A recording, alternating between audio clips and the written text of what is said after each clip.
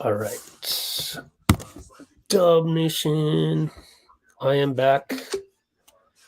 And I am going to change the thumbnail, etc., etc. So hang tight while I do that.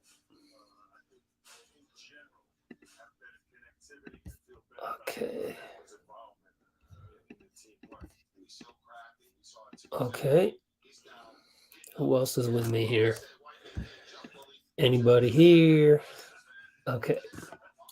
What's up, Dub Nation? Clay is back.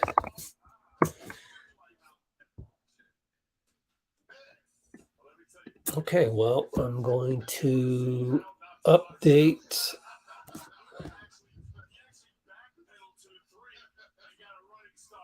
I'm still uploading a pregame. Wow. 28 people. Just like that. All right. So, we're going to go through the pregame pretty soon. And, all right. Secret MZ wins the thumbnail contest of the day. Whatever. I'll take it. Change it to that one. Why not? Change a screenshot. Let's see. There we go. Okay. And then we're going to go through pregame with Steve Kerr right here. Just hang tight with me while I set that up. Share screen, window. Boom. There's Steve. Yeah. There's Steve. What's up? Yes, they do have to focus up tonight. So what looks better? Do that or this? Yeah, I'll do that. And then I'll change the thumbnail one more time, just for kicks. So.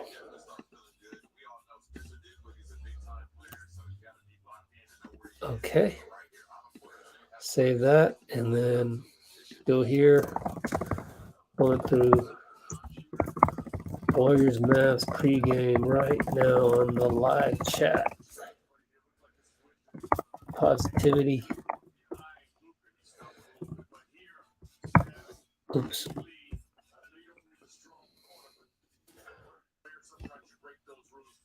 Okay. So give me a second and we'll get right to that.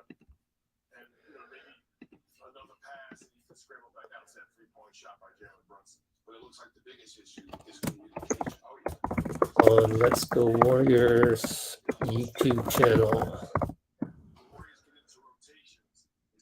Okay. Tweet that. Give it a second. Retweet this real quick. Boom. Boom. Retweeted. Okay.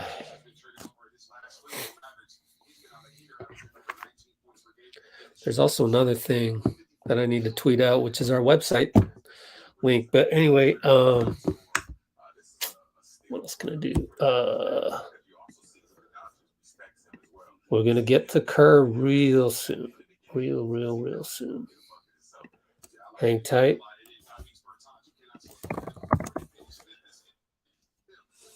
Okay. Send myself that thumbnail. So I have it. Get out of there. There it is.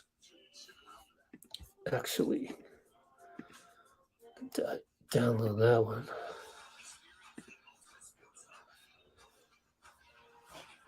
Okay. All right.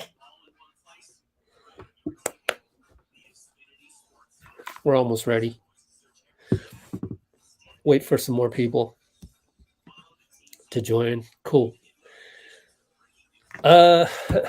Actually, Prophet, you are incorrect, sir. You are incorrect. You are actually incorrect. You're close, but you're incorrect. And I'll put it in the chat.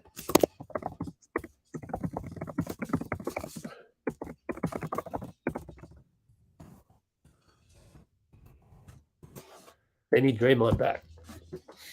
Draymond can play the best defense. I would rather have Draymond on Embiid, on Jokic for those clutch possessions rather than Wiseman, right? So remember, don't fall in love with the video game aspect. Jokic isn't playing 48 minutes. Neither is Joel. We just need Looney to hold up with him for, 12 minutes and Draymond to take care of the other 12 or whatever it is. So they don't. They got Looney. Disagree with you, Prophet. You're looking at it from a video game standpoint, and that's incorrect. Quite frankly, the Warriors are their best when they play Draymond at the 5 and they have court benders like Steph and Clay. And this is not for 48 minutes. This is just to close out the game. They do need Wiseman in there as a backup to Looney, but we were doing fine when Draymond was here. So yeah, I disagree. Will Wiseman come back this season? I mean, you guys saw my video, right? I went through all this trouble to make a video for y'all. You gotta respect my grind at some point, man. I worked hard to get you the answer, which was right here. Let me copy it. Now you look at this. You look at this video right here, and you tell me. You tell me if Wiseman's coming back this season. So the short answer is yes. Short answer is yes. So, anyways, let's go ahead and run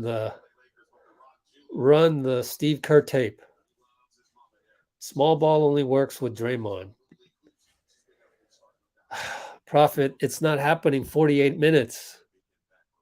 I mean, they need Draymond. He's a Hall of Fame player, all-time great. There's no way you put Wiseman ahead of Draymond. There's no way. Not right now. Not today. Maybe Wiseman in 4 years, 3 years. Heck, maybe 2 years. But I would rather have Draymond guarding Jokic. I would rather have Draymond guard Jokic and Embiid for 48 minutes than, given the choice. So you got it all wrong. And that's you just gotta watch the games, man, with Draymond. So, anyways, let's move on. I don't want to you're one guy out there. I'm sure there's, the other 33 are probably thinking differently. So we gotta democratize the time here. So let's go with Steve. I'll get back to all your comments soon. Without Draymond, what's the challenge of trying to get your team at your normal pace without the guy who normally does? Yeah, I mean, it's you have certain concepts that you teach. Wing running lanes, big men rim running instead of trying to lag back and set a screen for Steph. Whoever gets it pushes it instead of the guard coming back to get it. All those concepts we work on, we talk about, but a lot of this is personnel driven, and Draymond's going to create pace, made or missed, constantly, whereas we have to kind of urge guys on to create without him. You mentioned that you all but 8 minutes of that game that you played against Dallas, not San Francisco. Did you guys look at all what kind of transpired in those 8 minutes, or you just put it behind? Oh yeah, of course, yeah.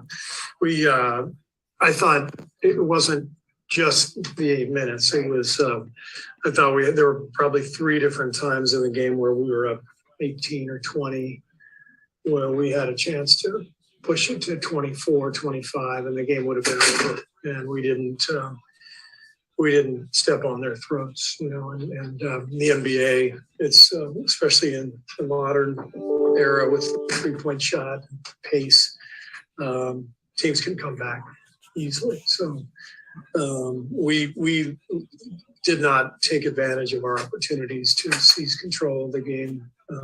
And then during that 8-minute stretch, we got really slow. We played their pace for sure. Our play, Indian most. They're all good. They're all good to go. You're going to start how you had been with Gary, I guess. Yeah. So Clay will be back at his spot, but Gary will still start.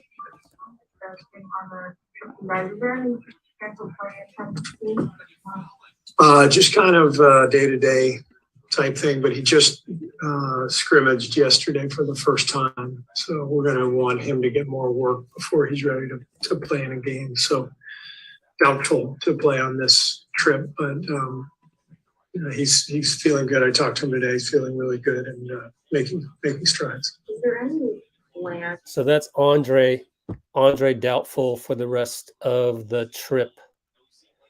Let's move on. To start like new playoffs and not playing back-to-back games, or is that still going to be the case for a while? For now, it's still the case, yeah. And we'll see. I'm not sure how many more back-to-backs we have. Yeah. We do have one at the end of this road trip. Mhm. Have you decided on, you mentioned the weirdness of that. Yeah. Have you decided on your potential plan? We've got a lot of possibilities. We haven't made the final decision yet. That's a tough one. That was obviously, we've been put in a really tough spot by that postponement, a couple months back. So we got to figure out what we're going to do. So on that one, we have a back-to-back coming up. It's going to be at Denver in 2 nights, and then Clippers back at Chase Center. As I said in the last live stream, I don't see how we can play Steph in the back-to-back, especially a road and then a home. And then if you were to say Steph is not going to play in that back-to-back, also Clay will not. Further on in this, either he said it already here, or further on he says Clay is not going to. Clay is still going to rest one of those back-to-backs games. Still, that's the same strategy as before. So probably the same thing with Otto, same thing with Andre. I don't see how Steph is going to play in that back-to-back because it's just very taxing, unless we somehow blow out Denver by the third quarter. And so if Steph is resting one of those games, I would guess that it'd be the one in Denver, because you don't want to rest them at home. They don't want to do that to their own ticket base at Chase. So that's my guess. I could be wrong though, but I think we have to come to grips with the fact that we're trying to get healthy is the number one goal before the playoffs. And then the second goal is to try and establish a playoff rotation with Draymond in it before the playoffs start. But that depends on Draymond. So anyways, just thought I'd throw that in there. Draymond returns sort of telemetry forcing the rest to that. How much for his return help that respect? Yeah, it's huge. I mean, Draymond and Andre are both kind of point forwards. They're both guys who manage the game, who understand time and score, who understand when to push it, when to pull it back out. They understand how to get Steph open, how to get Clay open, whether it's with the ball or setting screens for them. So both those guys are huge for us in our attack. But we've done pretty well without them. We've won a lot of games. I think Draymond's missed like the last 24 games, if I'm not mistaken. And we've got to continue to push and really, dig our heels in to try to get some wins before he comes back and before Andre comes back. I thought we checked it last couple live streams. I thought Draymond missed 28 straight games, and now it would be 29. But we'll double check that as we get closer to tip off. 4 7-footers. Now they only have one. Boban, he's barely played the last 2 months. From your perspective, how has Dallas been able to compensate? Something's coming.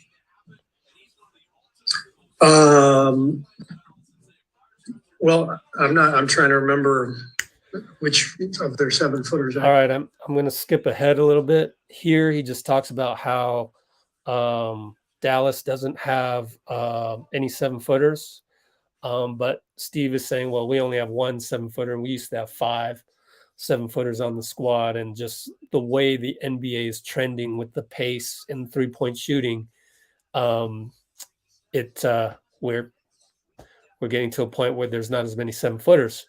And Dallas is a reflection of that. In fact, in the Jason Kidd pregame, which I am putting right now on our site, on our YouTube channel, is he said that Luka might play the 5 tonight with 4 smalls. So that should be interesting. I'm going to forward ahead to when they ask him about Rick Celebrini. So there was another question about Juan Toscano Anderson from a Latin American sports agency. So we'll skip that for now. Same answer as always. Juan is a great guy, basically, and a Swiss Army knife. But now let's go ahead to Rick Celebrini right here. Collaborate with Let's go right here. wants to do and how he wants to manage our players. So Oh wait, here it is. he's a great person to communicate with. All right, that's Rick. So let me go to the front here. You know, you guys are always referencing him throughout all these rehab processes. Yeah, Rick is just a fantastic human being first and foremost. So the way he builds trust with all of the players and people in our organization, he's a great person to communicate with. Really easy to confer with, to collaborate with. He's flexible, but he also has his convictions, and he knows what he wants to do and how he wants to manage our players. So it's been a great relationship. I've known Rick since he was working with Steve Nash way back in Phoenix. And I didn't know him well back then, but well enough to want to pursue him for this job whenever it was 4 or 5 years ago. And so we are lucky to have him. He's an amazing sports performance director and amazing friend and colleague. Have you ever seen any of his highlights? His soccer highlights? Yeah, soccer highlights. Yeah. I have not. Actually, no, I have seen one. We put one on our team video one day. The guys got a good kick out of it, but I'd like to see more. Do you have some? I'm sure they're on YouTube. I don't know. I gotta find them. I don't know. If you have anything, please send them to Raymond. All right, cool. Thank you. I appreciate that. Yeah, so that's pretty funny how Rick is like a total soccer player. And so, yeah. If anybody can find any soccer clips, I'm sure Steve would enjoy that, and the whole team would enjoy that. Let me know, and I'll forward it on. I just uploaded right now. Jason Kidd saying Luka might play the 5 tonight. Let's see if I can find it. On the. Where do I have the Jason Kidd pregame?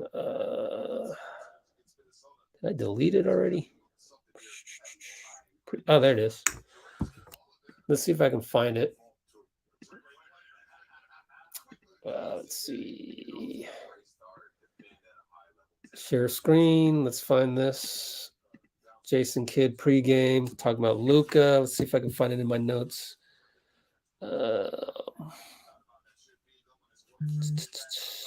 First one is at the 2:10 mark. Sure that they're tough shots. We can't give them any freebies because if we do, it could be a long.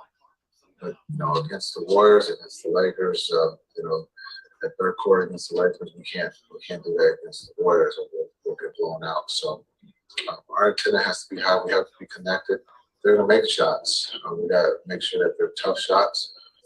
We can't give them any freebies, because if we do, it could be a long night. But our defense, it's fine. We rely on it all season. I know that's new here in Dallas, but it's something that we rely on. Is our defense, and our offense will come. Anything else you can tell us on Moses, right? We haven't seen it yet. Yes. I missed it. I'm just Overshot showing- it. Sorry. There's a good quote in here about Clay. There was an 8-minute span in the Warriors game. It was a 26-1 span.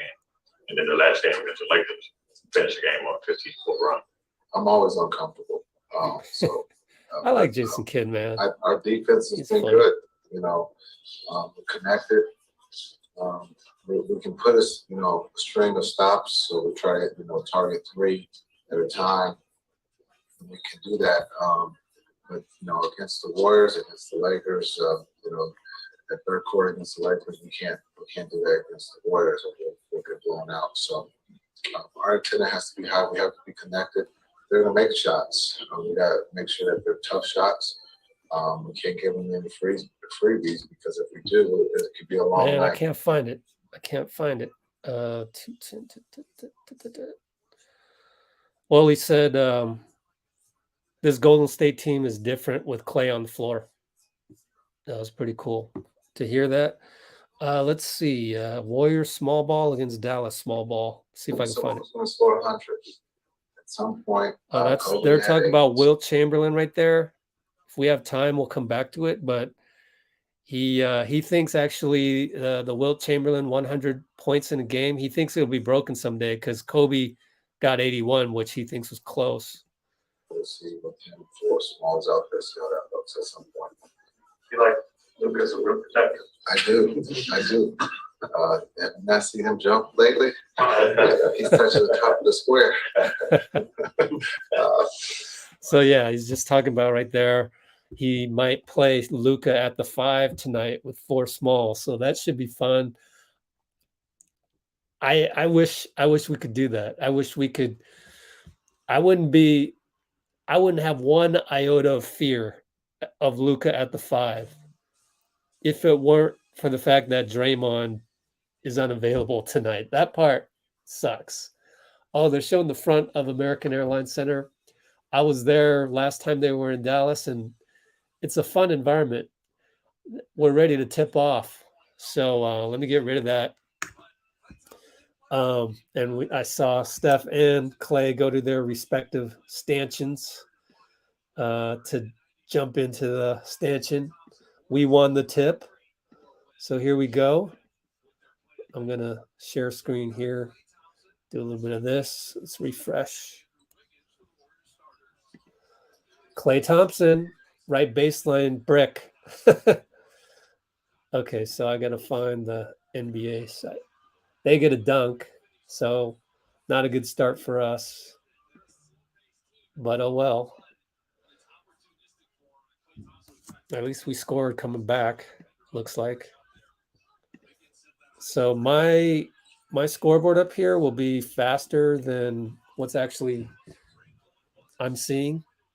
Unfortunately, I'm at 11:14, 11:13, 11:12, 11:11, 11:10, 11:09.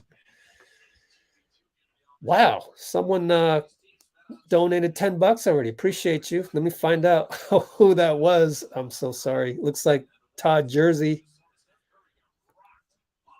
Steph Curry got rocked off the ball. Oh no. He just got up, so we're fine. Dang. He's whoops. He's like this. Oh, poor Steph. Let's see. I've always loved the emojis. Hope the dinner. Yeah, sure. Yep. Toby again. Oh boy. I got to do a video, huh? I got to do a video of why we didn't pick up a 5 in the buyout market. Amy. Oops. Roland. I think I already did that. Smash that like button one more time. Todd Jersey. What's up, Todd? Appreciate you. Oh, I'm all caught up. Yay, yay. Thanks. Screenshot that. What? Turnover?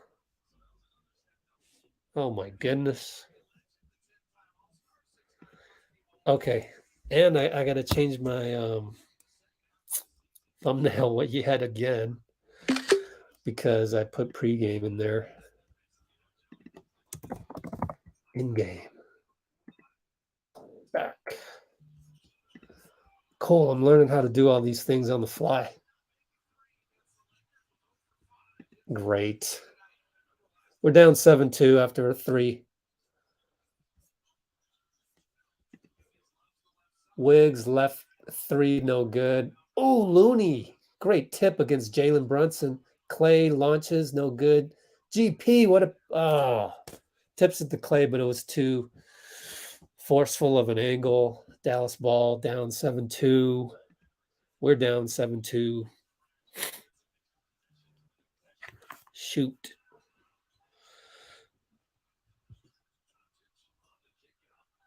No. Yeah. Good job, Wiggs, to box out Dwight Powell, who was too physical right there with us. So it's our ball.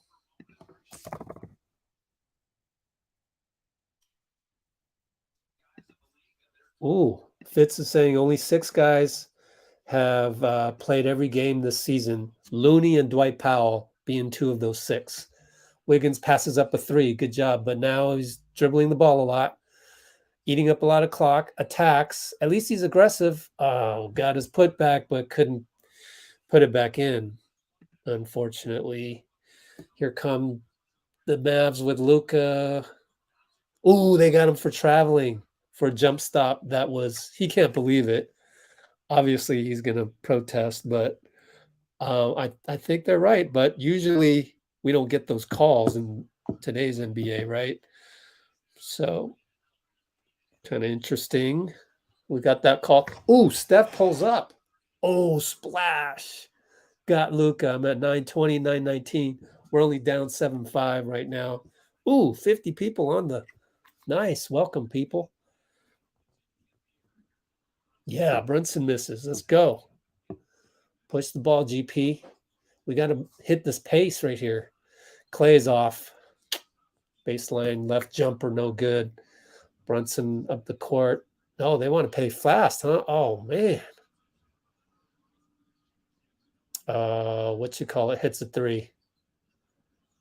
I forget that guy's name. I got to look it up. Sorry. Oh, GP. Layup assist from Looney. So that was, we look at the box score right here.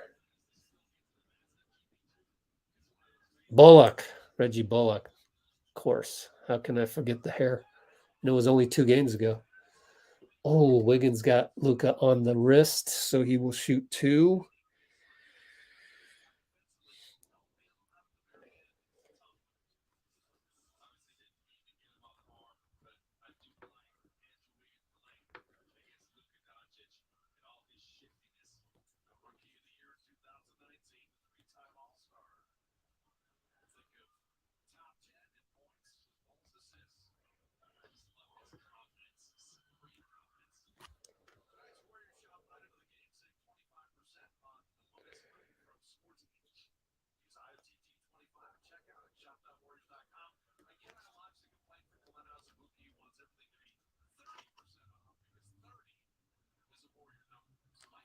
Okay.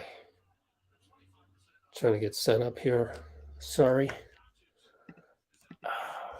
Get the link out to our own people. 12-7. We're down.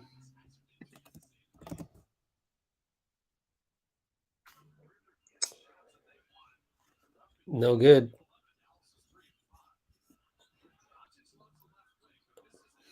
Doncic 3, but they get the rebound. Brunson fakes out everybody, gets a layup.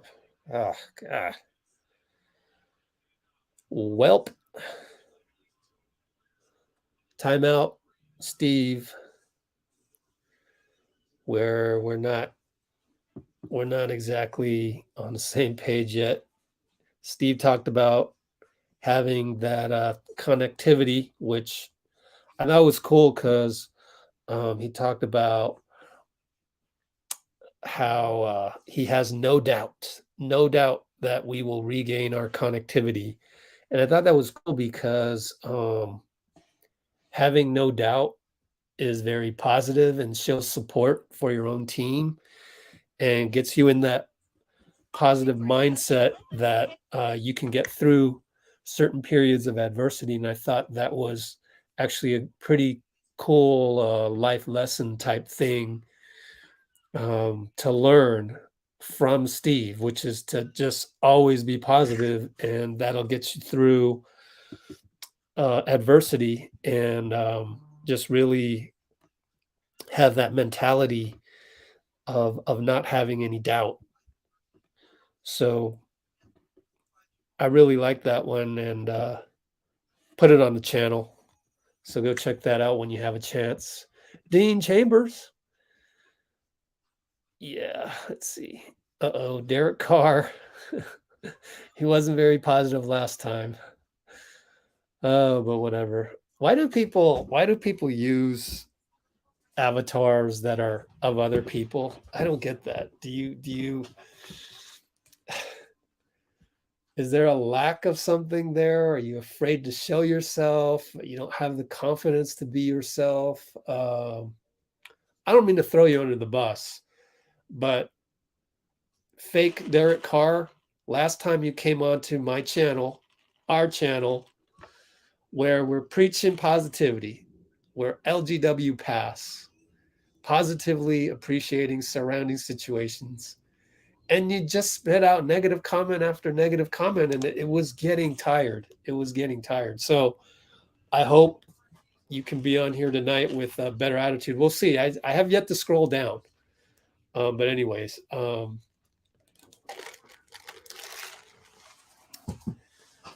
mean, this, we need to find, be careful with that 4-letter word need, you know, it's more about the process for me. And if we play well and we play connected, as Steve was saying, we don't turn the ball over, which was a huge problem last game, and we control what we can control. I don't expect every young player to play like he's a veteran, but let's have at least one of them step up, maybe two guys on the bench step up. We need Clay, we would like Clay to hit a few shots, right? We would like Wiggins to be aggressive like he just did. Took his man right there because he's longer than his man.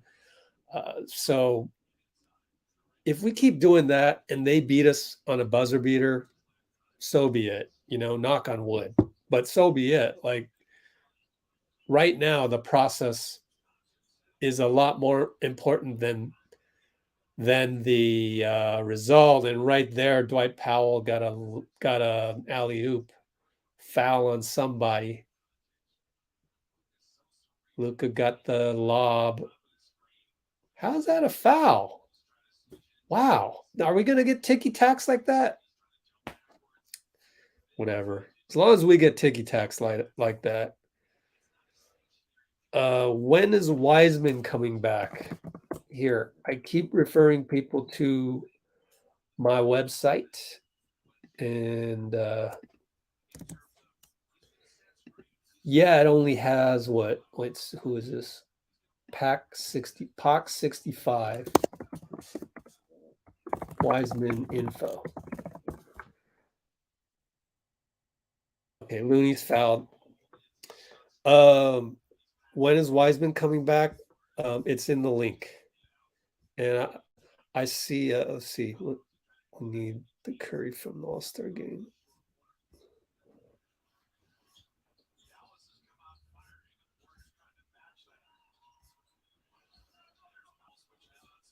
Good Lord, there comes Derek Carr with the negativity again. Wiggins has just hit a couple buckets. Where's your positive comment on Wiggs right now? He deserves it after all of that crap you've been giving him. So I'll give you a minute, then I'm going to time you out because you got about 4 or 5 negative ones right here. two of which are repeats criticizing Wiggs, and he just took his man 2 times, plus the other time when he didn't put it back, and he very well could have. Clay draws a foul. So let me see it. IK is not necessarily a positivity comment. I'm encouraging you to think positive, and that will spread to the other members on this chat. Okay, you're running out of time. You're not watching the game doesn't mean so you're not watching the game and you're sitting there criticizing Wiggs when he's playing well. That's even worse than criticizing Wiggs when he's not playing well and then he plays well. You know what I mean? Oh my goodness. Appreciate you, Pot. Still waiting. Your fate hangs in the balance. Mr. Carr. By the way, Derek Carr, have you ever met him? He's a super positive guy. So you're blaspheming his name in a way here, because if you've ever met him, he's a super positive guy. And it's his foundation is his religion, but doesn't matter, right? I mean, he's a positive guy wherever you get it from, whether it's GP block. Andrew runs the break. Clay with the layup. 1915, 605, 604. You'll get your stats at the next break. I don't do stats when the game is happening because I would like to be able to watch the game so I can analyze things for you. They got another offensive rebound. Good double on Luka. Way to go, Wiggs. Clay gets the steal officially, gets picked. Someone tell him. Clay is definitely rusty. Clay is definitely rusty. There we go. Let's go. Right, Bruce? Oh, my goodness. All right. From Germany. The further away you are, the more cool it is to hear from you.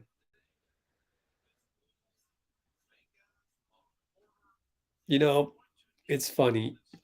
I didn't have time. Oh, Jordan pulls in with 5:35, which means Clay has already played 10 minutes. Steph is out of the game, by the way, and now he's back in the game. Otto's back in the game. So you can see the rotation. Always having Steph or Clay on the floor. Very important. Bullock. Dinwiddie. Triple, man. That guy, Dinwiddie, is so solid. He's going to be like Jordan Clarkson for Dallas. Off the bench. Microwave. Looney gets picked by Dwight. Better hurry. 10 seconds, Jordan. Picks up in the backcourt. Brings it up. Just go, Jordan. Okay, passes. All right. Handoff. Back to Otto. Got to shoot it. Shoots it. Back rim, no good. Dang.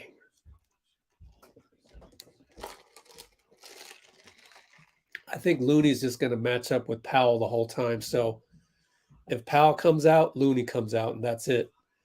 Here comes Steph. We got the rebound there by Looney. Oh, that's not a foul? All right. Well, Otto gets the offensive rebound, throws it away. Here comes Luka. Wiggs on him. Middle of the court. 420, 419, 418. Oh, come on. Dinwiddie corner, no chance.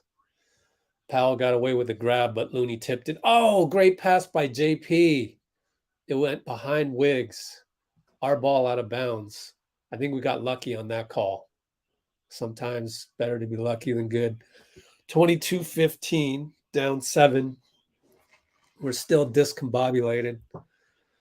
But here comes Belly. Looks like Belly. You know, poor Belly. Everybody forgot to ask about Belly. Literally in the pregame, they were like, yo, Steve, so is Damian, Clay, and Moses available tonight? And they forgot about Belly. Otto, tough shot. Gets a call out of it. Steph was a little upset at JP not timing the inbound perfectly on there. There was a play from the inbound. Let's see. Let's catch up on these comments. If Wiggs catches fire, we're going to have investment. Yep. There we go. There we go. Positivity by Derek. Dub and Raider Nation. Appreciate it.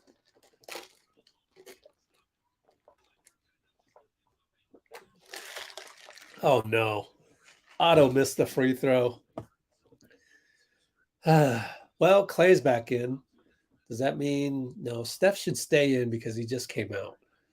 Clay says, yo, Steph, come over here. Steph gonna go to the bench? Yeah, Steph's gonna go to the bench. Okay, so now we shall look at Steph stats because that's important. 8 minutes played. First time. Well, I guess they just, I don't know. Maybe they saw a matchup. JP got a block. All right. Yeah, that one's interesting. I wonder why Clay came in for Steph at that moment in time.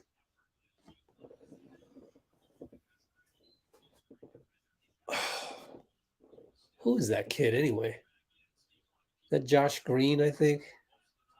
No, yeah. What's his name? Let's look it up.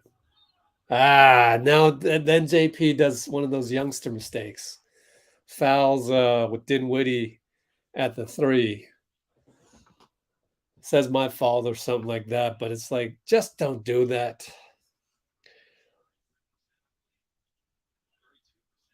Just you're not supposed to fly by on the wrist. Draymond would tell you, you're gonna fly by, you gotta fly by. That's just what you gotta do. Yeah, Josh Green, that was the youngster, but it's Dinwiddie at the line for 3.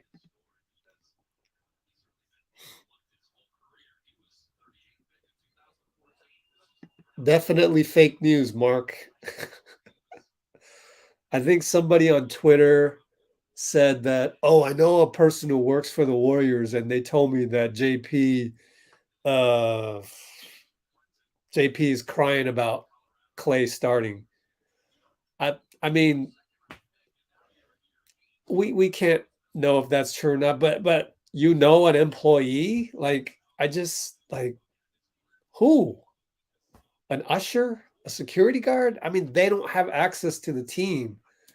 It would have to be one of the trainers, and I don't know. Every year, the trainers are so tight with the squad. They don't. Everything's airtight. I just can't picture anybody dissenting and messing up. Like, why? What good would that serve to say that JP was crying about Clay starting, which I don't think is true? What good would that serve? That would only fracture the team, and then you'd have a less chance of winning the championship with the fractured locker room. So if you worked for the Warriors, why would you say that? Right? Part of the culture is to be a team. So don't believe that crap. I mean, literally, if it doesn't come from a beat writer, then you have to assume it's fake news. You really do. Thank you, Roland. Roland with the summary right there. Let's see. We do need Day back. So Luka finagles a foul on Belly, which is kind of no surprise. Belly's kind of rusty as well. Yeah, we're in a tough spot these days. But it is what it is.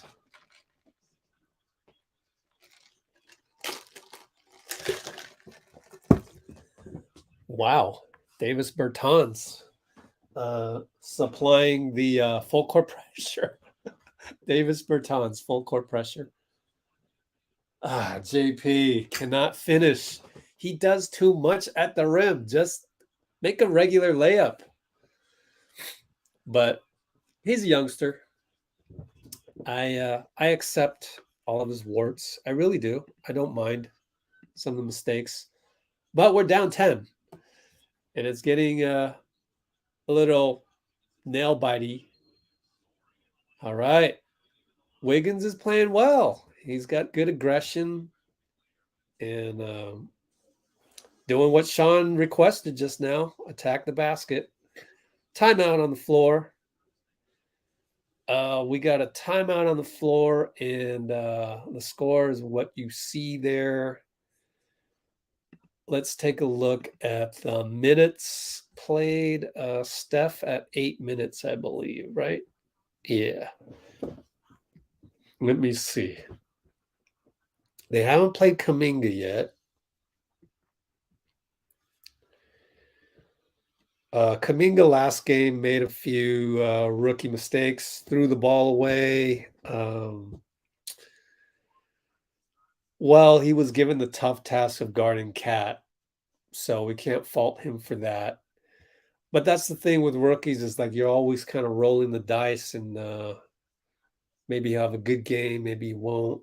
Right off the bat, maybe he'll bring energy, maybe he won't. So I think they're playing it a little safe on that end, but the main thing to focus on is Steph's minutes right here. 8 minutes. So we want him at 17 minutes by the halftime, I think. So I think he'll come in for the last shot if we have that. You can see the stats right here. Hope you can read them. Oh, I guess you can read them.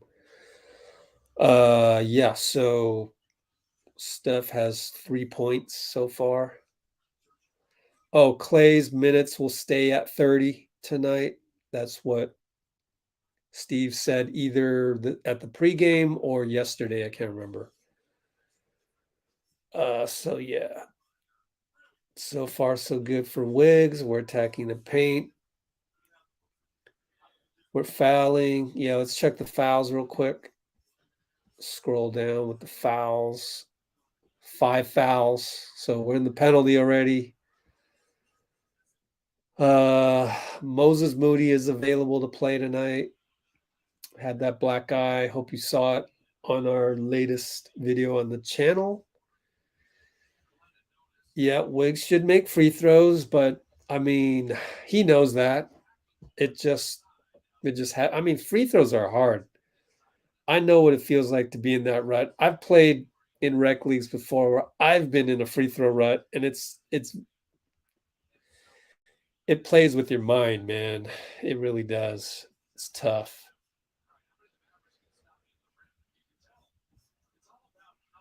Yeah. It looks like it. I mean, we're just trying to win a game, and last time we tried it with JK, it didn't work. So, I mean, as a coach, you're just trying different things, a lot of decisions to be made.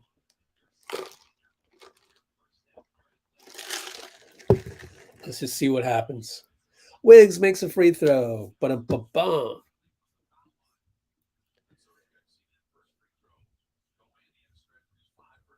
Let's see. Check my Twitter, see if there's any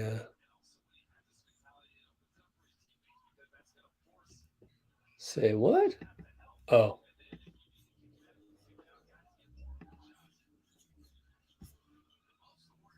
Okay. Luka cross court on the way to Green, back to Luka in the corner. JP overruns him, and Luka just goes right by him and gets the scoop. But that's an all-star play right there. Not much you can do about that. Oh wow, we're gonna score 6 straight points here.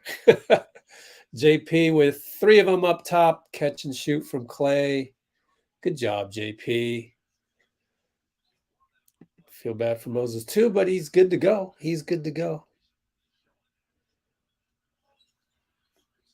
Luka tracking Wiggs. Tons of fakes, but Wiggs doesn't bite. Pretty good defense by Belly. better defense, and we got the ball steal thanks to Belly, really, his hustle on defense right there. JP's hot. See, oh, they back off of him. Yeah, 3, he hits it. Finally. So I was saying earlier, I was going to do a video on Jordan Poole. Then I thought, he could just get hot tonight and the story would be over with. So doing the videos on where guys are struggling and then, they're not. And it's like sometimes, the NBA moves quickly. But Luka comes back with a 3. 102, 101, 1 minute to go. At least we pulled back to 8. Of course, a lot can happen in a minute, but at least we did a good job. Oh, he just broke Luka's ankles. Short. Wiggs with the tip to Clay. Give Wiggs an assist and a rebound on that. Clay, good.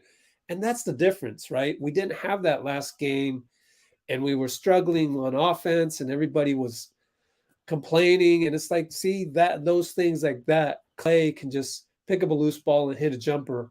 We didn't have that. And of course, Luka hits a superstar 3 up top over Wiggs, and suddenly they're up 9, But we could cut it to 6 here. You never know. So here comes Clay against Luka.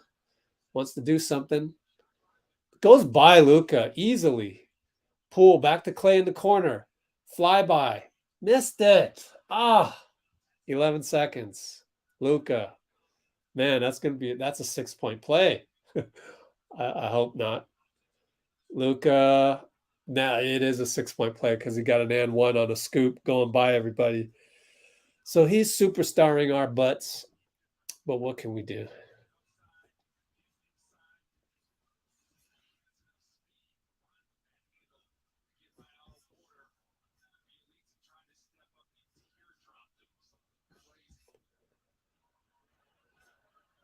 Yeah, I'm doing what I can to appreciate this. I don't like these ads right here, so I'm getting rid of those.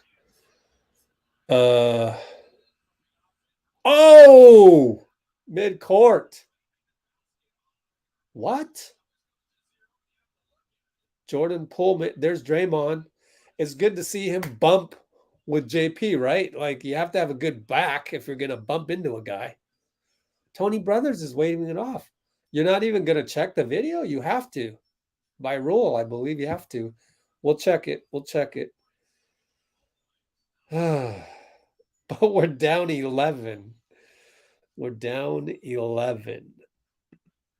LGW. I am lagging, but there's nothing I can do about it. So maybe you should slow down your stream or stop complaining. Did it count? Good question. Don't know. We'll see. I don't want to get spoiled. So I'm just trying to enjoy this stream. It's slow, but it is what it is. Hey, look, Steph can play 34 minutes a night. Always hopeful. So if we go look at his minutes, he's already at 8, right? So we want him at 17 by halftime. So don't worry about it. He's going to play 9 in the second quarter. Clay's only going to play 5 in the second quarter or thereabouts, right? So it's just a scientific number that Rick Celebrini has come up with. Clay's going to play 30 minutes and Steph's going to play 34, maybe more if we need him. But, only thing I can say is go to your local youth gym, volunteer to be a coach. Some of these AAU teams need your help. You will find out very quickly how difficult it is to come up with rotations. So please respect the grind. It's like, it's not even Steve. It's not like he goes to a game and makes it up on the fly. No, in the NBA now, you have to have a guy create a spreadsheet, give you a guideline, a blueprint, a game plan for the rotation. And then you modify it based on foul trouble, whatever, matchups. It's hard to do that when you're just coaching youth basketball, but you'll see that you kind of need some kind of a strategy with minutes at every level.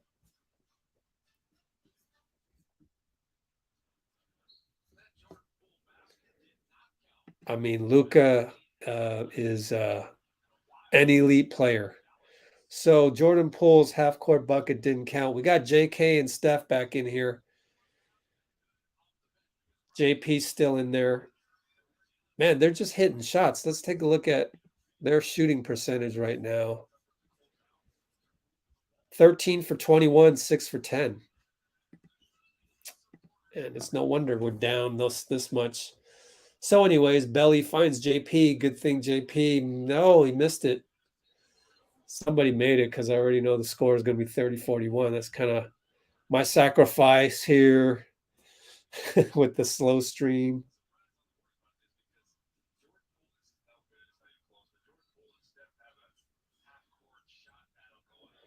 All right. Belly, JK, Steph, Belly screen, Steph 3, good. He even kicked out his leg to try and get a foul. That's how elite Steph. That's his instincts to it's mind-boggling. JP steal. You know, ref, you don't need to call that foul. Maybe you just let JP score. God, freaking awful. We need a clear path check here. We're going to check. Way to go, Dre.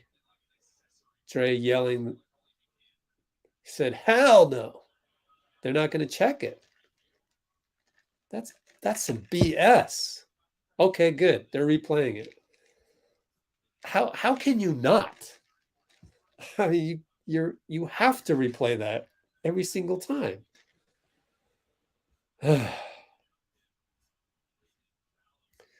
Poole needs to hit that. This is why Mr. Dub and Raider Nation, are you really gonna take us on your emotional roller coaster? Like, good Lord. There you go. This is more evergreen. Let's go Curry.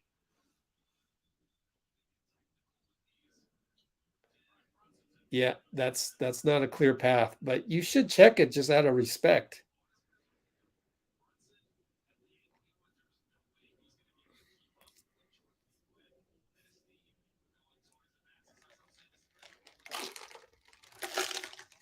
All right. Steph left side against Bullock. JP, they close out on him. He goes to JK. JK going to shoot it. Hits it. Oh, man, you better make that one. Pretty, mid shot clock type shot. JP's pretty hot, but he takes it anyway. I mean, you like the confidence, though. Freaking Brunson, man. 10-point lead for Dallas. Oh, Steph almost loses it. Watch that. Bye-bye, left side. Oh, layup in and out. Here comes Dinwiddie against JK. Oh, fakes him out. Oh, he's in the paint. Back out. Bullock, right side. Dinwiddie, JP. Stay on him, JP. Stay in front. 7 on the clock. Stays in front. Don't hack. He finds Bullock. Air ball. Let's go. Blocked by Kuminga from the corner. That was great. Steph. Flyby. Layup. No. Belly. No. JP. Throws it away. What are you doing?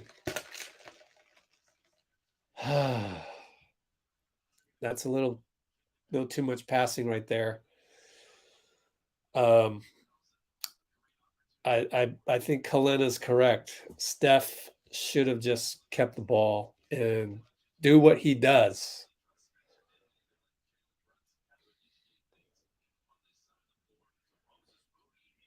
All right, Moses is back in.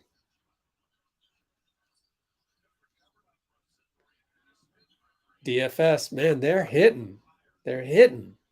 Let's check out their 9 of 11. Oh no, that's 7 of 12. That's still pretty good on threes. Pretty good. That's really good. Steph throws it to JK. Don't settle.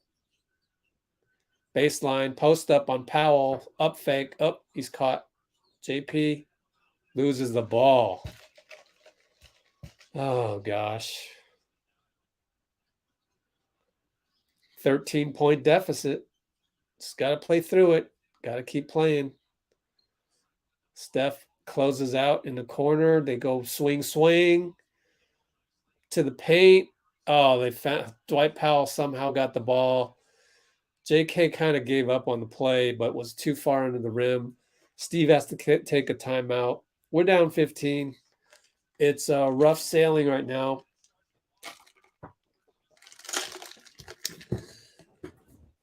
And I mean, if I have to nitpick, I would say that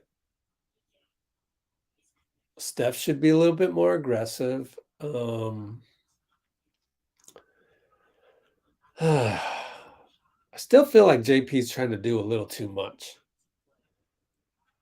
0.5 basketball, just catch, shoot, dribble or pass, and just kind of got caught up right there. JK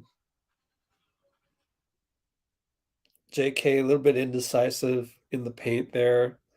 Couple up fakes. Basically turned that into a one-on-one type situation. Just a rough patch right now. Got to weather the storm. Probably bring Clay back. Let's check out how many minutes Clay has played. 10 minutes. We want him at 15. We got 8 minutes to go. I think you got to put him in right now. Let's go with some veteran guys. So at least have Clay back in there and switch it up a little bit. So we'll see. Jeez, Rebel. God, some negativity. Oh, we peaked in October. Come on, bro. Don't let go of the rope, man. Be a good teammate, man. Don't let go of the rope. Oh, we peaked in October, guys. Wow. What good does that do, man? Stay positive. Let's go Warriors. Why is Kuminga taking it? That was Dwight Powell. He's not a 7-footer. It's all good. Look at that. Look at that. Dub and Raider Nation has turned to the light side of the force. He's given us positivity in it during adversity. Little joke right here. That's good. That's good. Yeah. I don't know. I almost want to send that to JK's people just as a joke, but honestly, he is struggling. So, you know, you don't want to mess with that. You don't want to get him. You don't want to get their camp more angry than they already are at themselves. You know. What's up, Philippines? Yeah.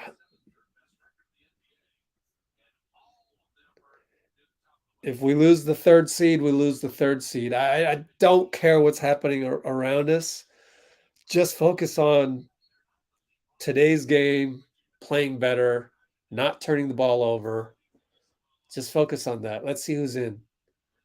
GP, Moody, Poole. It's the same guys. So Steve didn't want to lose confidence in any of those guys. Steph's being aggressive. He's like, okay, I need a bucket right here, and he scores. So that's what superstars do. We are down 12. Get us out of that rut. Brunson downhill. Dorian Finney-Smith. Triple. So the point of attack, we're letting them get in the paint too easily. Steph out to JK. Good job, JK. Found Steph. That's not a foul. He gets clocked. Steph gets clocked before the runner. Should have been an and one. But they don't call that ever for him. And there's Finney-Smith again. It's like our transition defense. I mean, that's the one guy you can't leave open right now because he's hot.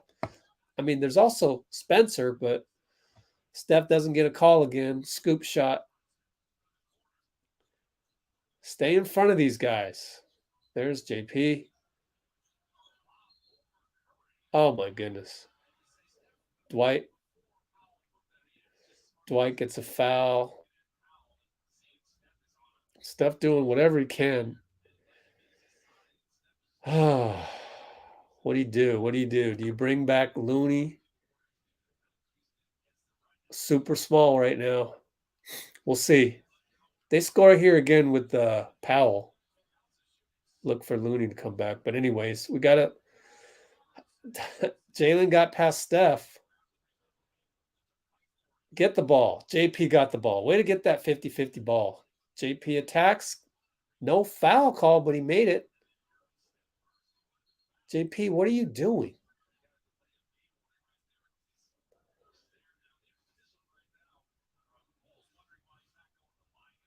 They're not calling anything. Oh, that's why he didn't get the call, because he actually warded off Dwight Powell. I think you just got to play. It's got to play. He did the right thing. You warded off the guy, but you can't expect a foul from that. But JP's only in his third year, so I get how heated he can get with that. What? Win a 3-2 zone and a off-ball foul on JK. Down 14.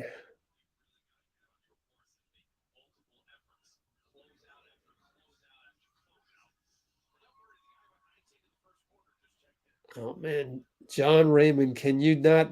I gotta just put you in timeout. Just don't come on here and go TF, WTF, because I read that as what the F, right? In my mind, I see that and I hear it. So don't be doing that on my channel, man. That's get that garbage out of your language, man. That's some weak sauce. Like, you can't talk without saying WTF. Something's wrong with you. You got to find that positivity. Meanwhile, Steph, right baseline layup. We're down 12. Just need a few stops, but Luka's come back in. 3-2 zone, GP up top. Wiggins is in. Wiggins gets it off. A nice reaching. Gets it off Dwight. You can't believe it.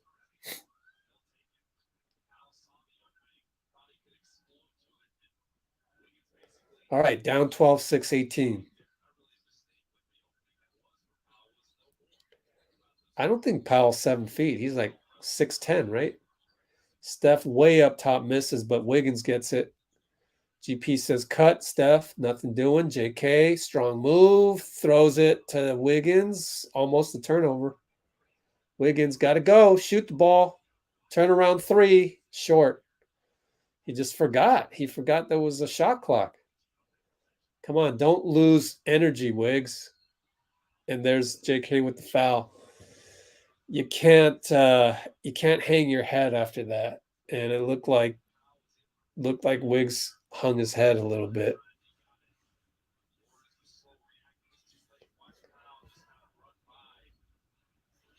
Thank you, Sean. Appreciate that. Let's see. Let's go.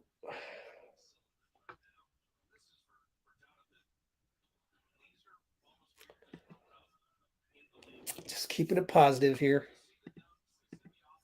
We'll get through this. 14 down.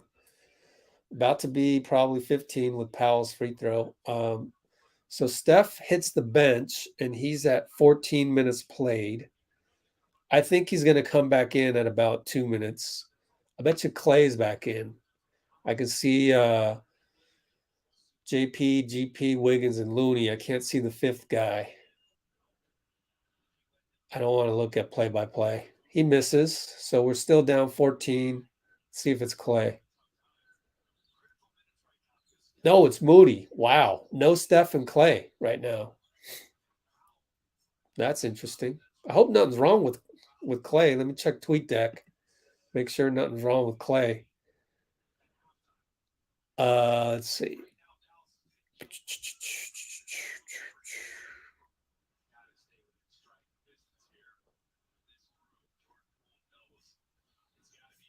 Interesting.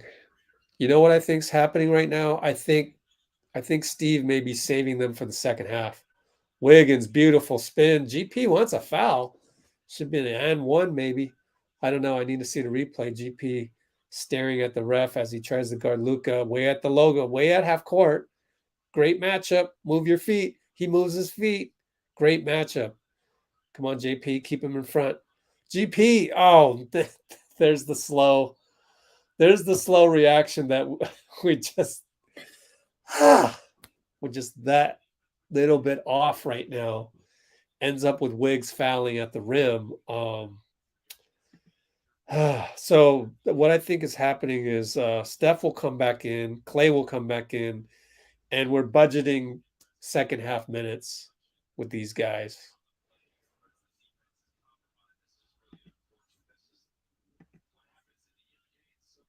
Yeah, exactly. Exactly.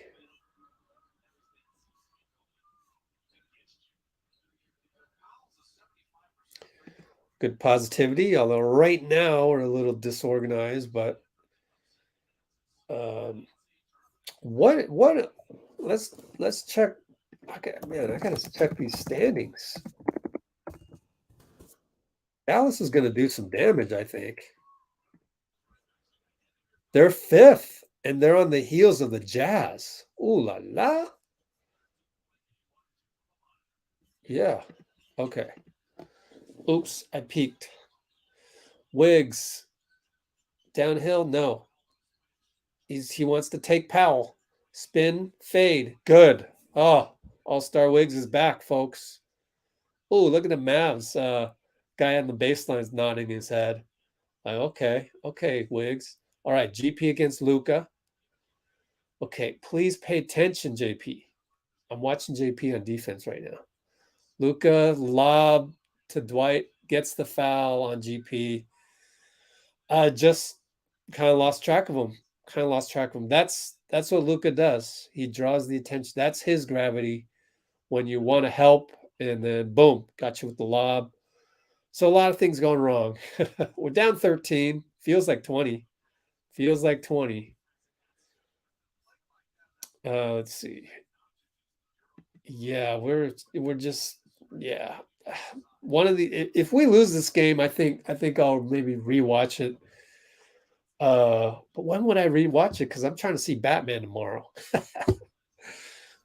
Just throw a little positivity in there, change the subject on you a little bit. Anyways, 4:26 to go, 4:25.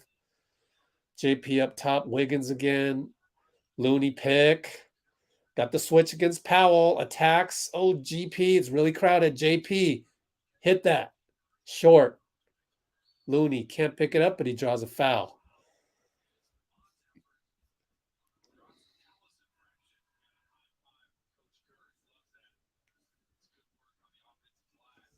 Yeah, lots of times, when I coached and I had to make decisions and stuff, here comes Steph.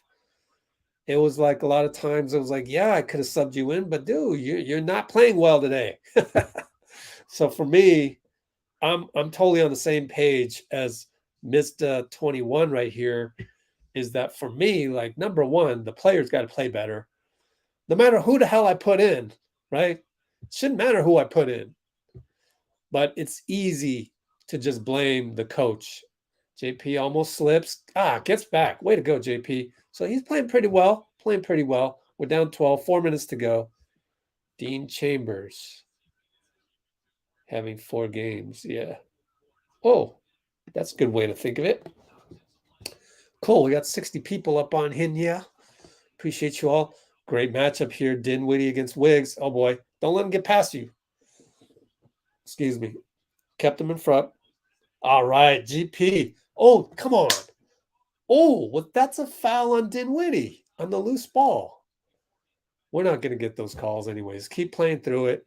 But they try to post up Luka on GP, and GP did a good job. So overall, GP's playing pretty damn good. Steph shading over.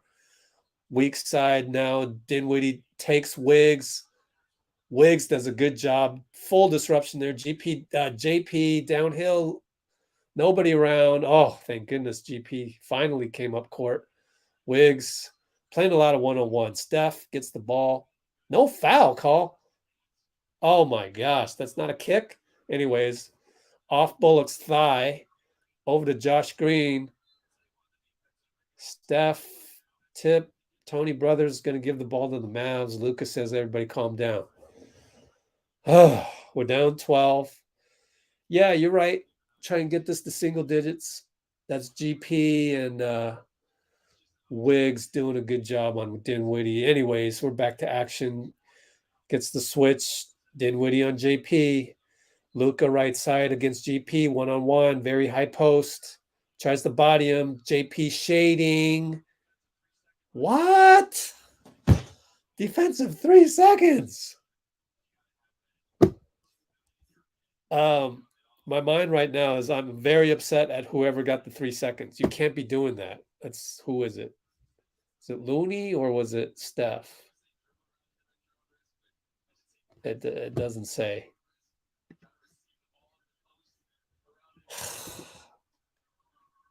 Luka missed it. Thank goodness. It's like GP is good on Luka. Like he's good. You don't need to fall asleep and do the 3 seconds defense. But anyways, he missed anyways. Move on. Down 12. Shade. Let's look at the weak side. Oh, that's a beautiful spin by Luka. Beautiful spin by Luka. It's all good. Tries to stare down GP, but not really. JP attacks too far down. Draws the foul. We're standing around, though. You notice? We're standing around when JP's right there. Yeah, single digits.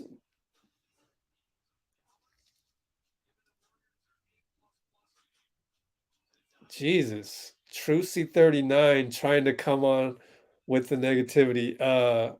Look. Trucy, let me give you some advice. Boom, that's your advice. To me, it's almost like people are disrespecting the legacy of Draymond when they come on here saying the Warriors are trash, whatever you want to call it. Do you realize how great of a player Draymond is? Like, I don't think you do. I honestly don't think you do. So you go do whatever floats your boat.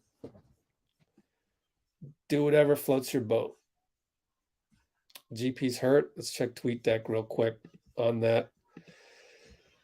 Oh, let's see. Oh gosh, that's too quick. Hold on. Let me check my other TweetDeck. What is he saying? Let's see. He said GP is hurt.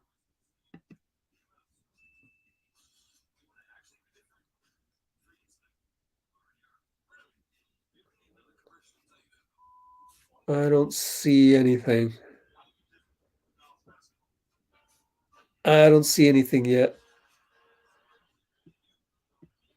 So we'll see.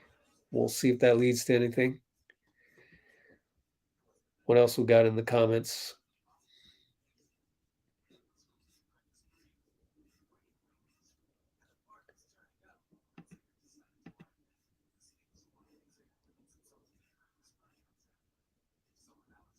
Thank you. Anthony with the dose of reality.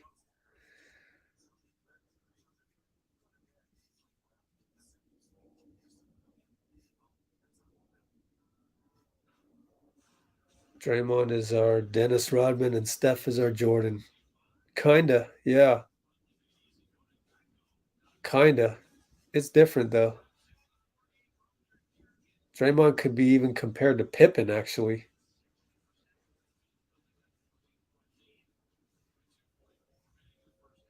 Oh, Ukraine's having trouble right now. Yeah. That's what I just said, Alex. Pretty cool there. Yeah, wishing the best for Ukraine. Is the over helping? Oh, yeah. because Draymond can almost be in two places at once. That's what makes him Hall of Fame caliber. And he occupies so much space. Like just his footprint in the paint is just bigger. Just the way that his body is and the way that his footwork is, it's just incredible.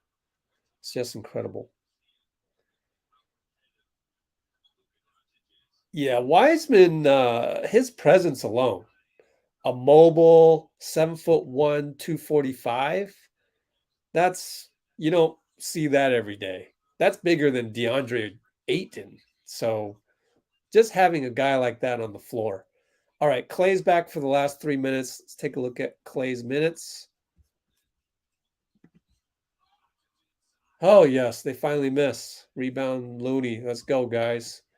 Klay at 11 minutes, so we want him less than 15.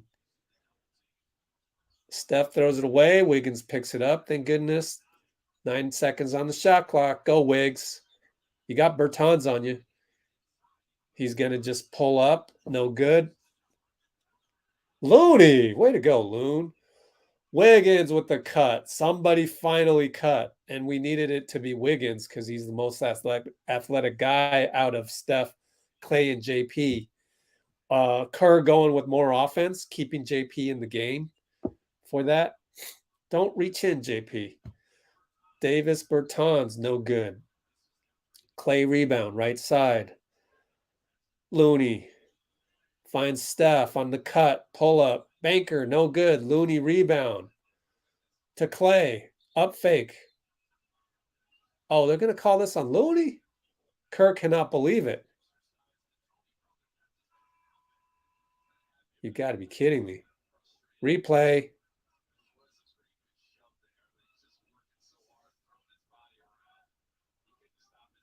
Steve's like, you're going to call that? We're only down by 10. 1:30 to go. 128, 127. Luka, pick and roll. Swing. Dinwiddie's wide open. Hits it. Fell asleep there. I mean, I'm telling you guys, Luka, pick and roll all day. Slowest pace in the league. They're going to surprise some people, I think, in the standings and the playoffs. Klay up fake Luka off the backboard. Wow. Klay is so off. He's so off, but you can't be mad at that. Luka, step back on Klay. Good. We're now down 16, 48 seconds. I'm telling you, man, these guys, if they keep hitting threes this way, don't settle, Wiggs. He's in the corner. Takes Dorian. Turnaround jumper, back rim. I mean, there's just not a whole lot of movement other than Wiggs. So we're kind of stuck in that. Luka against Looney. He's on Looney Island. Misses the step back. It's going to be our turn here. JP brings it up. 15, 12, 10, 9. Move, guys. 5 seconds. Just JP bails us out with a beautiful move, but I just I'll just say it. Why is Steph making his move weak side with 5 seconds to go on the clock? There's just not a lot of movement. I don't see a lot of movement from Steph, Klay, and JP off the ball, but everything is just so we're stuck in the swamp right now. But a lot of it is they're hitting their threes, so we're taking the ball out of the under the hoop. Dallas right now, if you look here, 11 of 18 on threes. These are just super high percentages. So they have 18 assists on 23 field goals. Man, you got to tip your hat to Jason Kidd, man. Not that it's hard to come up with pick and roll offense with Luka, but whatever he's doing to tell these guys to make their threes, he deserves credit. We're winning the rebounding game, 21-17, but 20 shots, they got 23. It's not, they're just hitting. They're just hitting. That's not going to last the whole game. So stick with it, folks. Don't let go of the rope. Opponents drive and kick. I think the point of attack is being lost. However, it's Luka, so there's that. But the point of attack, even when he's on the bench, I'm seeing Jalen Brunson go by people. I'm seeing Spencer Dinwiddie go by people. Keep those guys in front of you. And if they're going to make the jump shot three-pointer off a dribble, stop, and pop, then fine, you win the game. But we cannot let that point of attack get into the paint other than Luka. I mean, if it's Luka, I understand he's a superstar, difficult to contain. But when Luka's out of the game, man, we need to make a dent. But anyways, Klay is off, so that sucks. But you take it all with a grain of salt, folks. 0 for 4 on threes, 2 for 8 total. Look at Steph. Pretty good numbers for Steph. 1 turnover. Overall, we have 6 turnovers. It's pretty good. You know, I don't think we're going to play JK and Moody much in the second half. I think we go balls out. Go balls out in the third. Maybe you start JP instead of GP just to get some offense since we're down 14. We'll see. We'll see. Yeah, it is growing pains with our young players for sure. And they're being thrust into the action because we're missing guys. We're not only missing Draymond, we're missing Andre. We were missing Belly for a while. Otto is on a minutes restriction. In fact, since we're talking about Otto, let's look at his minutes. 8. So I think we'll get more Otto in there. You know, maybe start Otto. Maybe start Otto instead of GP just for the size. Can Otto cover Luka one-on-one? We're going to have Wiggins, but then they'll get the switch. I'm going to vote for Otto to start. How about that? Yeah, Draymond, second most important. They are picking where they left off. They're getting much organized again. Well, yes and no. Let's see. Bill Bad. I don't agree with this. I don't agree with this at all. They just don't have Draymond. Habits go away when Draymond's there. Thank you. Fully healthy team. We can beat anybody. We can. Draymond brings so much. A lot of Magic Johnson. Here's Monica cheering on in the face of adversity. I love that because, you know, when the going gets tough, we need energy. I would want Monica on my bench cheering us on, you know? Yeah, I would love to see that replay on Looney. I need to see that replay. I would not be surprised if Tony Brothers saw something that we did not see because he's that good. Normally, he's a very good ref.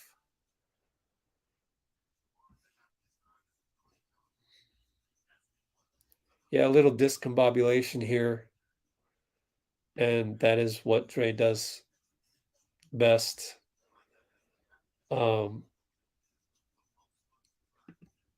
Yeah, I mean, I never complain really. I mean, sometimes I do, but not in a toxic way, as you would see on other free social media apps. But we just don't have Draymond. We just don't have our piece on the chessboard, which is actually Draymond's like a queen. You know, He's like a combination of a knight and a rook. How's that? That's Draymond. Let's see.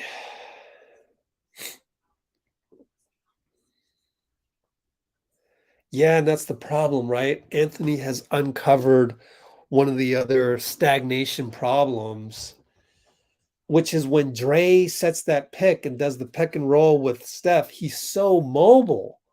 Whereas Looney can only do so much and is zero threat from the 3-point line. So what do you do? I mean, we'll see. We'll see what they do.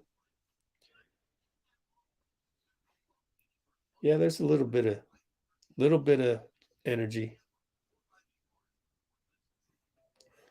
Let's see. Never said we're not worried. We're just still rooting for our team. Just rest Curry and Clay. The game's not over yet.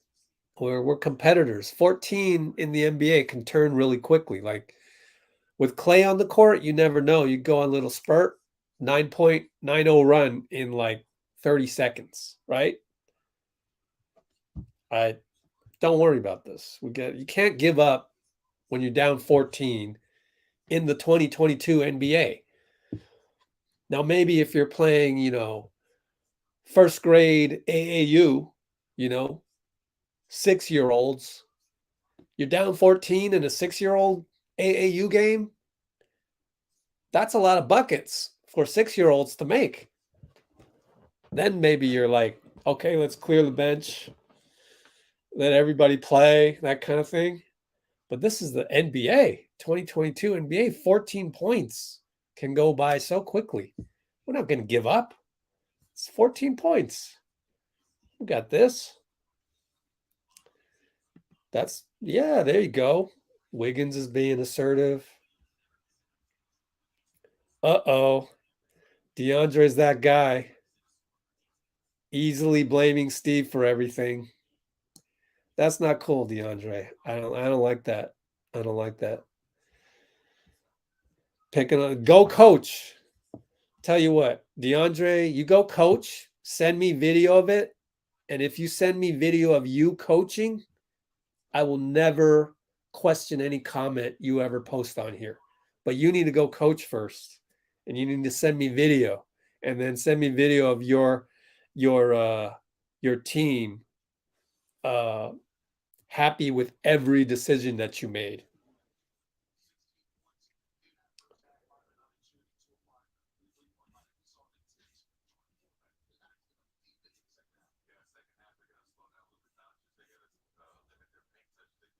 Oh God, Art of Blazing is now. You were on here last live stream and you were infusing positivity. Now you're telling everybody you're jumping off the cliff. I always wonder if the Warriors really want to win these games. Is that not the most disrespectful thing you could possibly say to Steph? Like, can you imagine if you're in that locker room right now, that's really what I try to bring to you guys, is the Warriors culture of positivity. Do you think anybody on the team would say, yo, Steph, man, sometimes I wonder if you really want to win the game? Are you kidding me? Like, how could you even say that? Like, bro, get off my team right now. You're a cancer to the team. You're like, you will never be anybody's counselor. You will never be anybody's friend by saying things like that. Like, can you imagine if somebody came to you for advice? Like, you're somebody's friend and they came to you for advice as a friend. And you're like, nah, just give up, man. It's not worth it. I don't even think you're into it, man. Forget it. You ain't got no chance. Like, he wants to start a business, his own business, whatever. Come on, man. Awful. That's awful attitude. Blaming the coach is weak sauce. Don's already contributed 2 negative comments on here. So you're in timeout and you better turn it around, because I wouldn't want you on my team either. because you never coached either. Prove it to me that you've coached. I don't think you've ever coached. Like, don't criticize Steve until you've actually done some coaching yourself. Okay. So anyways, I think Otto's probably on a 24-minute restriction is my guess. Let's check here. Otto has played 8 minutes already. So I think he might be playing a lot second half. We'll see. As I said, my vote was to start Otto in place of GP for some offense and some length to start. We'll see. We'll see.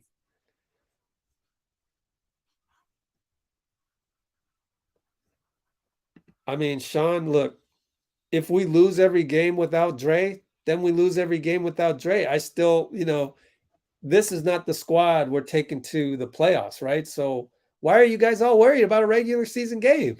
Like, I really this is a great game where you can figure out how to defend a team that has a Luka on it. You can figure out how to compete when the chips are down, when they're making what percentage is it again? 65% on threes. Games like this is good. It's good that the other team's making 65% because you're learning from it. I mean, that's the silver lining. I'm not saying it's good in terms of the potential result of a loss. And I don't think that's going to hold up. 65%, even if we left them all open all night, they're not hitting 65% again. So it's one of those things where you got to get used to the fact that you're wearing the Warriors on your jersey and they're up for you. They've always been that way. Our brand is so strong that even they don't care who you're missing. You're the Warriors. You've gone to the finals 5 straight times. Everyone's talking about right now your championship caliber when Dre gets back. You're going to get up to play the Warriors. And when you have a guy like Luka on your team, he can instill confidence in everybody else.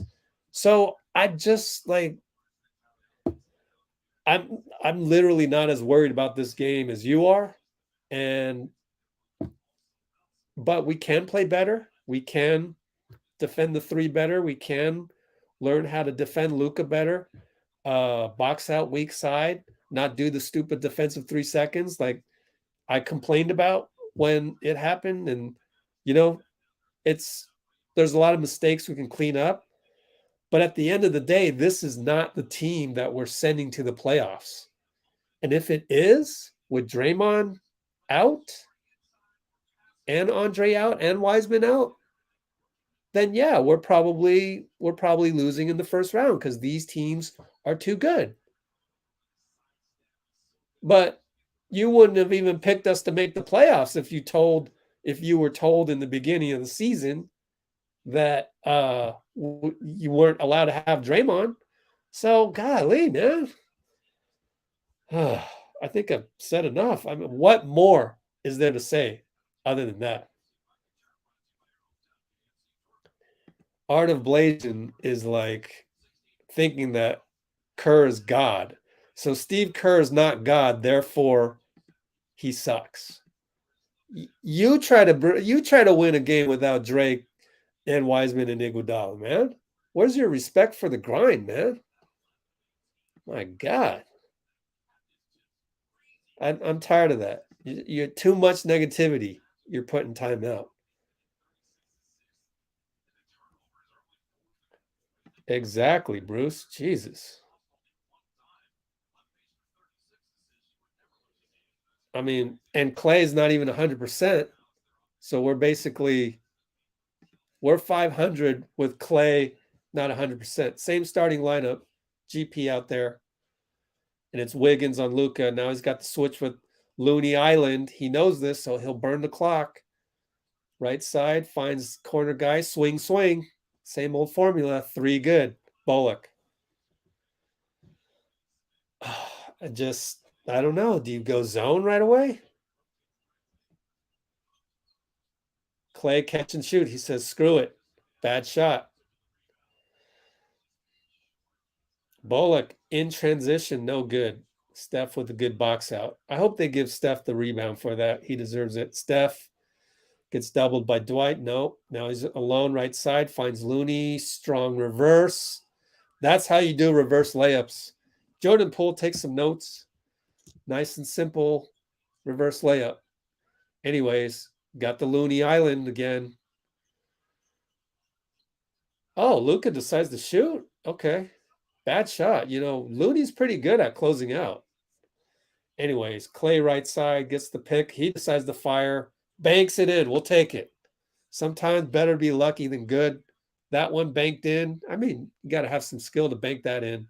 We'll take it. We're down 12. We need every break that we can get. Not apologizing for that. You know what I'm saying? That's a good shot.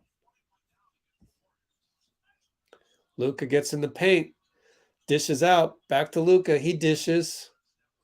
You know, the funny thing, Dwight gets a rebound over Wiggs. Now we got Looney Island again. Don't reach, Looney. Good job, Looney. And GP fell asleep. Good job by Steph. Doing everything it can. And Dwight gets a tap rebound with Andrew boxing him out the whole time. Better offense beats good defense. Looney fakes the handoff. Clay corner, dribbles up. Baseline, air ball. Barely hit the rim. Wow. It's a mental block right now. Wiggs with the, look at Clay with the behind the back. Fakes the pull up. Then he pulls up. There you go. That'll ignite us. That's good stuff. He knows that too. That's why Clay sometimes is taking some bad shots, because he knows that he can spark the team. Luka wide open. Back to Bullock. Corner. Air ball. I told you they weren't going to hit 65% all night. Steph, two guys on him. He's got Dwight helping. Got past. No foul, but he banked it in. Wow. I need a replay, NBC. Give me that.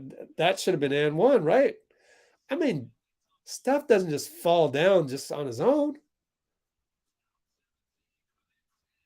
How is that not a foul? That's a foul on Dwight Powell. I'm sorry. I don't get it. Anyways, we got timeout. Down 10. We're on the upswing.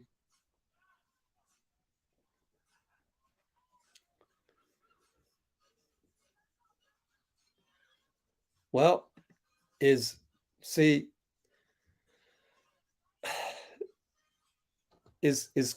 going to get any credit for cutting the lead down to 10? You know, where's the praise for Steve now, right?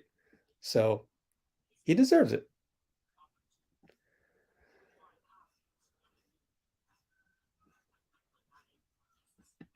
Here we go.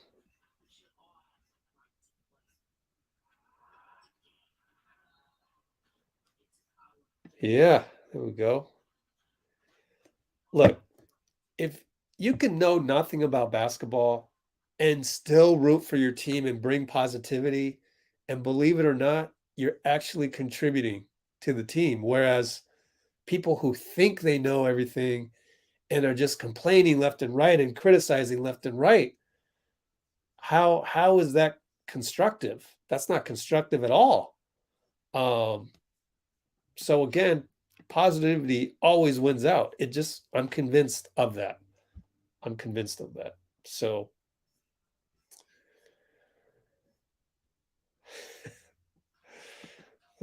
funny.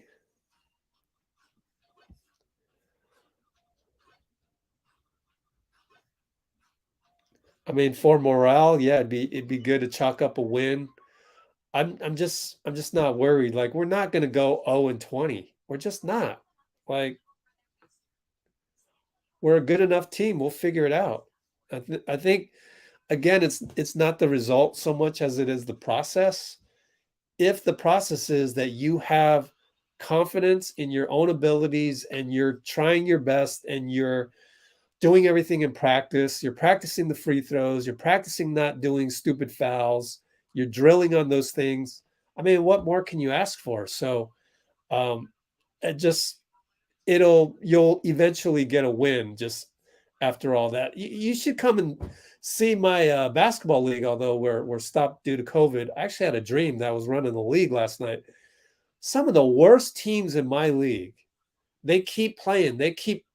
They're still paying customers. They keep playing every single year. They'll go 0-6, 0-8, 1-9.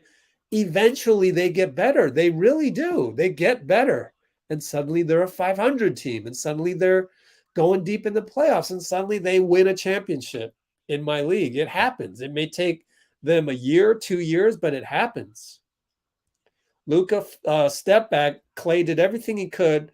Did a good job. Steph, go. You got Dwight Powell lost a contact lens.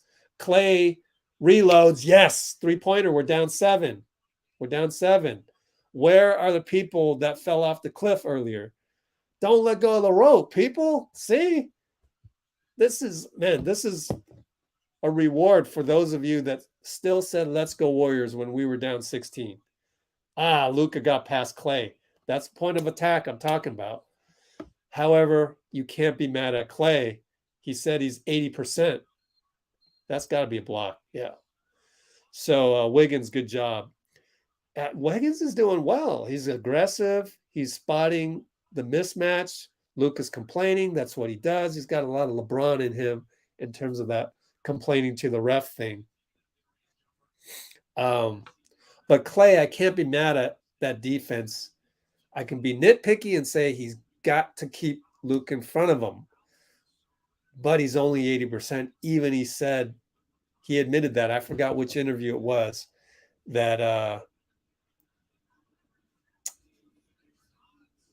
I mean, look, DeAndre, we're down 9 right now. I mean, are you going to give credit to Steve for the game plan out of the halftime? Now we're down 7, dunked by Looney.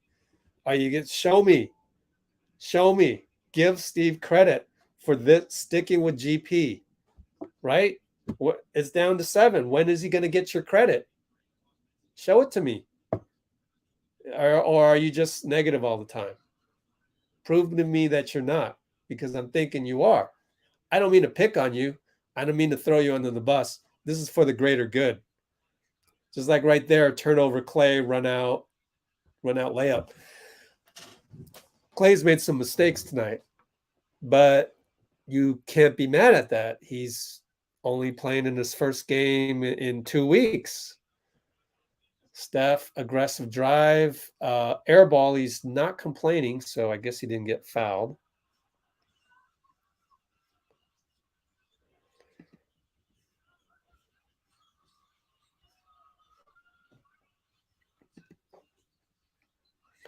Luka left corner. Wiggins forces him to the baseline. Good job. GP steal, gets fouled to stop the break.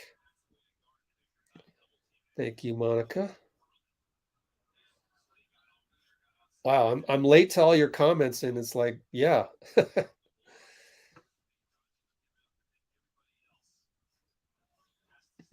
Catherine's back. Catherine from Japan. All right, where are we? 641, 640, 639, 638. Looney, handoff, Wiggins. Going downhill on the guy. Lefty, no good. Looney putback. See, he forced 2 guys on him. Man, Wiggs is playing a great game. We're not even in single digits without Wiggs tonight. Let's give him some credit. Bullock fake, good. Man, this guy. What are you going to do? But I still sense the breakdown right there. Felt like somebody was late, had to do the flyby. I don't know. GP, dunk. Wow. He got some turbo boost right there. A jump and then another jump. Wow. That's what we need. Down 8. Pick and roll. Looney Island against Luka. Good job. Needed some help. Didn't get the help. Now it's exacerbated to an and 1.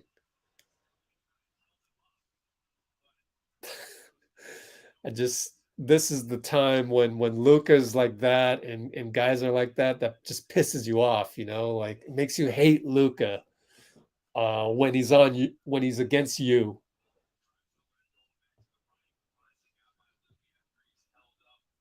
You just can't give up his right hand. But then it's hard to ask Looney to stop that. So I don't know what you do because I just don't know if JK can handle that. So we're kind of stuck. We're stuck with this, Looney thing. Maybe Otto, but maybe Otto's foot is bothering him. Steph with a nice between the legs pull up three, superstar move. Luka. Wiggs has just got to fight harder to get through that pick because every time down we're on Looney Island, but there's nothing much we can do about it because who else is going to put in there? Fade away one leg by Luka. So, like, are we going to put in Otto to be that guy that gets switched on? Who's it going to be? Wiggs settles for three, splash. Felt confident there. That's good. Down 7. Brunson against GP. Goes by. Good show by JP, but just bit a little too hard. Now we're on our heels. Brunson weak side 3. Like that's I disagree with JP biting that hard off of the corner. You don't need to bite, you just need to show. You know what I'm saying? Like you just need to show yourself that, hey, I'm going to be there. You don't need to actually jab. And then now the kick out to the corner, now you're really on your heels. Swing, swing, open 3.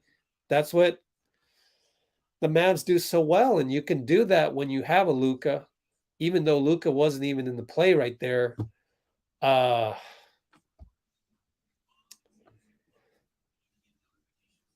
Then again, JP, only a third-year player, an offensive-minded kid like that is probably going to take him 5 years to figure that kind of stuff out on defense. How long did it take Klay? He's a great defender. That wasn't instant. It took him at least 3 years, 4 years maybe. But we got to keep it positive here. We got to keep it positive.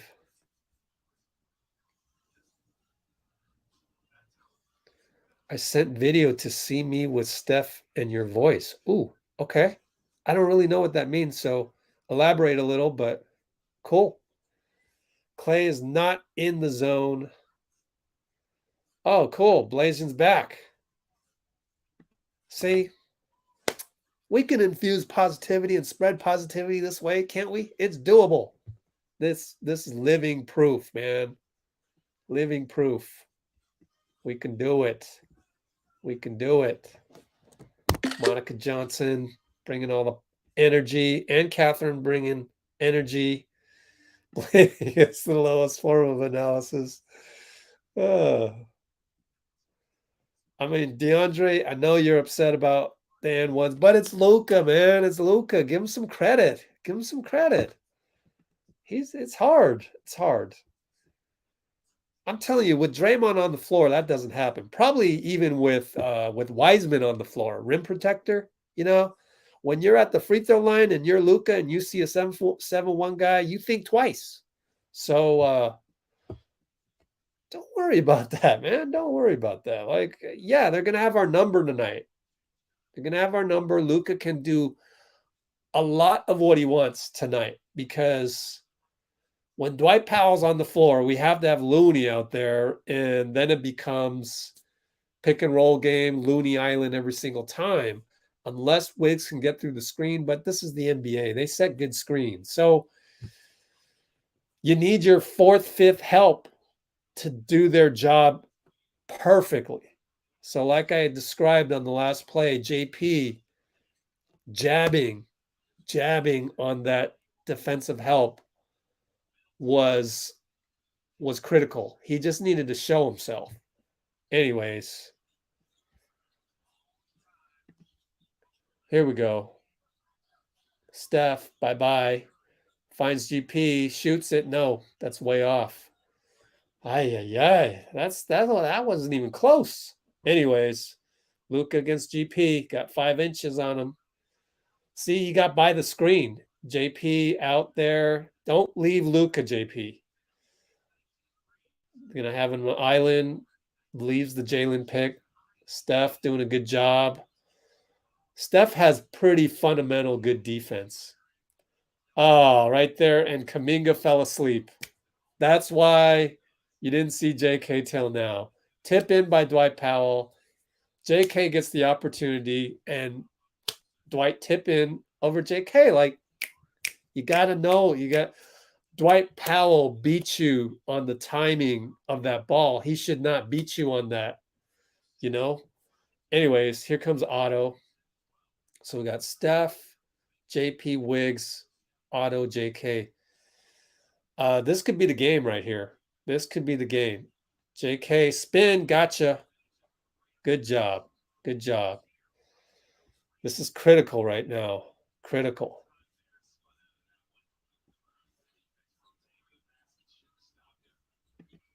Ah, I see. Okay.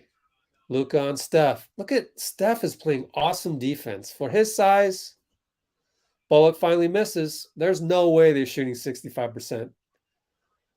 No foul on Steph. Run out turnover. Wiggins has to foul. Let's check Wiggins' fouls. Let's hope it's not more than three. 3 fouls on Wiggs. Careful. I need to see a replay on that. Steph's going to talk to the ref, Tony Brothers. He's hitting himself on the thigh, so I think it was a legit turnover. Anyways, let me try and catch up on the comments here.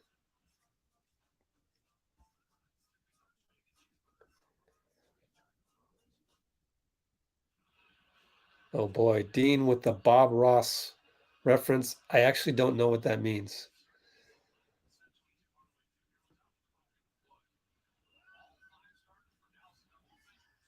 Do I think LeBron? Oh, Steph drives and one. Finally. Jeez, took long enough. Do I think LeBron's gonna either retire? No, he's gonna wait till Bronny, right? 2 more years. After next year, see where Bronny lands and play on the same team as Bronny. And then after that, we'll see.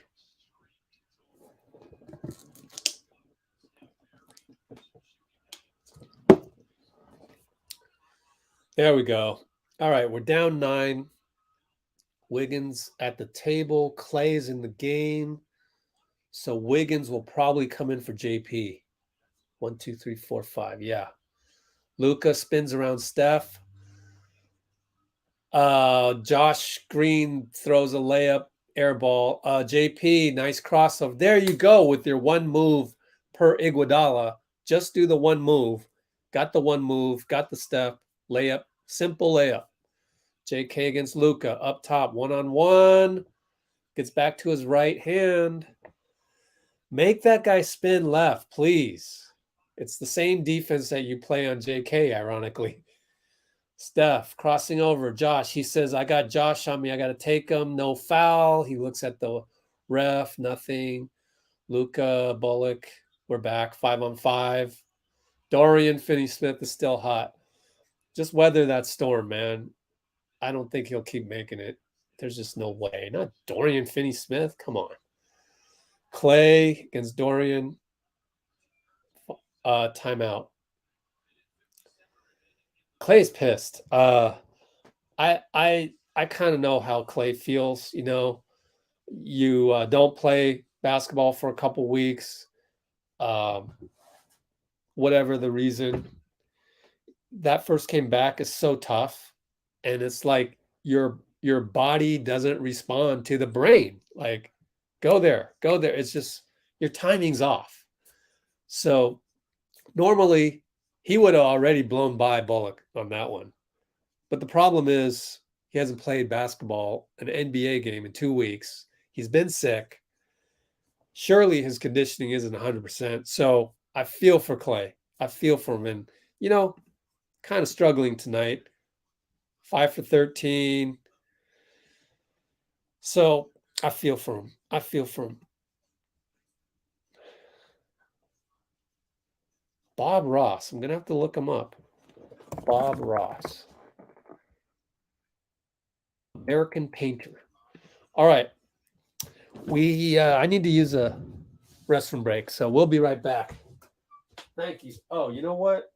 Let me look for a highlight so that I can play that highlight for you guys so you don't get bored to death while I use the restroom. Steph in attack mode. Why don't we do that one? So let's leave it on this.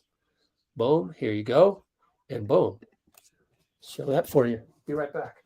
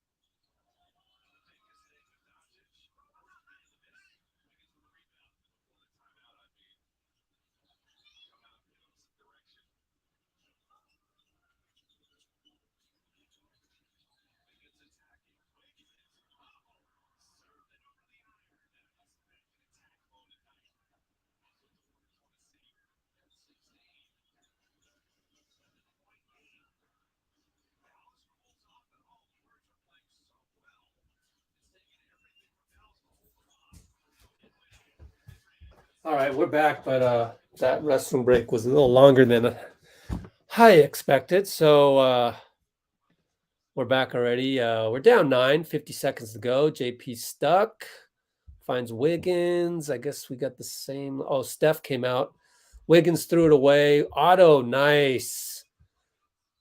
Found what? Okay, got fouled. 39 seconds. Okay, so Steph came out and he's got 28 minutes played. We want him at 38 max, probably 34. So maybe bring him back at the 7-minute mark, 6-minute mark. Clay's got 8 more minutes to play and probably 7 after this 39 seconds right here. What do we got here?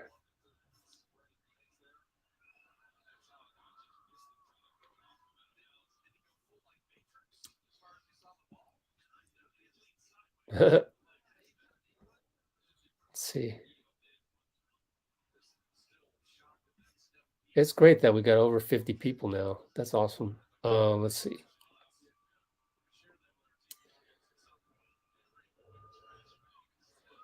That's right. Power through these things. Okay, let's see.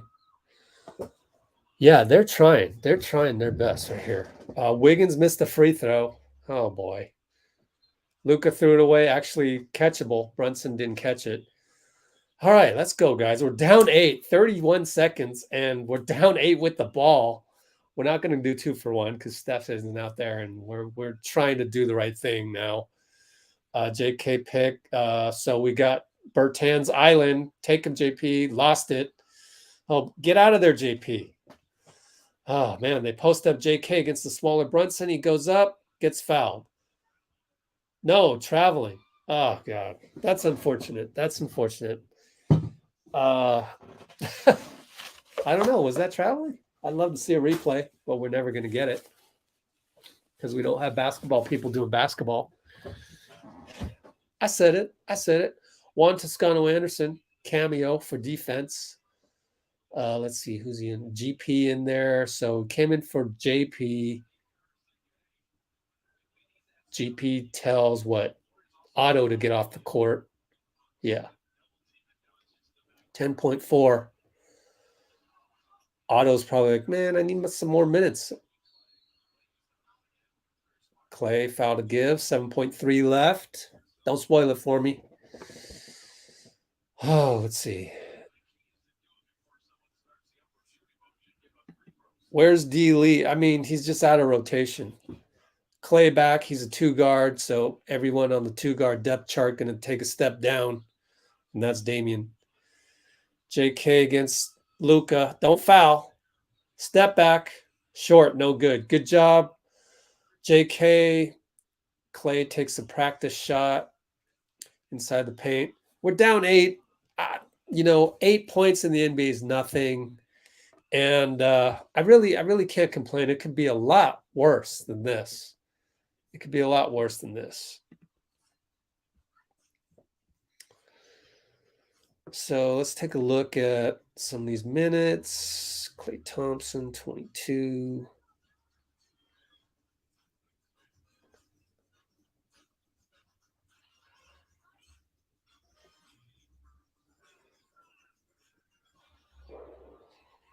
Yeah.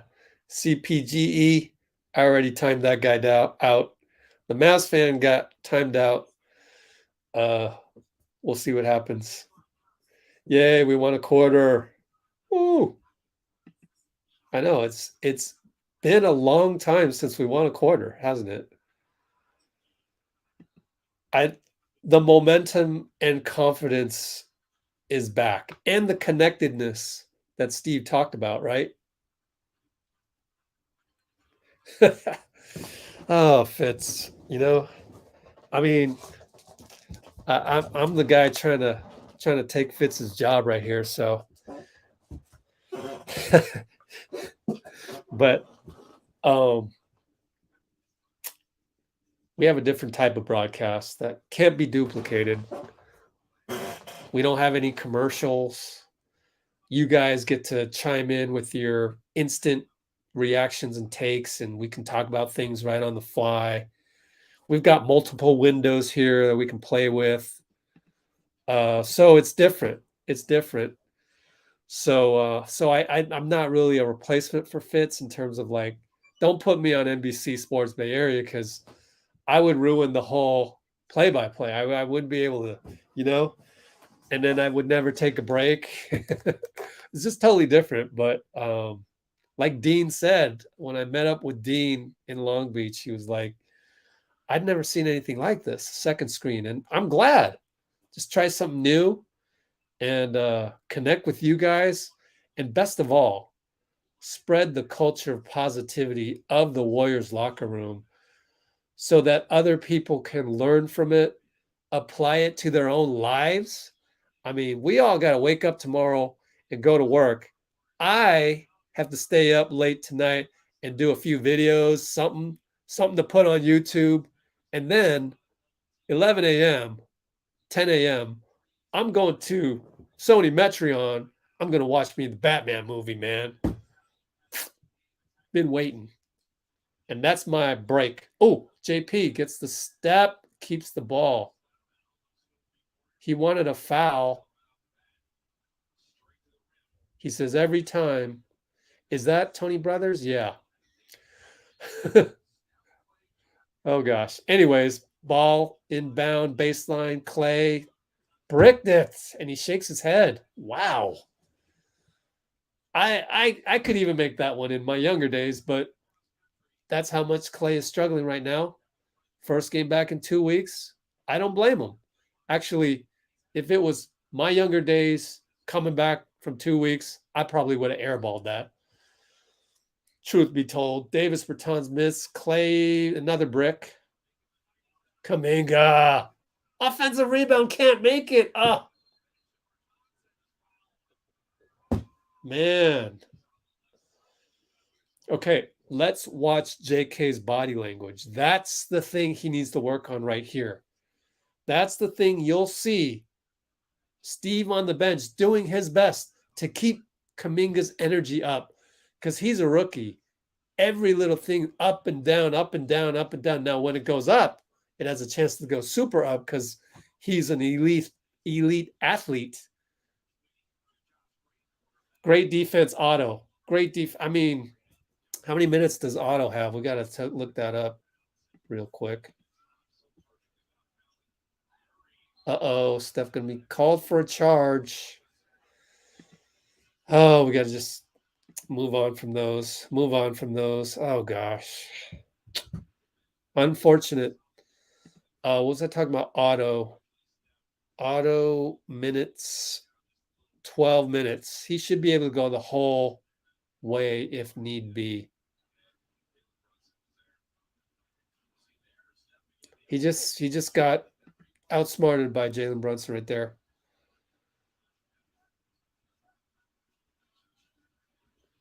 Thing about Jim Barnett is he always brought the positivity.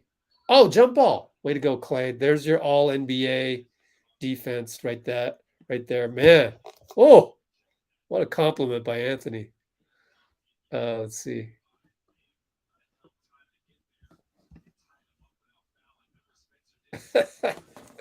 I got to screenshot that, even though I don't agree with it.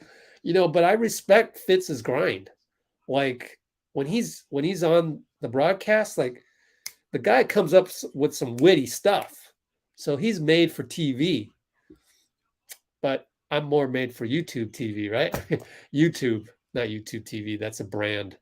That's their cable brand. I'm made for just the YouTube channel where we can do this back and forth and discuss things on the fly. And basically, I can bring all of my knowledge and culture of the NBA to you guys at a moment's notice when we need it most. All right, let's do play-by-play. Clay, backdoor, gotcha. Finally. Have we waited literally till 10 minutes of the fourth quarter for a Clay Steph gravity play? Wow. We've literally waited that long. That's the connectedness. That's the groove that we need. Oh, Otto Porter. He wants Dinwiddie with the kick. Kerr points over to Aaron, not Aaron Miles. Oh gosh, what's his name? He points over to Chris Weems to see, yo, check your iPad.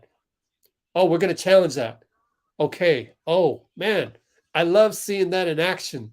I love seeing that where it's like, boom, boom. We're going to check that. Look at Chris DeMarco with his beard. New beard out there. Is it new? I haven't seen him in a couple weeks. Anyways. Positivity right there. JB the GOAT. Oh, Batman, 6 o'clock. Yeah, we'll have to do a review. When's the next game? Let's see. Today is Thursday. We've got Saturday Lakers, Denver Monday. So maybe Monday we can wait till then to spoil everybody. Have a little me and Roland gonna do a special Warriors review. We can come up with analogies like who's the most I don't know. We'll figure it out. Who's the most Batman like of the Warriors? Let's see. Yep, he's only 19. Like even just a lot of the footwork that Kuminga has, the skills that Kuminga has, a lot better than mine when I was 19, which is crazy. By the time I got to 26, 7 years later, I mean, I was doing some things in my amateur league, I was doing some things, scoring my best season, I was scoring like 26 a game, second in my league because they kept stats and everything. It was awesome. Second in, mind you, I'm 6'1" with shoes. I'm playing 2 guard back in the day. So 6'4" was like center. So we're like normal people. By no means, I couldn't play D1 college ball. No way. I'm playing amateur. You play where you can fit the best, right? There's Wiseman. But I was my best season, averaged 26, man. How did I get on that? Oh, because that was when I was 26 years old. I averaged 26, oddly enough. Maybe it's 27. Might have been 26.5. Round that up. But my point being, by the time JK's 26, man, oh my goodness. I think he's Kawhi 2.0. I really do. I hate to do comparisons. Hey, we won the challenge. So that's a foul on Spencer. Why is it a jump ball?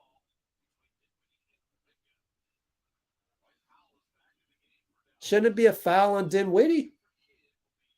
Someone tell me the rule. I don't get this. Should be a foul on Dinwiddie, our ball. I don't get this. I don't get the challenge. The challenge is so screwed up these days. Like, obviously, we should get another challenge if we win a challenge. That's number one. Somebody tell me what just happened.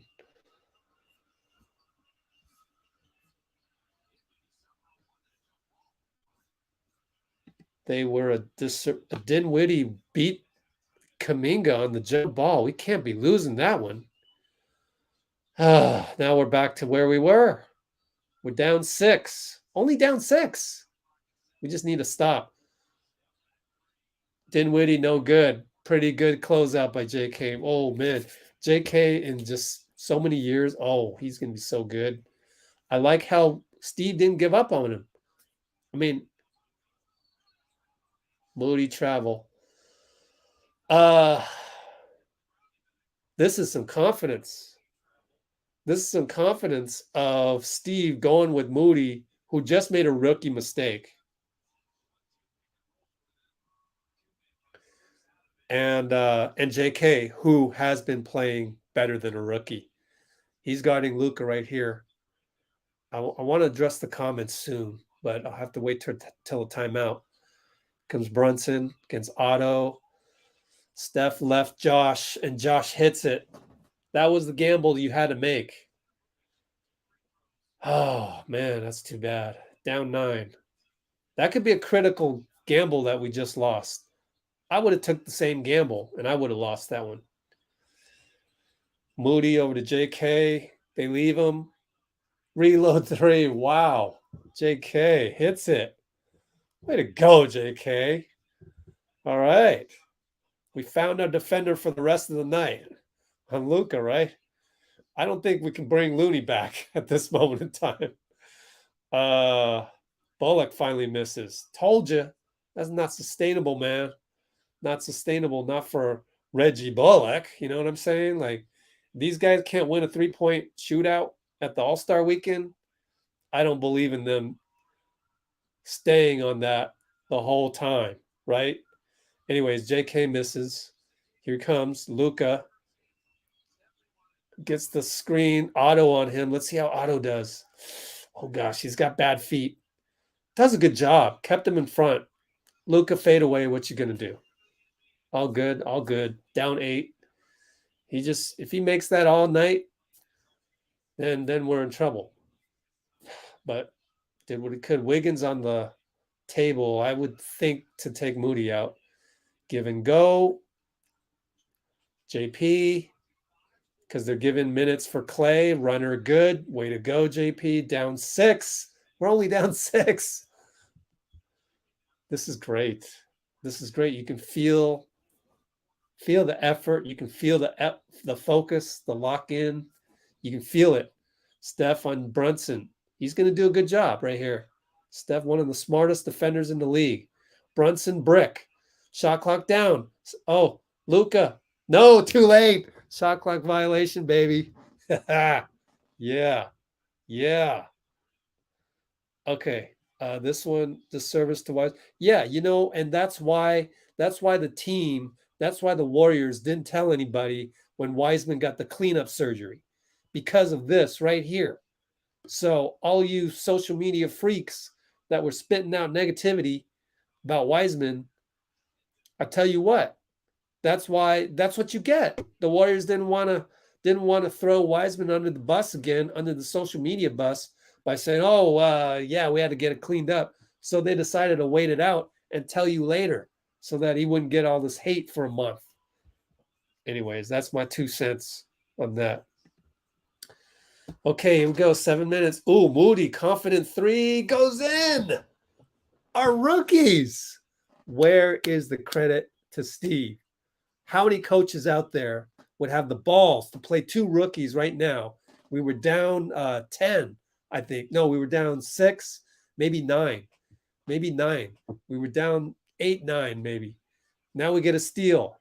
Thanks to Steph, actually. Him rotating. Only guy on the team that rotates as well as Draymond Moody again. He's hot. Oh my goodness, we've tied the ball game up. Where are all the negative people from earlier on? Where did they go? Where did they go? This is beautiful. Beautiful.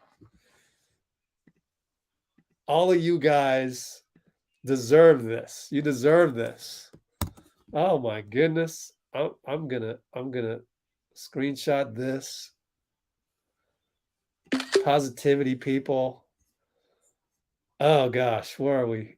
I'm so behind on the comments. I might as well I'm just scroll down. If you mention anything in the last 5 minutes, I didn't see it. Tie ball game. Moses feeling it. Yeah. See. Where are the haters? Where did they go? They're gone. All they can do is post negative comments. So when things are well, they don't have the capability of posting on social media, which is why I love you guys. Because we've made it so that you can feel comfortable doing that here. So I'm gonna change. I'm gonna change the thumbnail yet again to show our awesomeness right now in this moment. And I can't wait. I can't wait to share it on Twitter. I'm gonna share it on Twitter right now.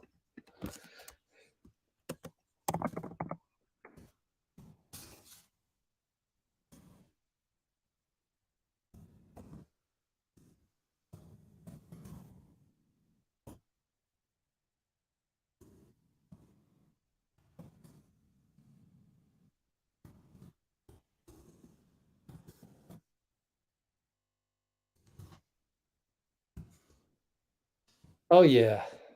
Oh yeah. Keep it going in the comments. Keep it going.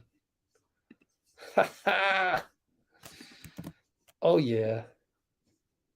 See, that's why when some of you said we need to win this game, I just we got this far. If they beat us on a buzzer beater after all this, honestly, I'm still happy. I'm still happy because we're seeing stuff.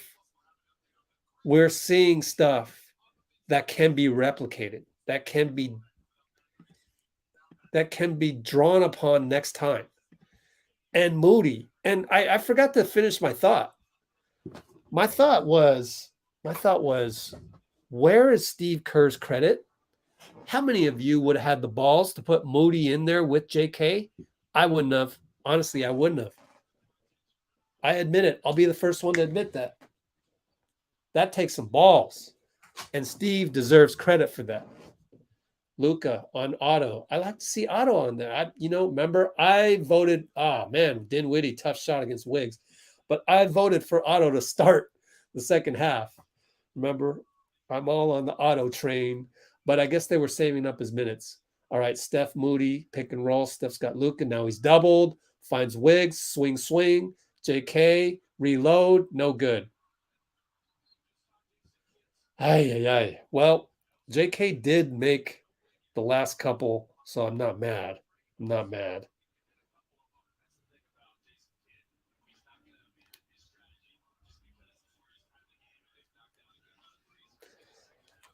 Okay. Luke against Steph. Steph going to keep him in front. Look at that. Look at Otto show. Good show by Otto. I gotta send myself the thumbnail. Cool. Here we go. Bullock. Oh, Looney's back out there. Okay. All right. Looney's back out there. I trust Steve. Oh, Dinwiddie pulls up 2-pointer. I don't know. I trust Steve.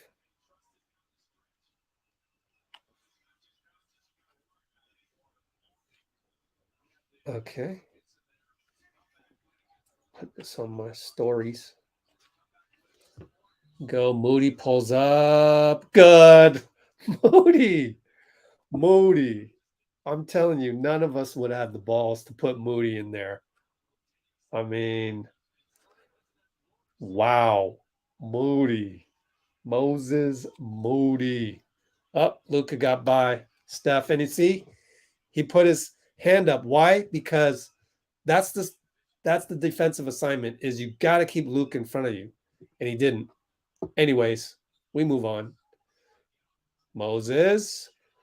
Play up good, Moses. Oh my goodness, Moses. Oh yeah, Moses. Wow.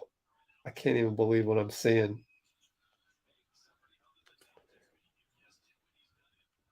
Keep him in front, Steph. Don't reach. He fades. It's good. What did I say? I mean, if he keeps doing that all night, what can we do? I don't know. I need to watch the game to analyze this rather than post my link. Auto. Oh no, they're going to call a charge. And we don't have any challenges left.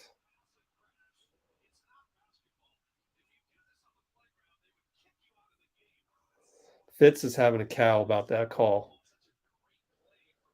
It's I mean, I think it's a charge. I do. I don't know. Oh well.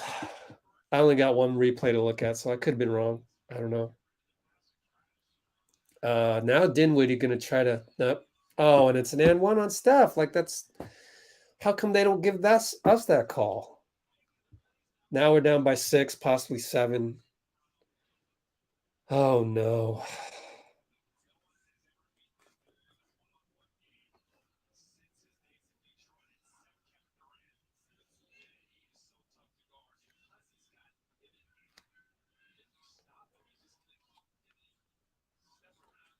Now they're up 7. Maybe should have kept JK in there, right? So we can nitpick that to death. Can nitpick it to death. Anyway, so it's Steph, Clay, Wiggins, Moody, Looney, Steph around the corner. Almost lost it. Jeez. Wiggs almost loses it. 4. Throws it away, trying to save it from the backcourt. Oh, gosh. It's getting ugly. Desperately need to stop right here. 305, 304.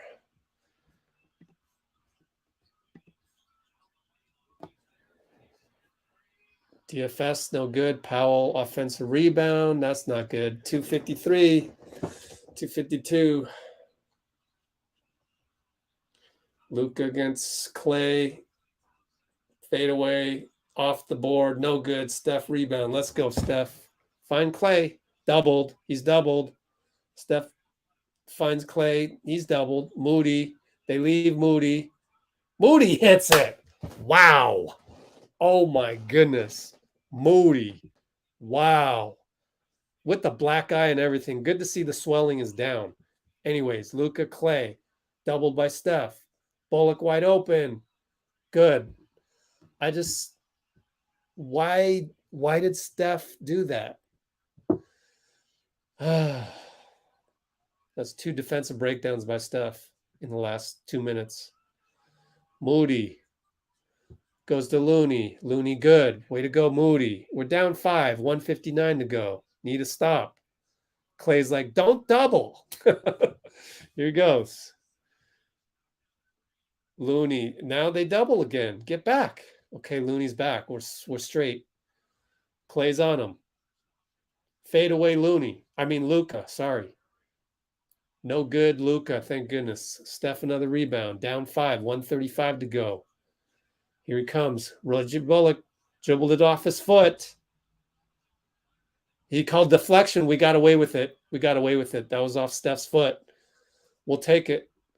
Moody to Clay. Clay goes by him. Stepped on the line.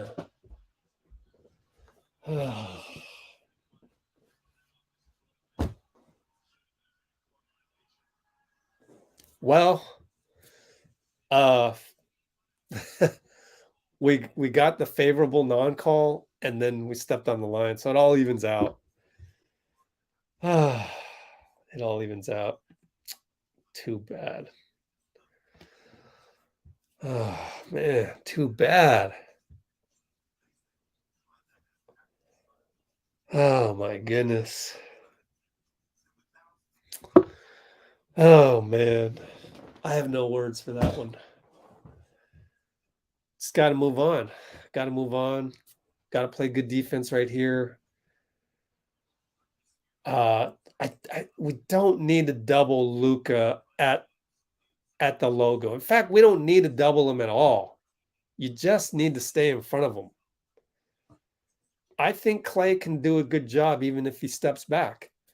But Luka's been doing a good job of finding everybody else tonight. You get that sense that he's not in that hungry mode for that three, even though he can pop one off any second.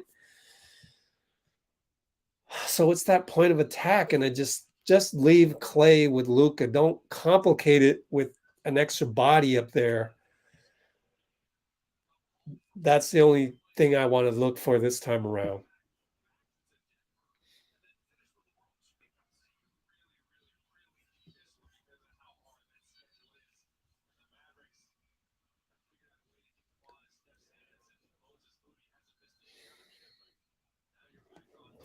Okay, Moses deserved to play. Okay, here's Dinwiddie. Wiggs on Luka, but Dinwiddie up top. Klay defending Dinwiddie, getting on his tippy toes. Okay, here comes Luka. 1:04 to play, 10 seconds on the clock. Steph, Wiggs, get back.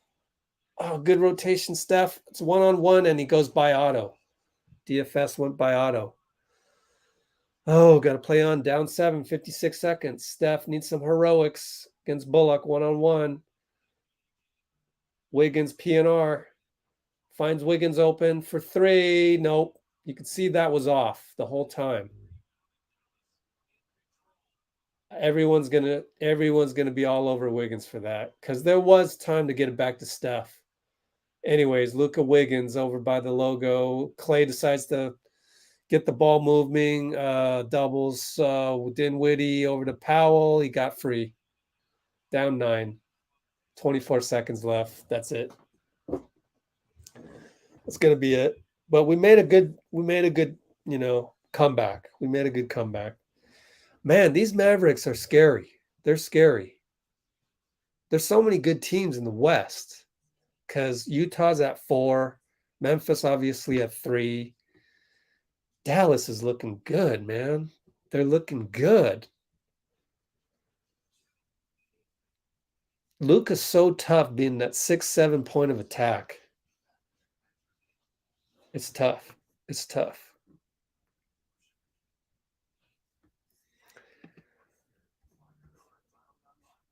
Still got a positivity there, so.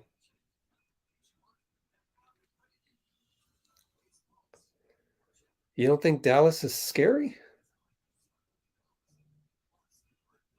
All they got to do is run pick and roll, and then they've got, Luka versus Looney. These NBA pick and roll guys are too good. Like, what do? We don't have a Draymond right now. I mean, maybe if there's one thing you could blame Steve, which was, first of all, Steve had to have the balls to play JK and Moody.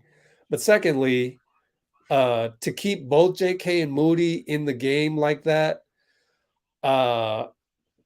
the only thing you could point to is maybe keep JK in there because he'd done a good job on Luka. I would say if this was a playoff series, the next game you'd probably see more JK on Luka. Other than that, there's no what else do you do? Klay, ATO, triple, back rim, that'll do it. We're not fouling, so that'll be it. 17 seconds.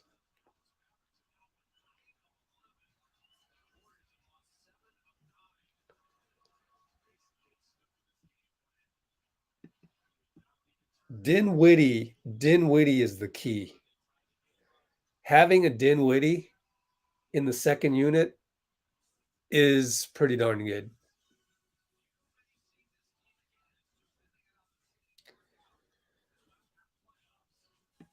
God, why are you, Don? I'll give you one more chance, Don. But you're not going to say anything positive today, are you? Somebody else already put him in timeout. Blue wrench out there. I mean, we fought. Nothing positive. Golly. I am the Bay. Let go to rope. Let go of the rope. There's always something good with positivity. Always.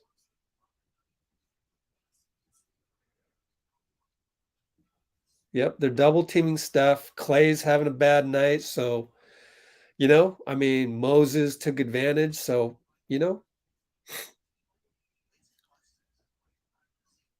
actually for the first time ever, I'm going to disagree with Roland. I just, if Luka's making one-legged fadeaways and we've cut off his right hand, and he did that even against JK, who I would say is the only other option that you would put in there,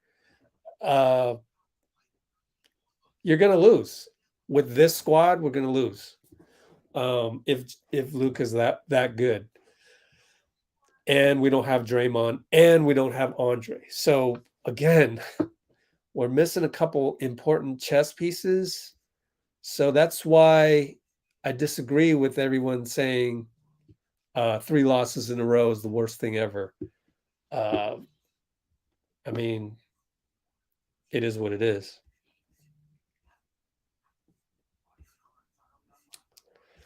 All right, waiting for the carnage.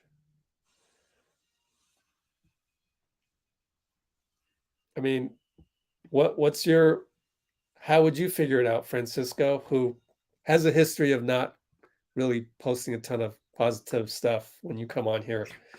Every single time, Francisco, your first comment is some jab at somebody. I just got to say.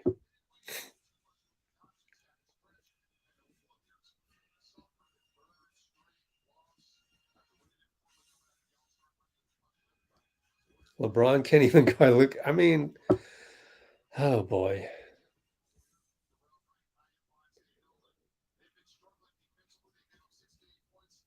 Sure, Wiggs. Yep. Let's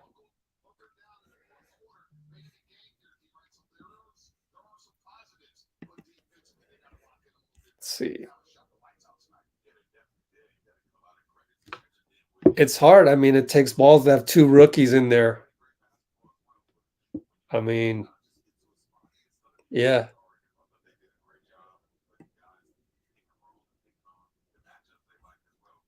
I don't know. It's not like I'm mad at Kerr for not having JK in. I understand it. I mean, the kid's 19 and, having 2 rookies out there to close this game out. Ooh, that's a tough call. I wouldn't even had Moody in there. I wouldn't have played Moody in the second half at all. But that's just me and probably 99% of the coaches out there. But that's what Steve's good at is give guys a chance. Win some, you lose some.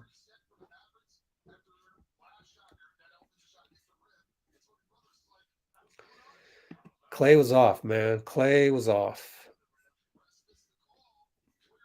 But he hasn't played in 2 weeks. What are you going to do?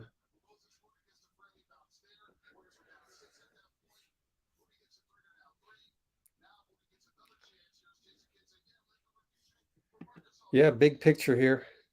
Still only I knew I jinxed it once I posted on Twitter that we tied the game. Anyways, can't wait to see if other people throw some negativity on that. I don't even check Twitter anymore, so I don't really care. But yeah, we did play hard.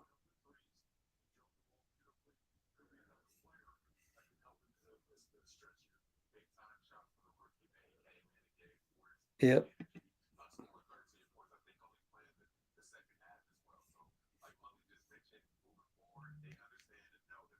Yeah, I mean, I think Steve and Steph having that talk later on. Well, I mean, they doubled Steph and Moses came through. honestly, I think Klay needs to play better, but I'm not mad at him, right? Steph isn't a guy that can overpower you to get what he wants. He needs somebody else to do something on the floor. If it's not Draymond setting picks, if it's not Wiggins aggressively attacking, then it has to be Klay making shots. And that wasn't really happening tonight. So he needs to make some shots. Otherwise, the other team is going to be like, yo, we can leave Klay tonight and we can just double Steph and trap them. Like that's what they were doing later on. Very well coached team by Jason Kidd. I didn't know Kidd could coach like this. So and I'm a Cal guy. I went to Cal. When Jason Kidd became a coach of I think the Bucks, I was like, really? Wow. Okay. But it's clear that he knows how to coach. He's getting guys to do their roles. He's getting the respect that he deserves from the other players. And so kudos to him. Kudos to Jake Kidd. Now we're gonna kind of follow the post game here just for the hell of it. Updates on JW? Yeah. Got your update. Had it here hours ago. But here's your update. I'll give you the website. Let's go Warriors.com.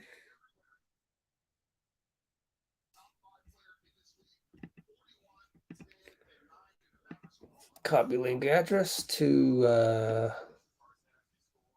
Beast TNB. Okay. At Beast TNB. Oh, this guy's back again, and we're gonna hide him a million times because he's a psychopath. But whatever. Whatever, dudes. Yep. New Batman was 8.5. Cool.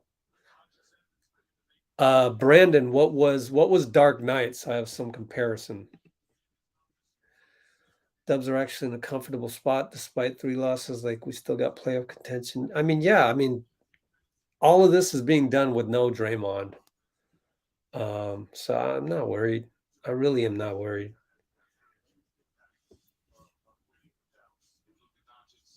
I think all bets are out the window when you're playing Luka, honestly. What do you want to be critical about? It's like everybody always says that. When I'm trying to infuse positivity, you always attack me on, oh, that means you can't be critical. You can say it in a positive angle. Try it, man. Say it positively. Give some constructive criticism. Pretend it's your child that you're trying to teach. What would you say instead of throwing them under the bus? Let's see if you can do it. Mavs are legit. They're legit, man. Well, JK was hitting the shots today. Okay, so the solution is Draymond. We're missing a Hall of Fame player.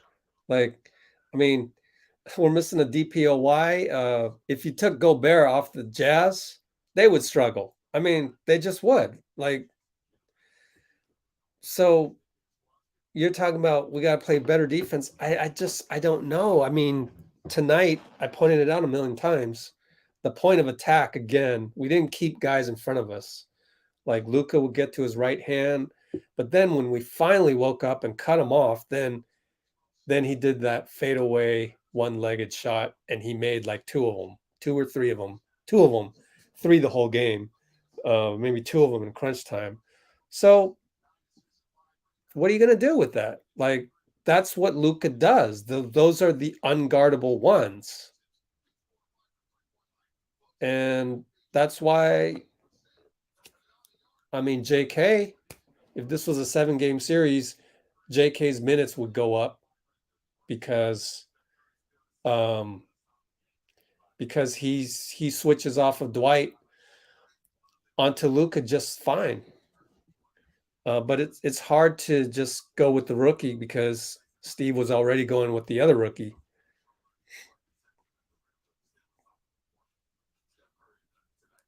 Yep. Dallas shot 65% in the first half too. That's a lot to come back from. It just I don't know that dwelling on all of our problems really helps because a lot of them I don't know that you can control a lot of them, like Luka. With this lineup, I mean, we need a Draymond out there. I mean, right? So I am the Bay is going to have problems with that one, I guess. You're going to find a way to criticize me on something for not having Draymond. Go ahead. I'll scroll down and find out what it is later. Steph was being doubled. He was being doubled. Got trapped a couple times.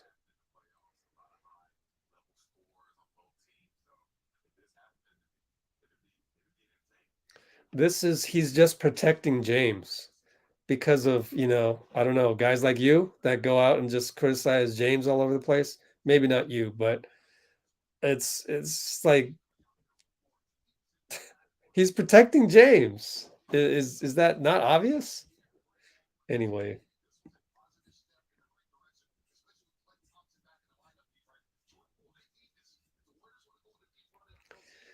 The name of that big is Draymond Green for the 65,000th time.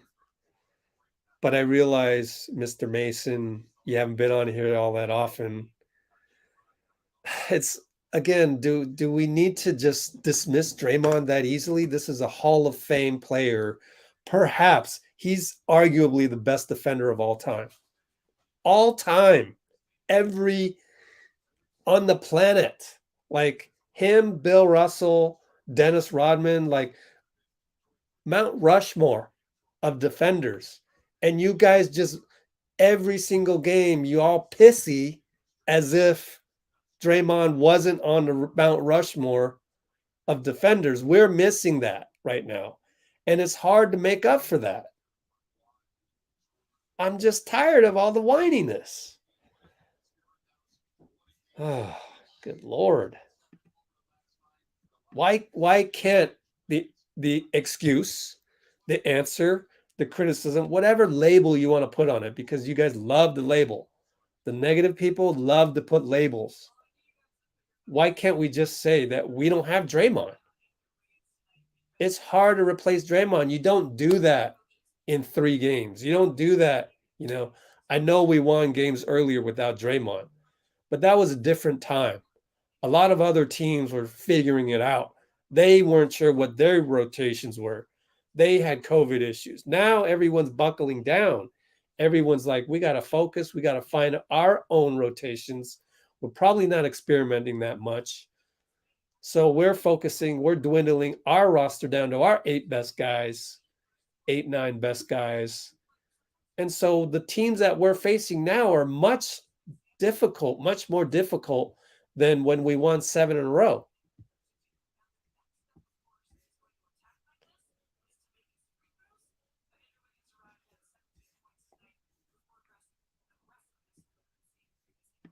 Yeah.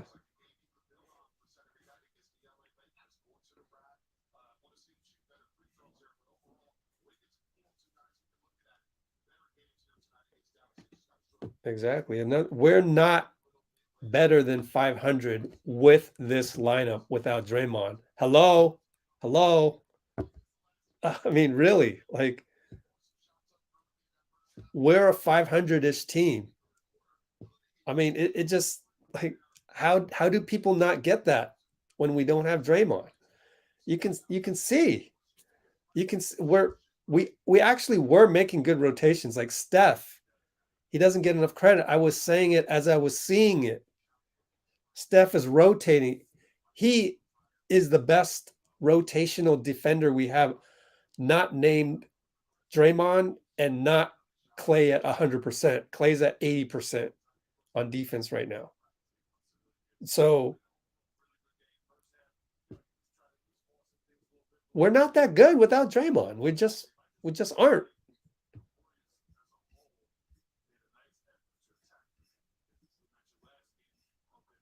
All of this, we're still I mean, I keep saying it. If we don't have Draymond in the playoffs, we could be a first round exit.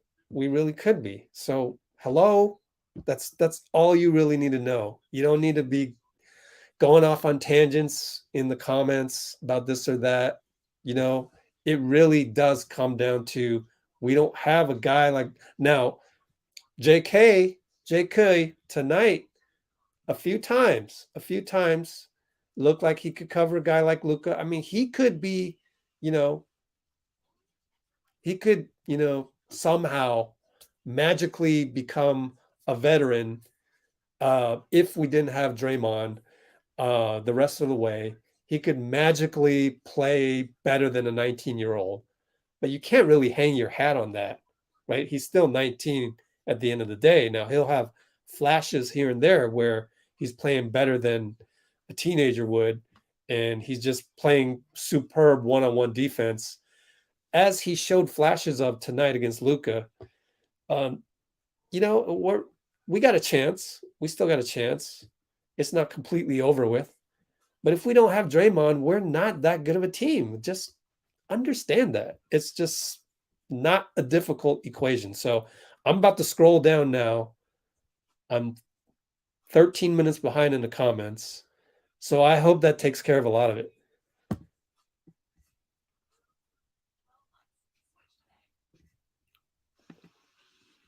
Just got to stay healthy. I mean, it's all about Draymond. Good to show up with the positivity on Moses.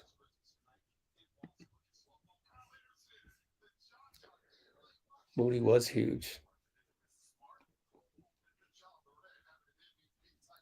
Yep, he is getting doubled.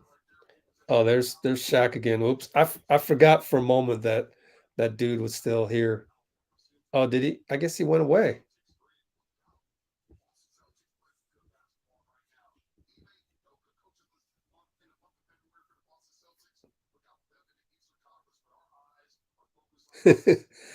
Jabs, your message got held for review by by Twitter. I'm gonna show it anyway because it's hecka funny. Oh gosh. Bye bye, Don. Bye bye forever. Don's gone. Man, don't fall off that cliff, Brianna. Oh gosh, you got easy with the caps.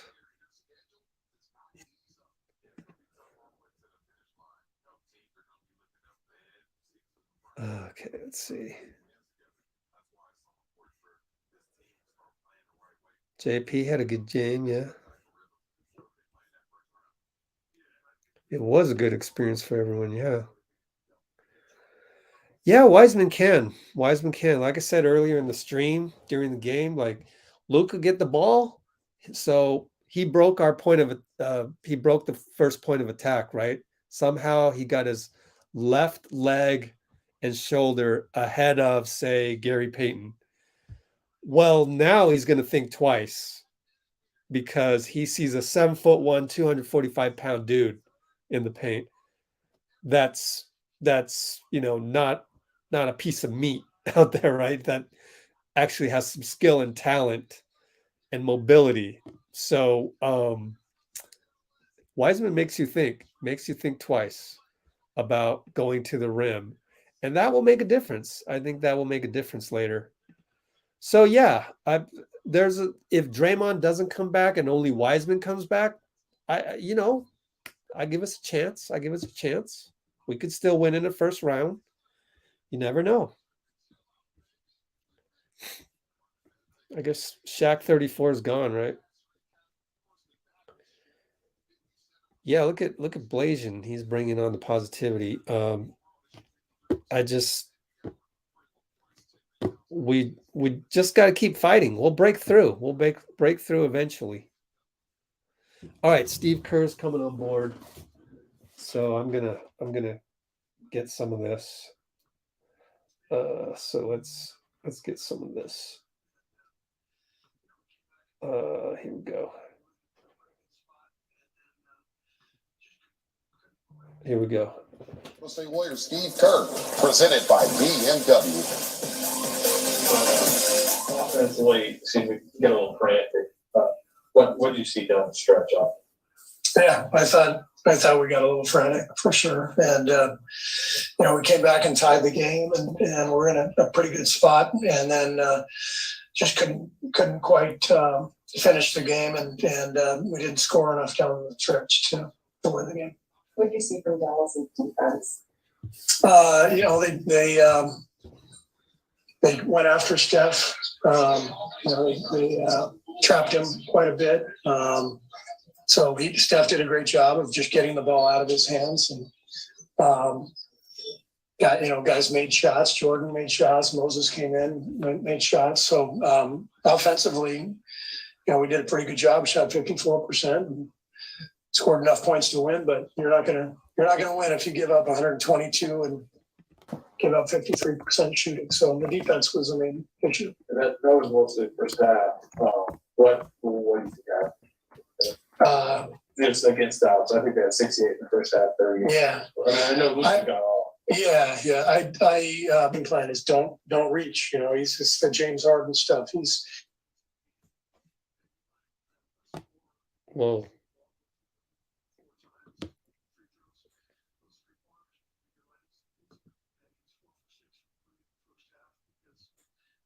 a scorer. See the ball go through the hoop. Knocking down shots, and Steph made the right plays in the fourth. This is a rough night for Clay. Yeah, tough night for Clay.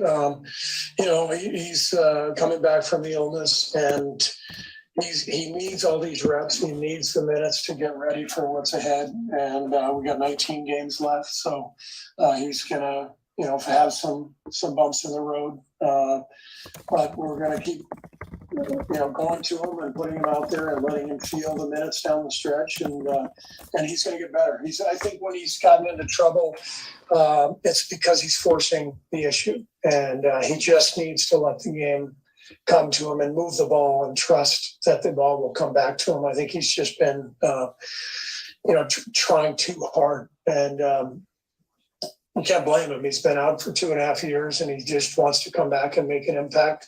But hopefully from here, he stays healthy and he can get into a nice group. Better performance from Jordan today. Was there anything noticeably different in his sleep or together than or anything that he was aggressive, and he got to the line a little bit, and really attacked the rim, which I loved, and knocked down his threes. So Jordan was great.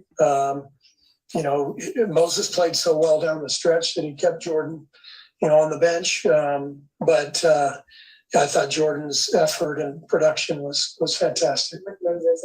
You're kind of the silver lining you've been painting of these vets being out of the fact that the rookies and younger players do get a lot more experience. Is this kind of just that coming to fruition for Moses? Yeah. I mean, we've seen this coming from Moses for a while now. He's just continued to get better in practice. He's played well in the G League. He's played well when we've given him consistent minutes, and he's a guy with good size, really smart, really tough. Moses is going to be a part of things going forward. He's now at the point where he's ready to, as he showed tonight.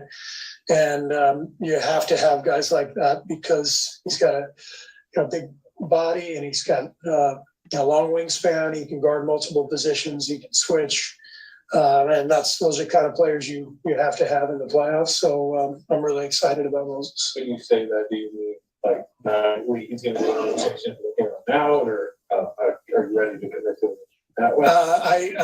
I'm ready to give him a lot of opportunity now.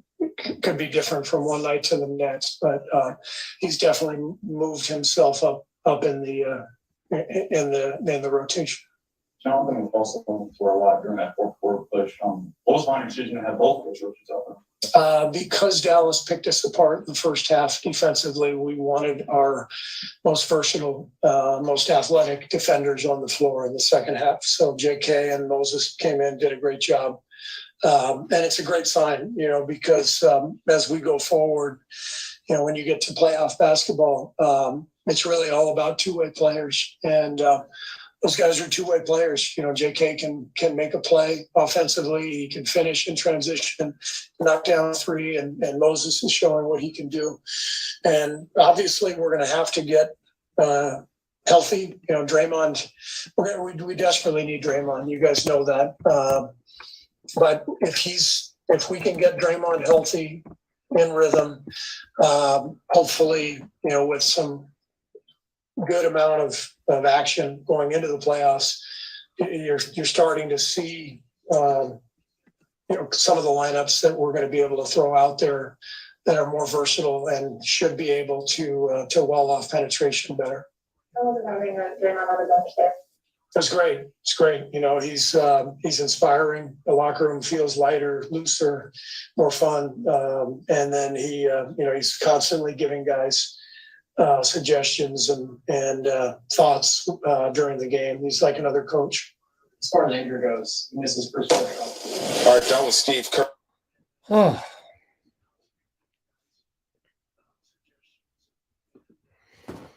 Okay. Try to catch up on the comments. When's Dre's coming back? Draymond is coming back probably in 3 weeks. He said last week, 3 or 4 weeks. So, I mean, you guys have to understand he's on the Mount Rushmore of all-time defenders, and that's hard to replace. That's hard to replace, especially when you got Wiseman out. It's hard to replace, especially when you're playing against Luka. And every night it's somebody else. So like the other night it was Cat. So I mean, is it because a lot of you think the Warriors should be like this dominant team? Is that why you're so disappointed? I mean, when I see, the only real thing that could be corrected tonight was in the first half, Luka got the step a lot of times. Again, we have a guy like Reggie Bullock and Dorian Finney-Smith seeing the Warriors brand and upping their game against that. Is that sustainable over a 7-game series? I don't think so. Not from those two guys. This is just one game. So that first half was difficult. It was hard to swallow, but we made a run, and you just have to get through the adversity. You have to look at these things that are correctable, but you also have to look at the things that got you back into the game. And KLAY needs to make some more shots. So just you don't need to fall off a cliff after a loss like this. And 3 losses in a row, like it doesn't matter what happened in the last 2 games. Like it's just this game, it happened to be the 3rd loss in a row. Could have been 5 in a row. Like, who cares what the number is? Like, as of tonight, we had some good things, we had some bad things, we can correct some things, but there's a lot of things that without Draymond is just really difficult. It's just really difficult, which honestly doesn't bother me as much as it bothers you guys. And if we go into the playoffs without Draymond, I keep saying this, we're probably not getting past the first round. So what? What do you want to do? Now, if Draymond has a career-ending injury, God forbid, knock on wood, then yeah, in the offseason, we got to figure that out, and we got to start strategizing on what to do with the roster. But we can't do anything about it right now. And picking up DeAndre Jordan, Robin Lopez, Marc Gasol probably wasn't going to move the needle all that much. And by the way, if you guys just go look at my video one more time, we have guys coming back. It looks like Draymond's coming back. Just go watch the video. So am I going to scroll down and find more tangential complaints? Let's see. Yeah,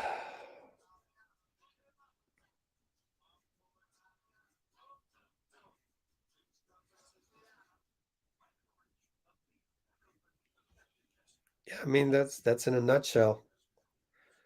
A lot of teams don't have um don't don't have the ability to replace Draymond.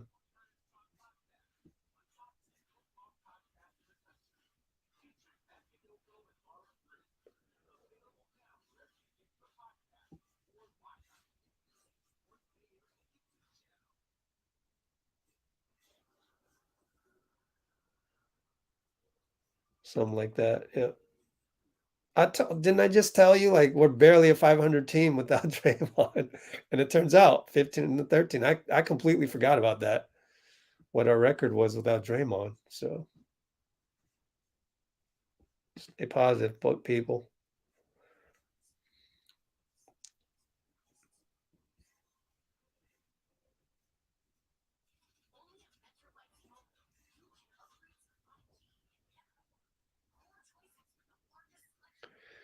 I'll tell you why it's taking so long, because it's the back, and you don't want to mess with that. You want to make sure Draymond's 100%. Again, I've said this earlier. We could drop to the 10th seed. I don't care. I would want Draymond fully healthy and the 10 seed rather than first, second, or third seed without Draymond healthy. I mean, that's obvious, right? So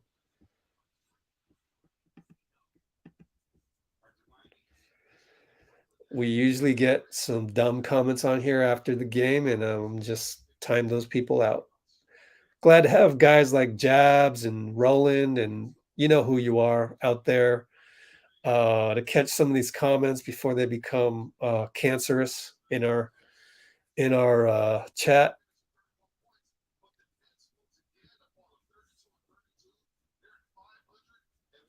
I mean, this is some weird logic right here, Andre. Don't watch them then. I'll be here watching them, whoever they put out there. But as long as Draymond was on the team 28 games ago, I'm going to use that as where we should be. But if we don't have him, I mean, Steph talked about that last post game. He said our team is built with Draymond in mind. So DeAndre Jordan is not a good fit for this team. I can see him being the emergency backup for Joel Embiid, because if Joel Embiid something happens to him, you kind of want to keep it the same kind of thing. But there's a reason why the Lakers got rid of DeAndre Jordan. I mean, did you see that highlight against the Pelicans? Just threw the ball about 10 feet over the head of LeBron. It's not a good fit. And I guess I should do a video on this. If we cut belly to bring on DeAndre Jordan, then when Draymond comes back, DeAndre Jordan is dead meat. He's dead weight there. We're not going to play him anymore. Right? So then you cut belly, and you don't have that versatility just in case for whatever matchup you want in the playoffs. So I think as long as Draymond's coming back, then you just gotta go with who you have, because otherwise you gotta you sacrifice the versatility by cutting belly, and they're not cutting Damian, and they're not cutting any wing. So I've said this a million times. Hope you can be on more of these live chats so I don't have to keep repeating that. But then again, I'm glad you found us so that I can explain that. But maybe I should just do a video on that. But I'm going to go see Batman tomorrow at 11, so it's not going to be tomorrow.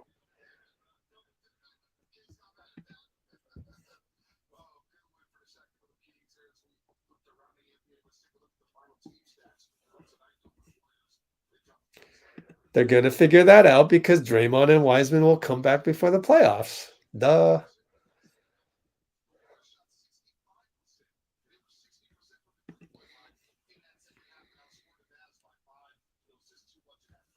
Yep. I hate it when people say that. Like, zero loyalty, man.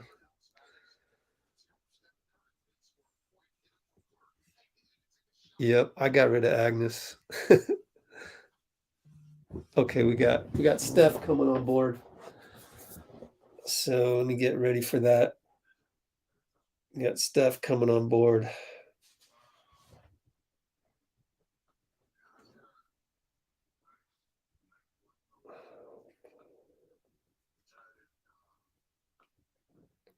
Okay.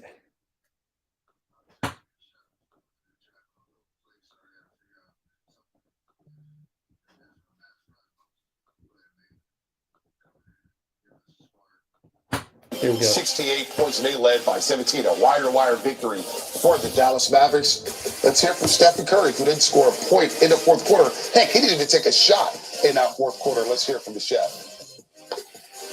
Been trapping pretty hard. Obviously, they're late. What do you think could be better to get better shots than they did in the last few minutes? I mean, honestly, was nice for it. No 104. We tied it. Obviously, I didn't get a shot before, so they're trapping all over the place. So I got to figure out something, different on that front. Moses played amazing, coming in, giving us a spark in that fourth quarter.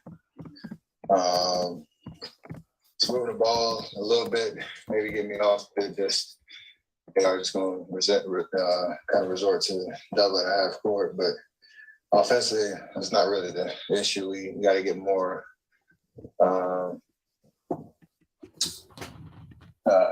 aligned on what we're trying to do defensively. Obviously, they were trying to hunt ISOs, and it seemed like they had the whole court to work with, as opposed to the other side. So maybe taking a page out of the way that they were defending us to kind of counter that, especially if we're going pretty small, don't have rim protection. So more so the defensive side that last 5 minutes that did us in.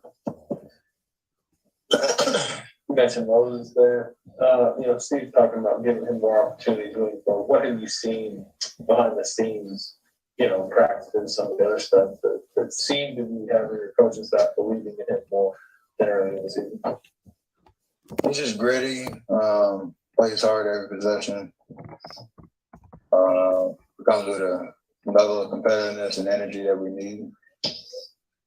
Obviously, when you're making shots, it helps too. So he just seems very confident in who he is and just trying to get better every game, every opportunity he gets. I just love the way he approaches it. And pays off very, impactful 15 minutes for us both ends of the floor.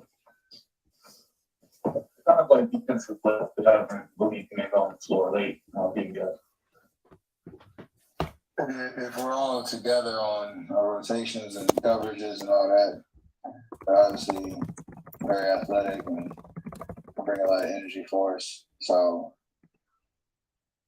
those reps are important because they're going to get thrown into a playoff series and you have to contribute, you have to be ready. So it's great to see them take strides in the right direction.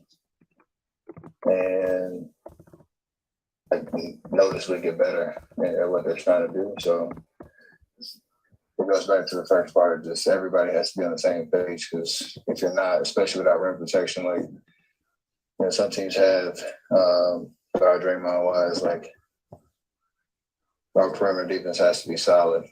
And that's how they beat us tonight. You basically taking a page out of there, but that's like you just mean trapping Luka harder, I guess deeper out on the court more often. Yeah, that part. I mean, obviously, he's unbelievable. Talent. He's pretty big, and if he gets to the spots, he can shoot over guys and all that. But we know, when you're playing a team that has the head of the snake like that, you got to be able to find creative ways to take him out, make it a little bit more difficult. For him to get shots. I don't think we did that the entire game. Like he got off early in the first quarter, and that gave him confidence the rest of the game. So against guys like that, you have to be assertive and impactful earlier. Make them think a little bit. If they're comfortable, then eventually over the course of the game, they're going to find their spots and feed off of that confidence that you give them early. You guys mentioned after the Minnesota game that there's a lot of connectivity and energy there. Do you feel like it was changed today? Yeah, our second half was awesome until the last 4 minutes. Like, competed, got to step up, made plays on offense. So defensively, we were pretty solid. Gave ourselves enough chances to climb back into the game. So I think between Minnesota and tonight, there's a lot better energy, a lot better competitiveness and fire. Obviously, it's the same result, but that first half was weird. We're losing a lot of different ways. First half was ugly and didn't put up any resistance, and they were pretty comfortable the whole 24 minutes. And then you climb back into it on the road. It's really hard to get over that hump when the team's rolling like that. So the fact that we were in it was a good sign, but no more victories. All right, Tom. Some of the same stuff. It's like, but Draymond's an excuse. We need to play better even without Draymond.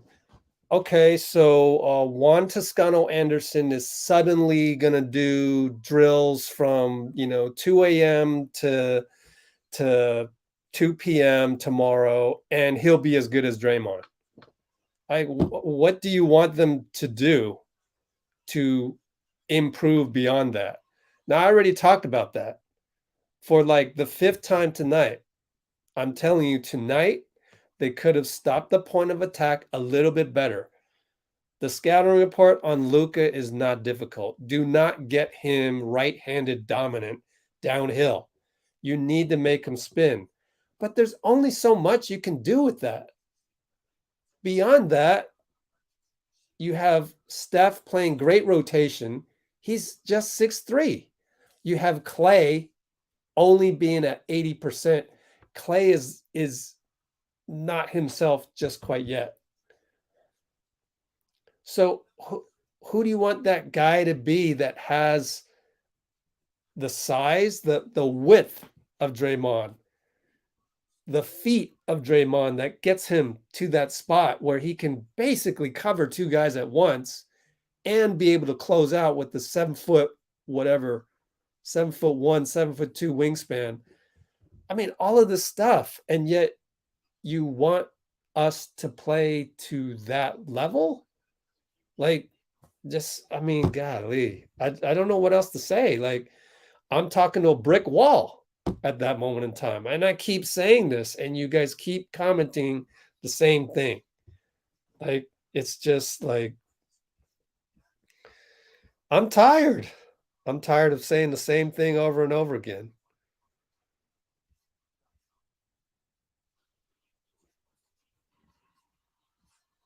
Yeah, this guy was back yesterday. I'll catch up. Don't worry, I'm almost caught up.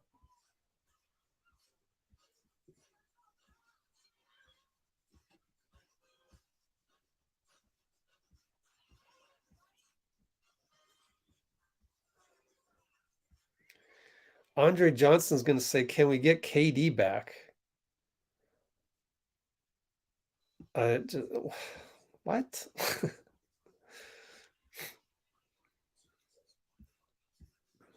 So is he back? Carmelo's back? No, I got rid of him, right? Oh, I see. He came back. It's just a psychopath, guys. Don't let it bother you. The more you guys respond to this psychopath, the more he's just going to keep doing it. I think after 10 minutes 2 nights ago, he stopped doing it after I kept banning him over and over. So anyways. No, Victor, I'll say this for the 8th time tonight. It was a different NBA back then. You just can't. We had momentum. It was different. We didn't have Clay in and out. It's different. Don't worry about earlier. It's not the same NBA. Now you have Spencer Dinwiddie on this team. You have coaches shortening their rosters and focusing more on having their playoff roster. Guys are more in tune. It isn't like it's just not the same as before. And by the way, we're 15 and 13 without Draymond. So, end of story. Something changed? No, nothing's changed. 15 and 13, Victor. You win some, you lose some, and then now it's all catching up, right?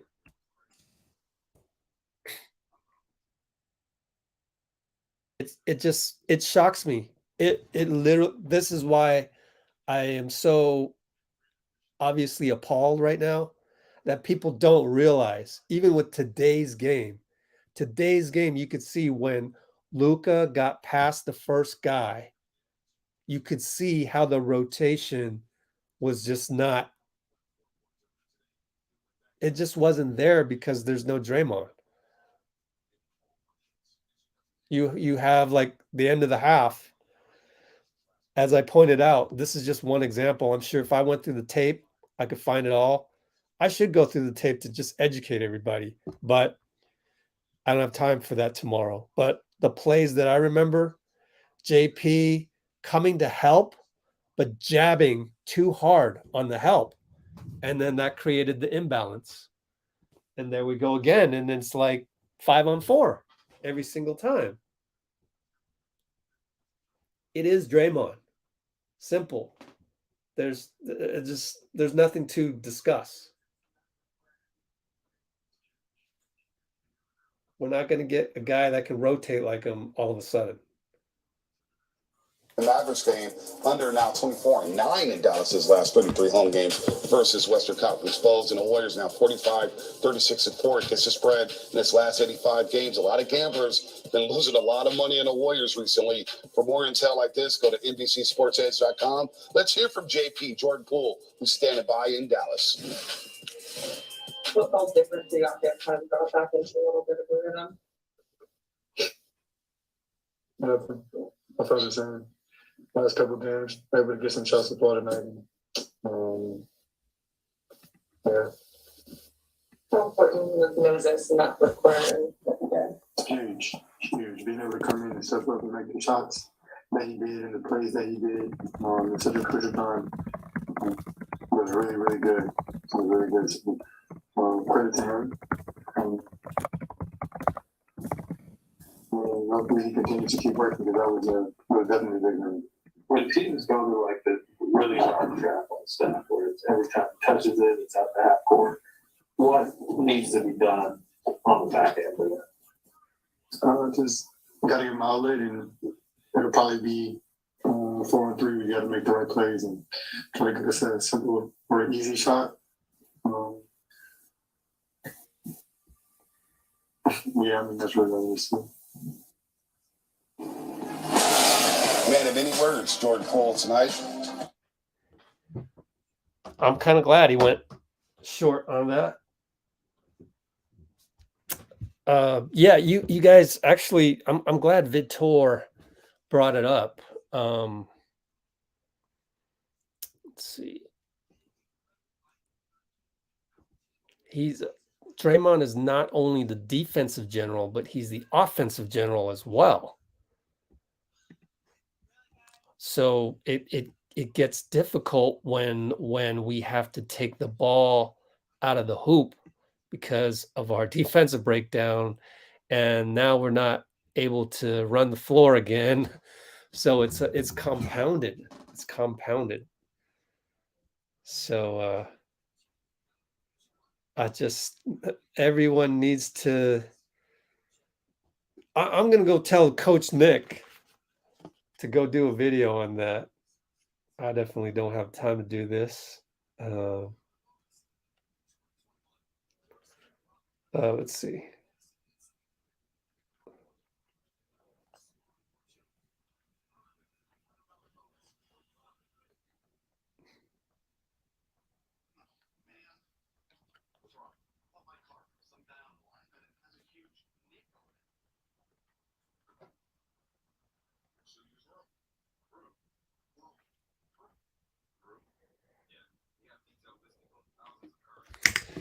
So yeah, that's I wish I had time to do a b-ball breakdown video of that. But Draymond is as much a factor on defense as he is on offense. So not only is he going to break down that play and be able to cover the paint and close out on the corner three, but once the rebound goes and they get the ball to Draymond, he's running downhill already. Completely different game. So that kind of feeds into the offense. So basically, this is a brand new lineup for Steve that he's had to deal with, that kind of, with the All-Star break, like up until the All-Star break, whatever happened. Now, post All-Star break, this is the group that you have. So this is what you got to work with. And it's tough. It's tough.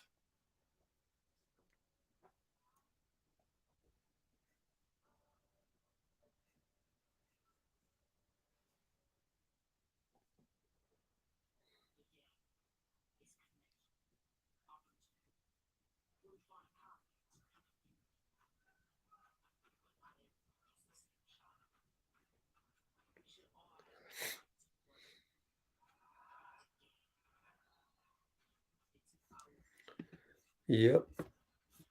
I got a little dragged into the psychopath stuff. That's the problem with StreamYard, is that it shows everybody's comments, even if I deleted them. So I have to wade through all of that, but I think I caught up. If Poole stayed consistent, we wouldn't have this conversation. Nah, I think Draymond's void that he leaves is outweighs anything that Poole could have done. I mean, Poole can get better on defense, but what, you expect a third-year kid to suddenly incrementally become so much better on defense? And I mean, JP just doesn't have the reach. There's physical limitations. He's a two guard. It's not really a 3-and-D wing, So yeah. Can't wait to see Dre and Wise back. Yeah. But we'll have to wait.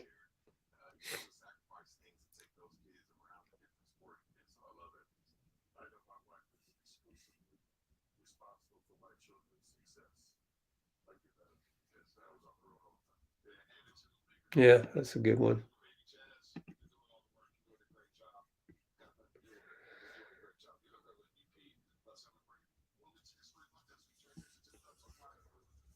I mean, Jordan Poole's just going through stuff. He's a third-year player. Give him a break. He's come a long way. 28th pick. He's doing a lot more than a lot of other 28 picks.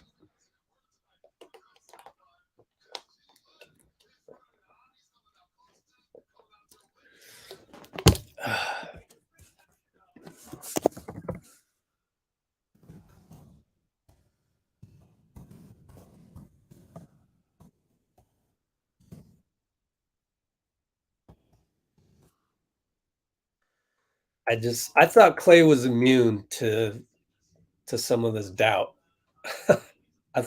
but no one's safe on social media. Hate to say it. Yeah, OPJ.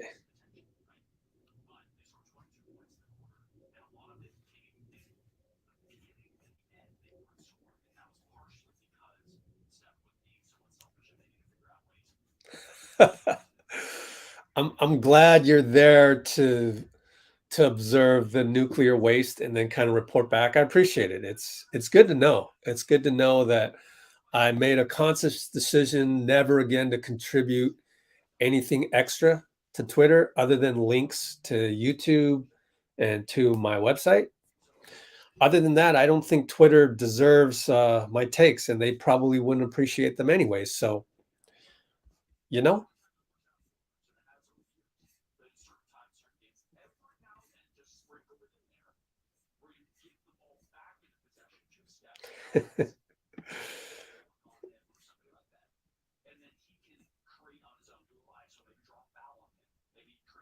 All right, Rebel. I'll let you. The whole Tom Holland thing. All right. Let's see.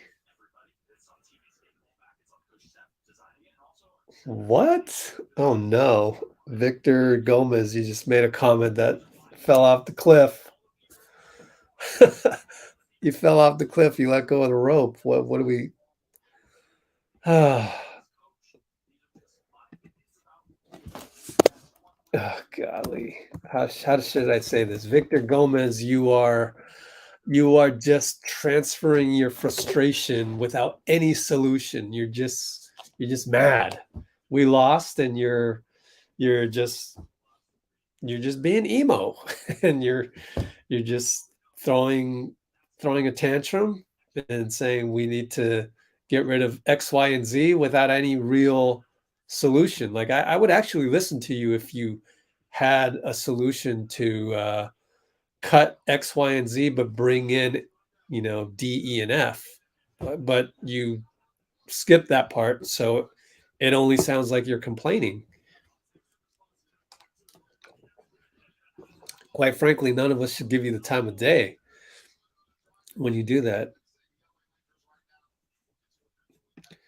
Yep.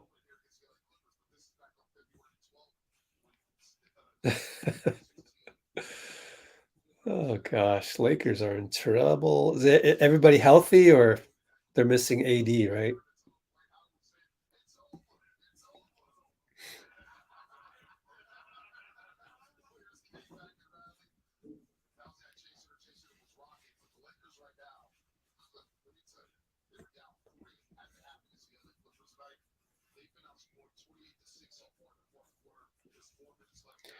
Yeah, but the thing is if Draymond was around, then Steph would seem like the GOAT. I'm not going to say he is the GOAT, but he'd be more in the conversation if Draymond was around. But let's not forget, nobody thought MJ was the GOAT when he didn't have Pippen, right? Steph also, MJ needs Pippen as much as Steph needs Draymond. So, just take that with a grain of salt. It's a lot easier today to say MJ's the GOAT because Steph doesn't have Draymond around to make him the GOAT.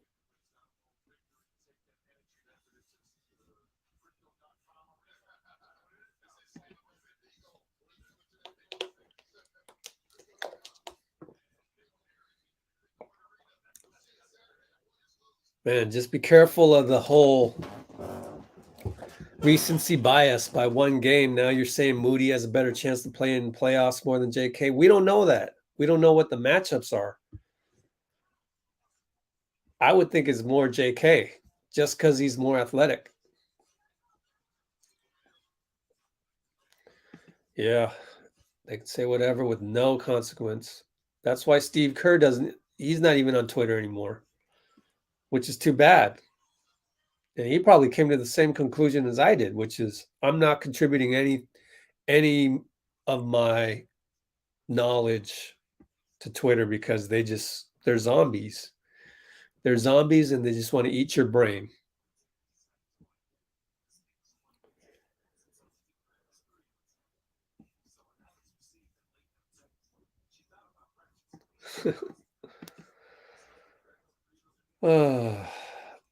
I don't know.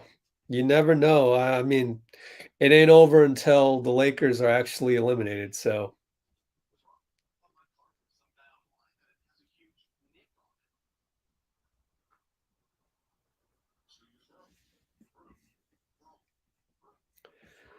only problem I have with this is that it was Luka. You're talking about an elite superstar tonight in Dallas, and you shouldn't throw Gary Payton under the bus. You shouldn't throw whoever else it was trying to guard Luka. Looney, don't throw those guys under the bus because it's Luka tonight.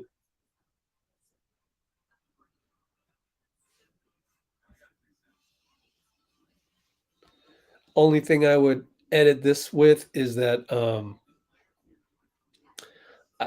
right now we just need to play better. The guys who are on the court play better to a certain degree where they can. Limit turnovers, do the right rotations, get your body in the right place. And yet we're such a young team that I understand it if they can't. So I'm not worried about the seed right now. I couldn't care less what Memphis is doing. It's just like we need to practice tomorrow, have a good practice, and look at the film and just make those little incremental adjustments. And games are winnable because we're basically a 500 team. So if we're playing another 500 team, it's up for grabs. Now you're going to see on Saturday, the Lakers are going to make a lot of mistakes. So that helps us out. So it's not like we're suddenly this totally better team. We can only incrementally get better. A team without, a Mount Rushmore defensive player in the history of basketball, well, we can only get that much better. We can't suddenly be as good as when we had Draymond, right? So what's going to make it look better is that the Lakers aren't actually that good. They make a lot of mistakes. They have chemistry issues, whatever the issue may be with them. We couldn't care less. Just keep making those mistakes, turn the ball over to us, etc. On the other hand, they may play well. Suddenly, they may play to their capabilities. Let's take a look at bkref.com, LeBron James. So we're going to go to LeBron here and check out their box scores and see what's up and what's going on with them. Okay, so they had a game against Dallas that they, I think, lost. They lost by 5. Let's see. They played Dallas. Luka had 25, 8 and 5. See if we can tell anything here. Lakers are starting Malik Monk. LeBron went 26, 12 and 5. Oh yeah, Russ 5 for 17. They're starting Stanley Johnson, Austin Reeves. I mean, no Anthony Davis. You got old guy Carmelo coming off the bench. Our friend Kent Bazemore. I mean, this is not a very deep squad right here, right? Austin Reeves, Malik Monk, Stanley Johnson. Those are not names that strike fear in your hearts. At the same time, our guys, Steph, Clay, Wiggins, GP2, and Looney, that doesn't necessarily strike fear in anybody else's eyes either. But on paper, we should have more talent than they do. But we'll see. You never know. LeBron could go ballistic, whatever.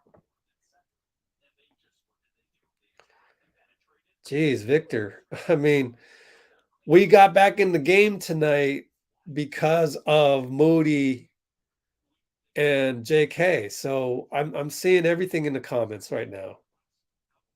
Oh my goodness. You're upset. Why are you upset? We just played 2 rookies, and that's why we didn't have JK on Luka, which is probably the only rotation that you could criticize Steve for, because he put Moody in there and Moody produced, and you're mad at that? That doesn't make any sense. You're all over the place. It's very emo.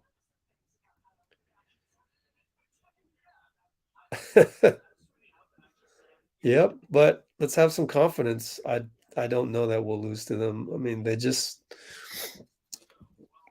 don't know. Maybe it's that Warriors brand thing where Austin Reeves goes nuts because he's playing against the Warriors. Stanley Johnson goes nuts. I don't know.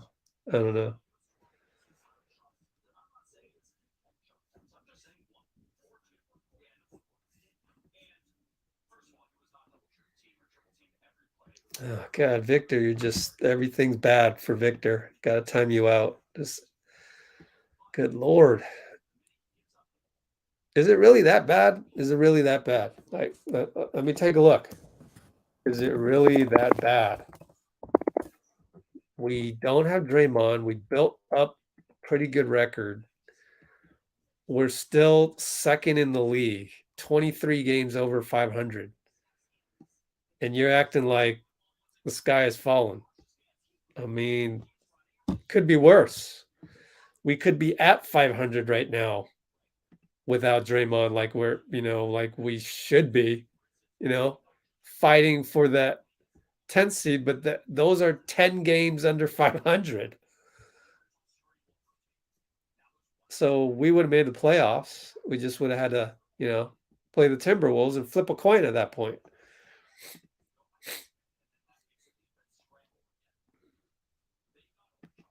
Oh, Psychopath is back. Hey, Psychopath, what's up? Bye-bye. Don't give him any attention. Don't give him any attention, Bruce. Just ignore him. Because that's a sad kid somewhere. A sad kid. And I do mean if that guy, whoever that guy is over 16 years old, that's sad. Now, if he's under 16 years old and he's doing this, maybe he has a chance to contribute something positively to society. But at this rate, I don't think so. This guy is destined to be a waste in society.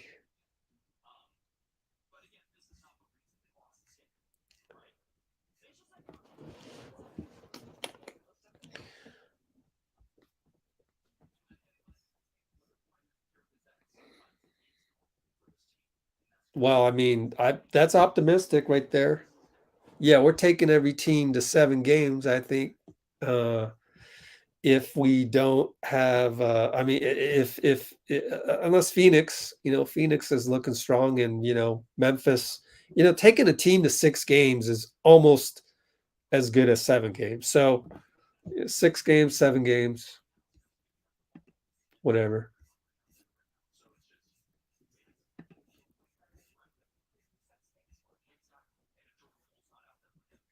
Here we go. Yeah, can't underestimate them. I don't think they will, though. We know how dangerous LeBron can be.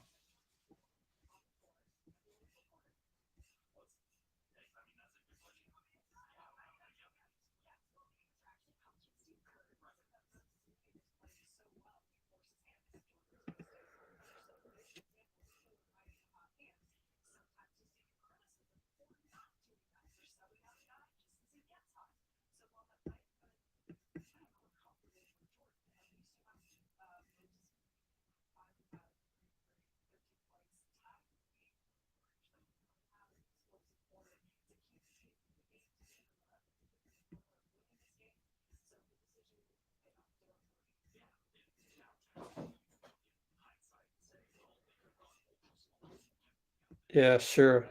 I got you. Mark and Roland. Let me do that. Mark and Roland. Hang tight. Roland, you are now moderator. Mark, you are now moderator. Boom. What happened to Anthony and Jeffrey, man, and Rebecca? Oh, what happened to them?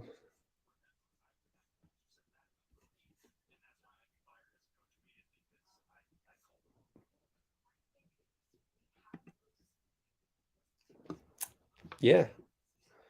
All right. So let me check. Moses Moody. Moses Moody is at the podium. Moses Moody at the podium.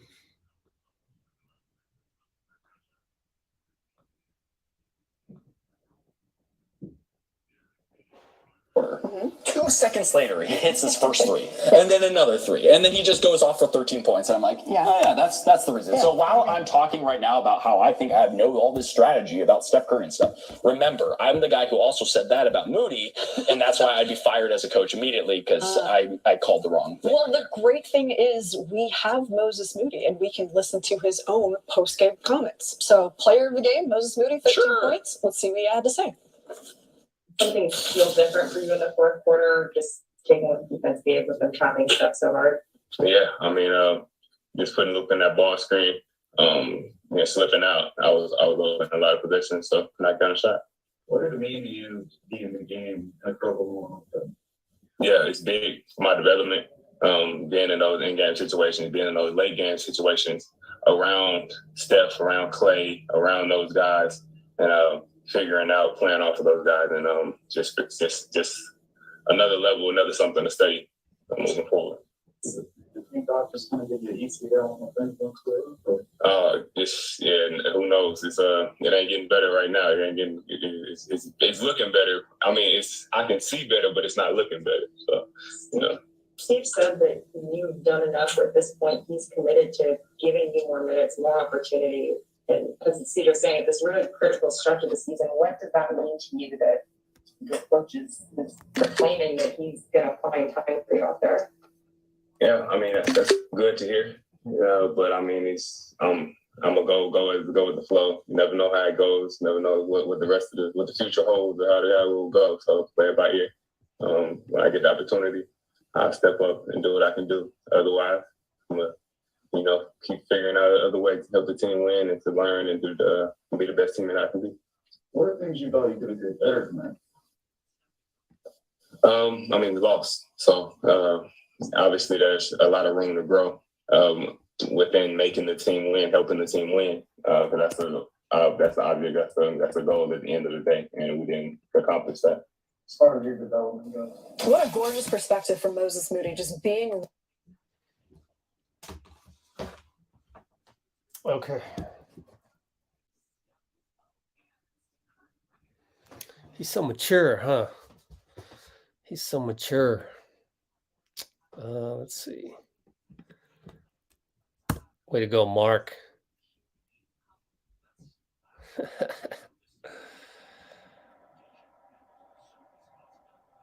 Yeah, LeBron understanding what Curry went through last season. What goes around comes around in the NBA, I tell you. Yeah, just be careful out there to not accidentally make him a moderator. That can be a risky thing. Just take your time. If you ever need to ban somebody, take your time with it. Make sure you click on the right one. But that was long overdue for some of you guys. Probably should make Dean a moderator as well. But anyways, we'll see. Moody. Yeah. I think we're good here. We're good here. I appreciate that comment right there from HMD.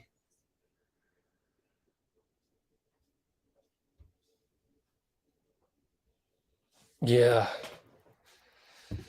Man, I want to do a video of just how Draymond rotates. The other problem is anytime you put highlights in a video, man, the NBA gets on you and bam, demonetized. And so what's the point? Like, I got to be able to make some ad money from anything I put on YouTube, right? To just have something sustainable, to keep living and breathing and eating and sharing the insights and positivity of the Warriors and the culture of the Warriors. So anyways, oh, there we go. There we go. Yeah, good. Clay Station. So I wish I could do a video where you like compare like a game with Luka where Draymond is there, and then you compare it to some of the things that are missing tonight. I love it when I see Draymond like cover two people at once, which is be in the paint to show the help, and then they have no choice to kick it to the corner. But with his 7'3", I think, wingspan, he's able to challenge the three and has one of the most beautiful closeouts in the game. And remember the one time when I think it was JK tried to close out. I think it was JK tried to close out, and he clipped Luka on the wrist. That was a foul.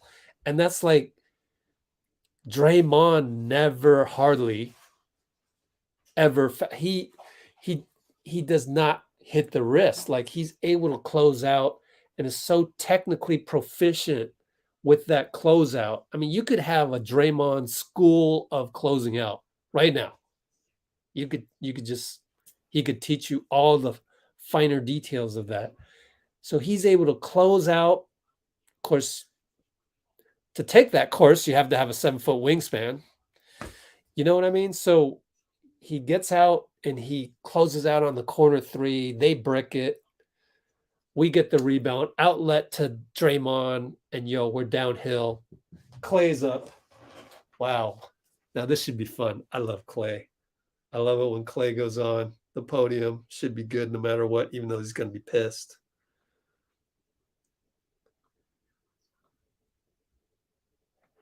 And we were talking about during the break how excited we were to hear from Klay Thompson, who did not have a great game. He's sick. He's missed some games. He's trying to fight through an illness that he said was not fun. And I'm sure he's not at full strength right now or full health. He goes out there and was really off in this game. Steve Kerr said he rushed some shots and he didn't play within the flow of the offense. So maybe we hear from Klay and see what he has to say. I have a few observations. Yeah. Let's hear from Klay first. Okay, here's Klay Thompson. Yeah, I feel spaced out, and our communication wasn't its best. And at times on the ball, I didn't do a great job of firing out to open guys. So we'll get it right Saturday. How do you generate more space on the other end than they are doing it? Hard track. I gotta make some shots, man. I can't be airballing and shooting off the side of the backboard, and I gotta be better. It's on me. I'm not playing all night. How much of it did it feel like rust coming off this? I'm sure you were just kind of chilling at the house for 5 days. Yeah, definitely. And but I mean, every time I step out there, I expect to be great. So I'll be better. Coming back from your injuries, you were talking about, balancing tempering expectations for yourself, while also always wanting to be great when you're on the court. Are you kind of past that point of tempering those expectations and you just want to be there all the time? Oh yeah, no question. And as my minutes tick up, I think I will get there. I'm gonna keep firing away, and it'll come.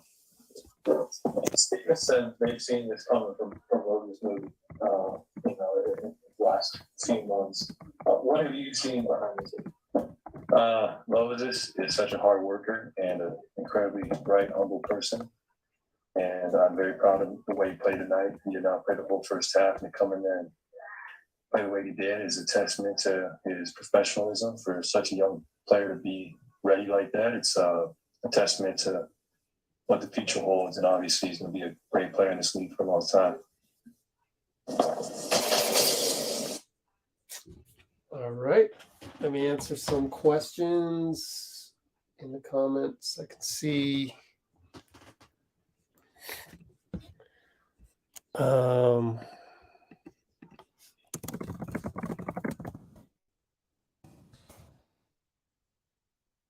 Okay, so is Dre gonna fix everything? The connectivity is so weird. They had a good stretch without him.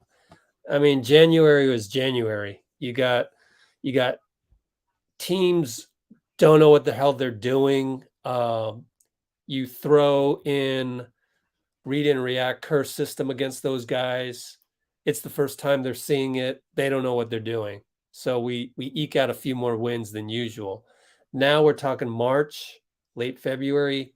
I mean, teams are in the throes of understanding game plan, executing on them better. They've seen the Kerr system a couple times. They know that they got to go pinch Steph immediately, get the ball out of his hands. Plus, Clay hasn't played in 2 weeks, so you get more confident in just doubling Steph easily.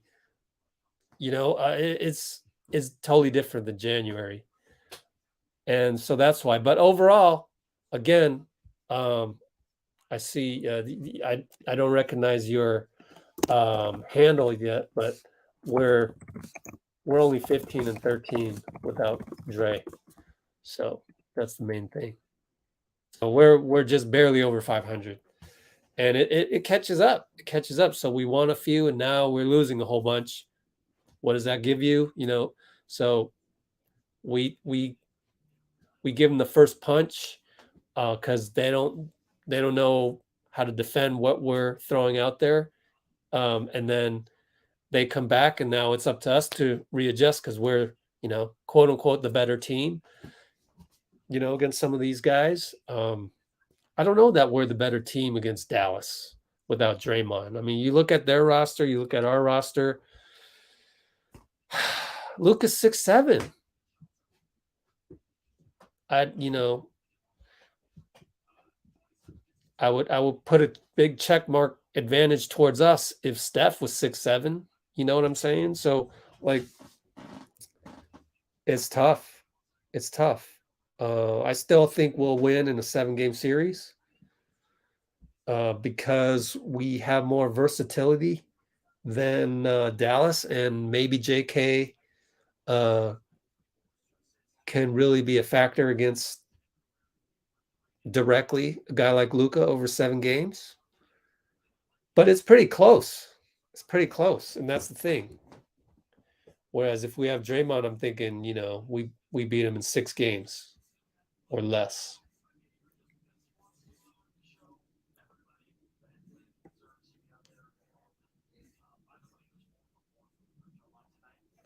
Yeah, there you go.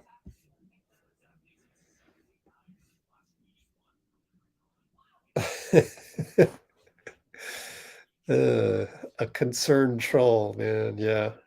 Well, we're getting used to that from India, but India's always been malleable and able to learn more and be convinced of something. I don't care what seed we are. Yeah, I don't care either. Yeah, still haven't.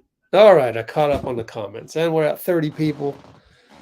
Okay, let's step about the 4th quarter clear. Yeah, he wasn't he? Yeah, I mean, good game plan by Jason Kidd. And they're executing, teams are executing now, whereas before you tell them to double Steph immediately, but you had to see Steph.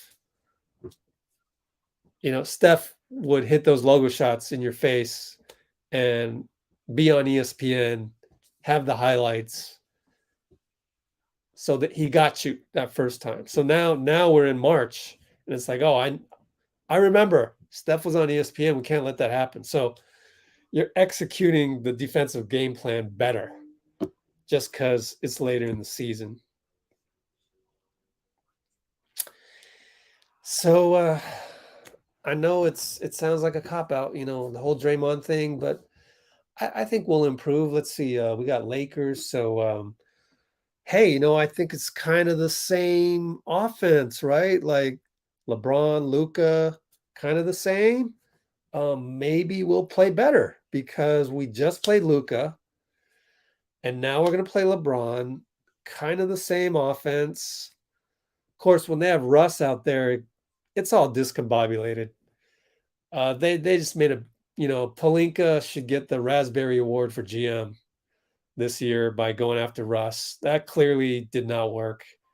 And it might have just crippled the franchise. So do we care though? We applaud that. Good job, LA. We're happy. We're happy they went after Russ. Chemistry killer, the guy that just his IQ is just stuck at, no better than a 3 or a 4 out of 10. I hate to throw him under the bus, but I'm calling a spade. And there's only so much you can do with that. They thought maybe it would improve with LeBron on the floor. It hasn't.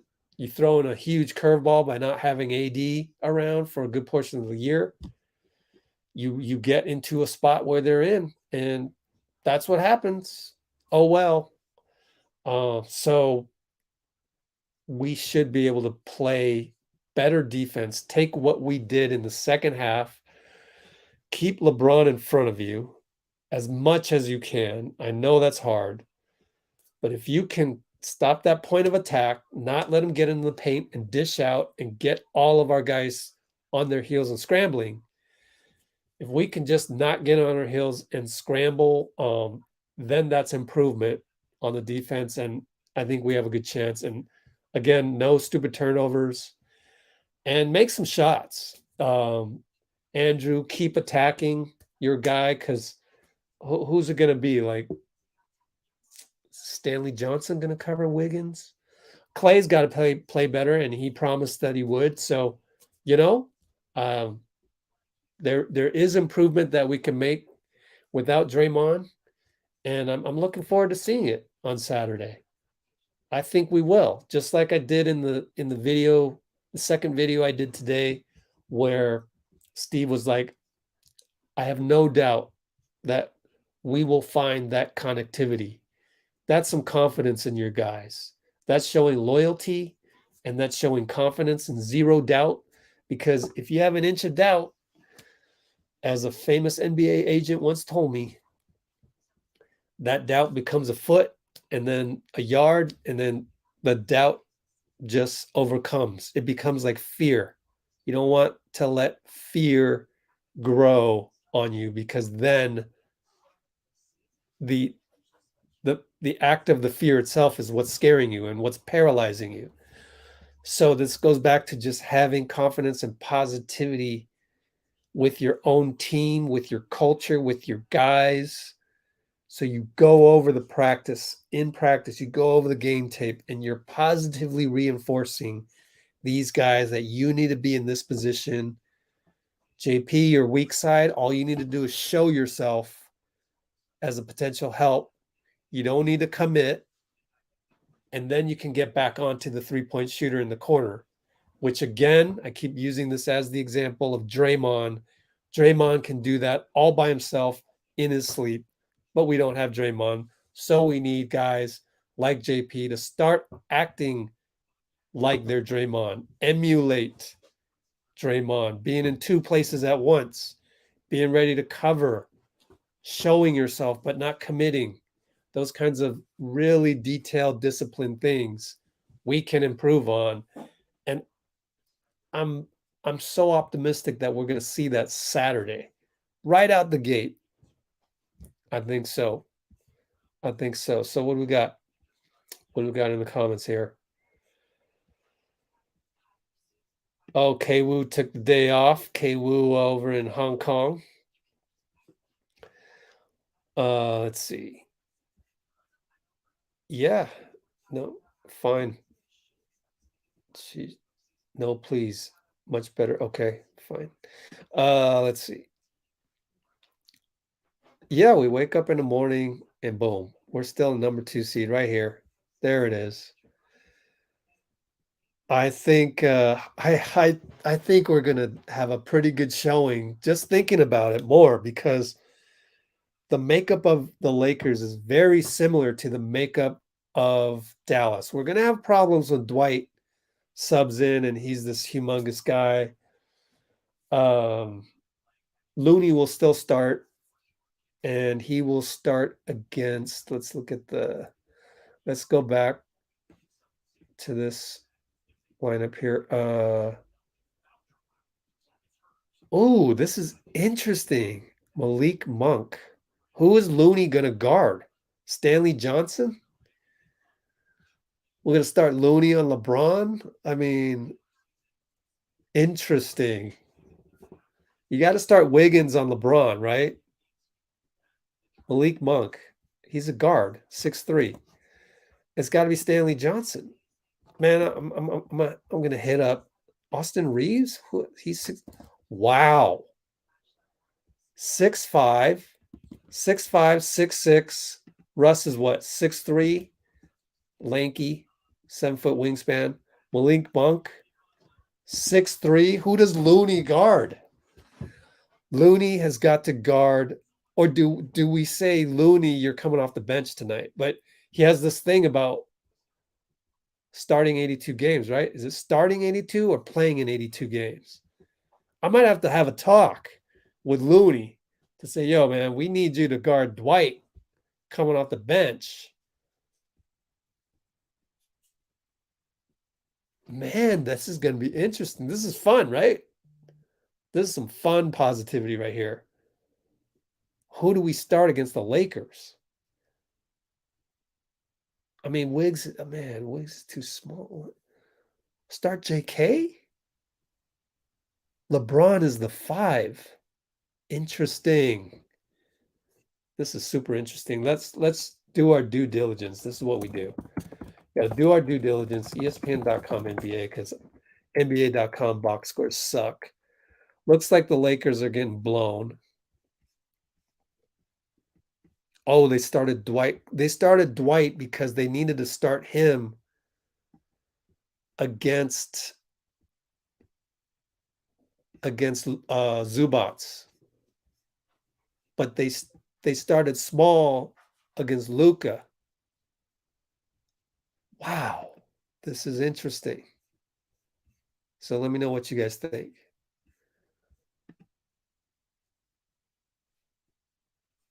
This is super interesting. We've only been on 4 hours. You know, I think it's worth discussing. So I'm going to screenshot this. Oh, and I'm going to put it on Twitter. Looks like Anthony Slater put a whole bunch of video up there. I love how I don't have to depend on Twitter for content anymore. I love that fact. We are now discussing the Lakers might start on Saturday. They started LeBron at the 5 versus the Mavs 2 nights ago. Warriors. Yeah. Who else is not even NBC Sports Bay Area is doing this?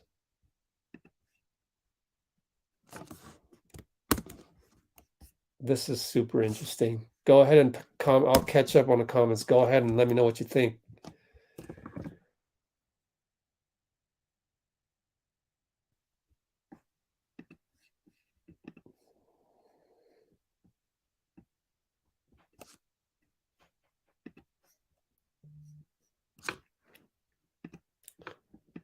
Who else does this? Who else does this, folks? We're already on to the next game. Everybody else right now is coming up with some negativity to comment on social media. We're already talking about the Lakers. Okay. Okay. Yeah, Andre, for sure.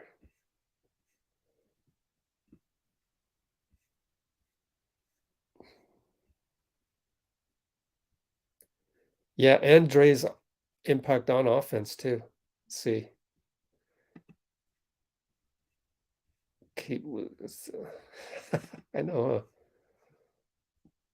I know, right? Wiseman. Oh man, that guy's so big. I see big people. It would have been funny if we were in Philly.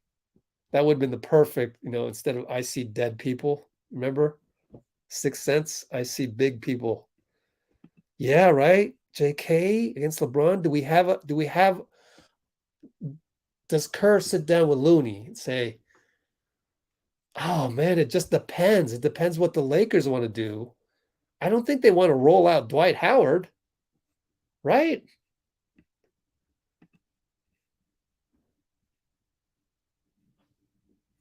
Is Loon going to guard LBJ? Man.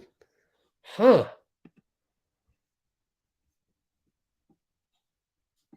This is good stuff, man.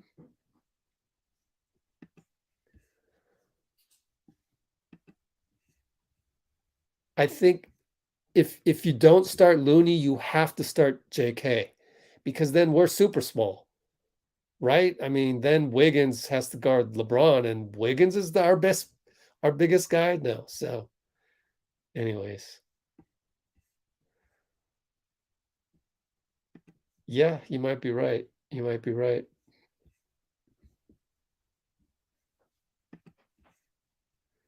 Who starts though? I'm just wondering. Yeah. Well, I mean, what, Looney? Yeah, Looney's just gonna do pick and roll with Steph. I'm leaning Looney still starts just because. Just because. Let's lose Warriors. All right. Hope you guys got rid of him. So it was hard. Is that a Lakers fan? Man, fan from Brazil. I thought all Brazilians were Warriors fans. Uh, yeah, didn't he say that? Yep. Okay, good. Yeah. Ooh, Vitor's got him in the Spanish. No, that's Portuguese. My bad.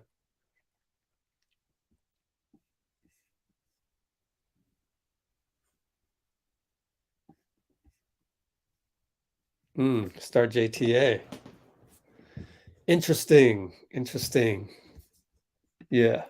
I love how we're talking about relevant stuff right now. Ooh. I think Looney starts. I think Looney starts because you're running pick and roll anyways with Steph out there. And then LeBron will have to switch on to Steph. And pass, find Clay. Okay. I think Clay has a big game, right? He's due. Clay is due. The Lakers don't really have, they don't really have anybody on defense that like jumps out at you that can really guard Clay, right? I mean, right? I wonder, are they going to start LeBron? Are they going to start Dwight at the 5? Huh. You want to start Chioza. God. I wonder. I can't wait now. That's, let's go Warriors breaking news. Who are the Lakers going to start? We'll be on top of that. I hope I remember to be on top of that because that's a huge pregame bit of information. Who is Frank Vogel going to start? Are they going to go with Dwight and go big, or are they going to go with LeBron at the 5? I think if I were the Lakers, I think I'd go with Dwight because we have trouble against big men. They got to know that. Dwight is no Jokic. He's no Embiid. He's no Cat. But he's going to cause us problems. So I think Vogel starts as big. I think staying small against Dallas is just a response to Luka, which they only lost by 5 points. So that's why we're having this discussion, because it's anybody's guess.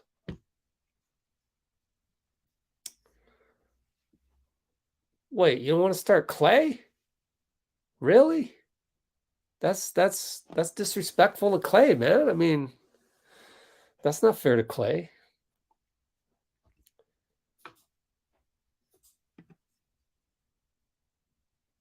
Yeah.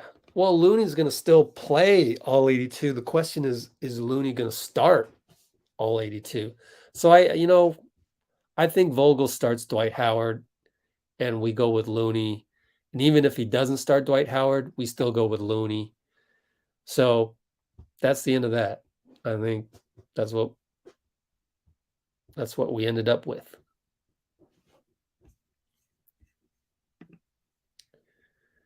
Any other suggestions? 3-4 minutes.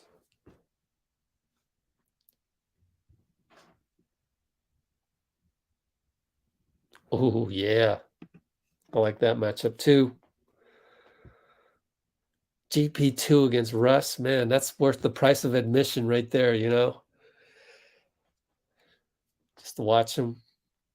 I love watching GP play defense. Even today against Luka, right? He, for the most part, he did well, but then I remember plays where Luka dishes it off and then he goes directly to the hoop, and then GP's in trouble, and then Luka's posting up on him. So that's the issue is that I think other teams have figured out that the adjustment to GP is to get rid of the ball. So GP's on ball, you get rid of the ball and you go straight down and you post them up. And that's, now we got to adjust to that adjustment.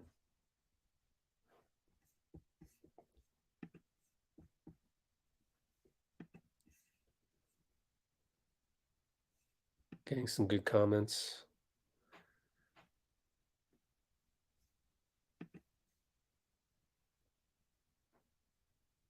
Yeah.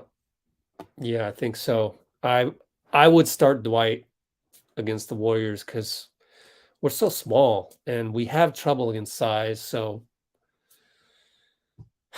yeah, I mean, Dwight's going to get what are his stats on offensive rebounds? Let's take a look. Let's take a look at Dwight right here. Do this for you. What other post game goes through this, man? This is fun stuff. I love looking at this. Let's look at the Warriors opening night. Oh, we don't need to do that.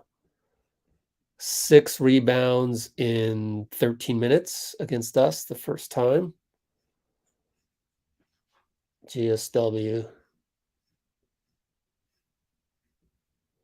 did not play. Wait, he only played 1 game? Oh no. Let me find GSW. Yep. That's it. Maybe let's look at a previous year when he played for Philly. You know, let's go back. No, 2 years we suck, so that doesn't count. So last year, GSW, there's one. 13 rebounds in 14 minutes. Oh, Lord. Not looking pretty. And then 10 rebounds in 14 minutes. 4 of them offensive. The previous one was 5 offensive. So it's like almost, you know, slightly less than half of his rebounds are going to be offensive rebounds. Oh, we got our work cut out. Let's see.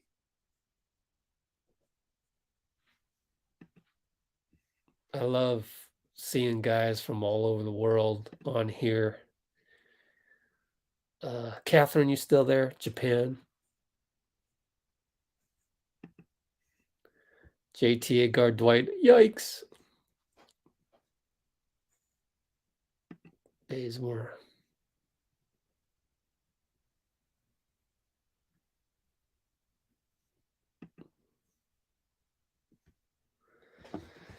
Yeah. Interesting stuff. So I think they start Dwight. I think we start Looney. No choice. Dwight is going to get as many rebounds as minutes played. -1, maybe. Chalk it up. Oh, gosh. That's going to be a tough night. But he can't play that many minutes.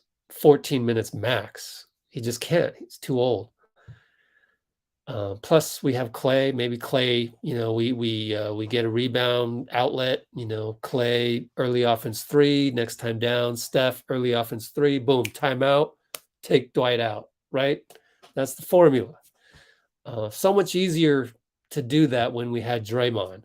And why is it that people don't realize that? Like, that's the whole argument of, you know, using Draymond as an excuse. I mean, it is a valid excuse because we would get the Dwight Howards off the floor. We would get the Karl Anthony Towns would have to come off the floor. Jokic would have to come off the floor. if we were ever to get the rebound in transition, Clay 3, bucket, come back, they miss, in transition, Draymond to Steph, bucket, timeout, take your 5 off the floor. That's the Hall of Fame greatness of Draymond that people just don't understand, both defense and offense, because a lot of those are him closing out, playing in the paint and closing out with a 7'3" wingspan to the corner. They miss. We go. We're on the run. And that's Warrior basketball, and people forget that. So anyways, we're not going to have Draymond Saturday, and we're just going to have Clay and Steph, but it's very possible that we Clay in transition, splash, Steph in transition, splash, timeout, bring out Dwight. Dwight's not in there anymore. So we'll see. We'll see if Dwight gets a rebound per minute or not.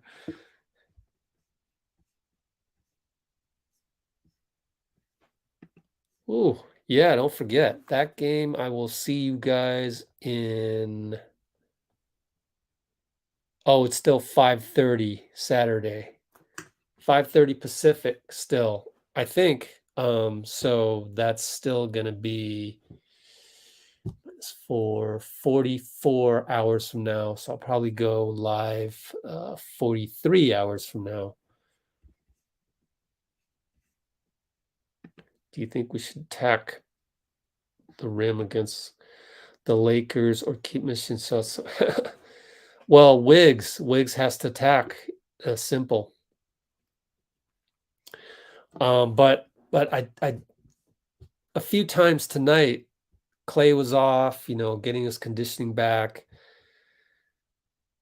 I saw Wiggins attack and there was no outlet. Nobody in the corner. So I think that's another thing we can correct that I kind of glimpsed at that I think maybe is a problem, which is that we just still weren't quite moving on offense off the ball. So Wiggins definitely has to attack. Like, we got Clay now on the floor, just like JK said a few days ago. Like, I'm going to be real with you. We got 7 shooters on the squad. Well, I don't need to be shooting. Same thing with Wiggins. Although he's one of those 7 that JK mentioned, it's still like Steph and Clay, number 1, number 2 option.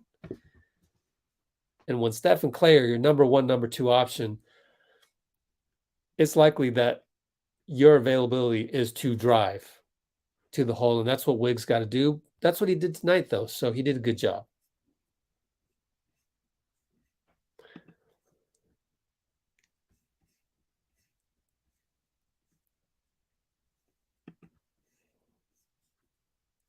Yeah, it looks like Draymond's able to be on the bench. Now, not too long ago, he was like, even yesterday, Steve was like, I'm not sure if it makes sense for Draymond to be on the bench for 2 hours. Good for his back. Yes, no, we don't know that. Better ask Rick Celebrini. So if he can just be out there, here and there, that's fine. But it's good just to have his presence. And he's such a loud voice out there. When he talks, he owns the room. He's one of those guys. That's why it's so great to have that balance. That's why Draymond is so underrated. He's still underrated. That those intangibles of owning the room when you're in there. Like, it's always great when you have a group of friends and you're the introverted one, but you have your best buddy is the extroverted one. Like, it's good to have that dynamic. And that's why Draymond and Steph are, probably the best duo ever, other than Jordan and Pippen. Right? What am I missing here? Right? Let me know if I left out anybody. But yeah, I gotta pull up Draymond just out of honoring him here. Yeah.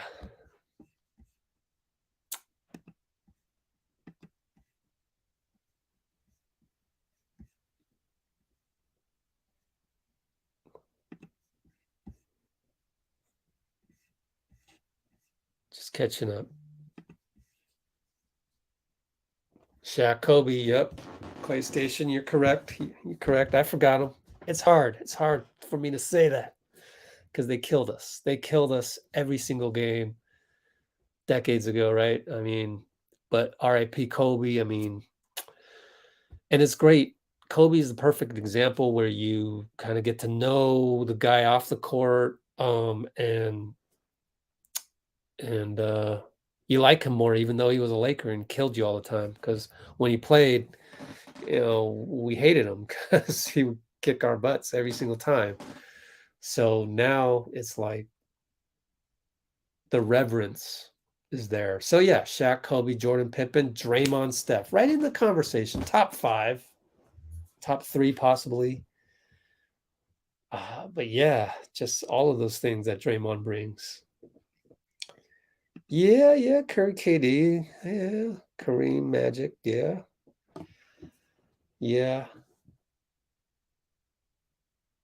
It's kind of hard to pick 2 out of, when you got 4 Hall of Famers, 5 if you can include Andre, but I mean, yeah, when the duo is more distinctly a duo, it's easier to pick that duo, be it Kareem, Magic, or I'm just saying Steph and Draymond, they just have that connected brain that's just so unique, so unique.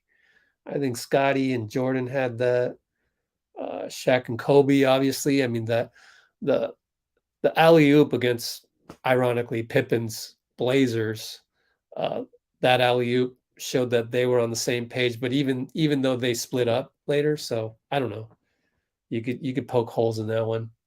And then Kareem, Magic, I don't really know because didn't really watch a whole lot of those. It was a different era. It was a different era where you dump it into Kareem. I mean, when you think of Magic Kareem, you don't really think of Magic running down on the break, dish it to Kareem for the dunk. You don't really think of that Showtime fast break. So it's a different type of duo. I'm just saying that it's not as much as a connected brain as Draymond and Steph. So I'm gonna, if we're arguing those points, I'm gonna poke holes in that one. So I think Draymond, I would rank Draymond, Steph above Magic, Kareem. Then there's Jordan, Pippen, yeah, and Shaq, Kobe. I'm going to rank Shaq, Kobe third. Pippen, Jordan 1, Draymond, Steph 2. Of course, it'd be nice to win a championship first to prove it all, with Draymond, Steph being a clear duo. But me knowing that they can and they will, having that confidence, saying they will win that championship, assuming we can check that off, then for me it becomes Jordan, Pippen, then Steph and Dre, then Shaq, Kobe, then Magic, Kareem. How's that? Chamberlain, West. Yeah. Stockton and Malone. Oh, but they didn't win no championship. But then again, we haven't either. But yeah, that's pretty connected. It was a different era. It's a different era. You kind of you feed it to him and clear out for Malone high post, right? But they did go on fast breaks and find Malone for the behind the head dunk, mailman dunk.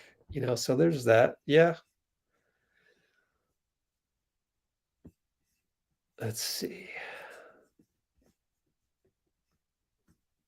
Kareem, Oscar. I have no idea. Never saw Oscar. Didn't even watch highlights. So I don't know anything about him. Dumars Thomas, possibly. Oh no, are we gonna say Kyrie, LeBron 2016 now? Anyway. Yeah. I think you know what I mean on the connected brain type stuff.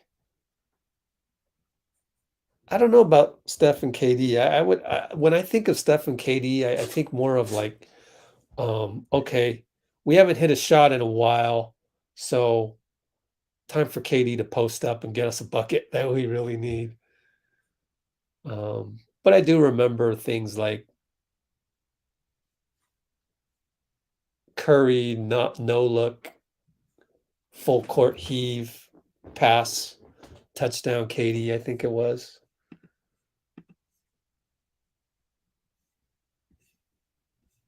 Ooh, someone got to that bot real quick.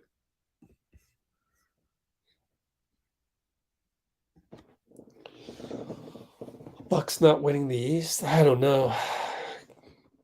I just think they're naturally not as hungry. Standings, NBA standings. One more time. Let's look at the East here. The Heat, Miami Heat. Holy smokes. I had no idea. Wait, I did have an idea. Eric Spoelstra was the all-star coach, my bad. But now the Bulls are third. Bucks are fourth. They're only 13 over. Wow. Interesting. Maybe Giannis is more comfortable playing the 4 than the 5. I don't know. Look at the Celtics creeping up. Reggie Zubats, yeah.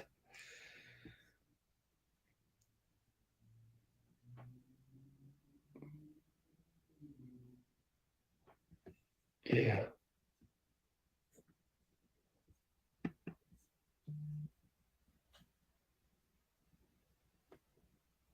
Wow, we're still going strong. Wow, is Tyronn Lue going to be Hall of Fame? Take care, Purse. See you in 43 hours. Celtics took out the Grizzlies? What? Oh my goodness. Let's check that out. Oh, convincingly, 13 points. 38 for Ja. Good Lord, 38. Desmond Bain, 17. Let's see. What else? Celtics. 37, Jason Tatum. Oh. They didn't even have Jalen. I don't know what's going on. Jalen has been hurt, my bad. It's hard to keep track with everybody else when you're neck deep. These guys. D. White? Who's this guy? Oh, Derek White. Yeah, they got him, but he's solid. Derek White's solid. Horford at center. Robert Williams the third. Marcus Smart starting point guard. Who's G. Williams? Oh, Grant Williams, yeah. He played well in the bubble. I remember Grant. Played well.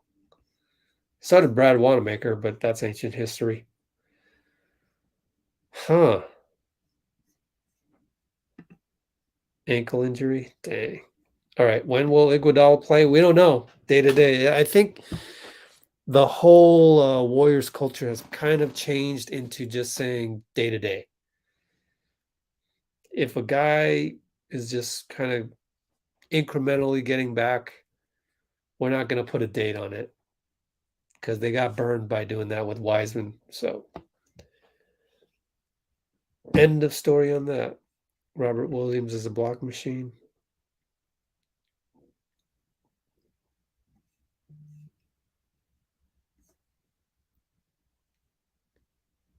Yeah. Celtics defense.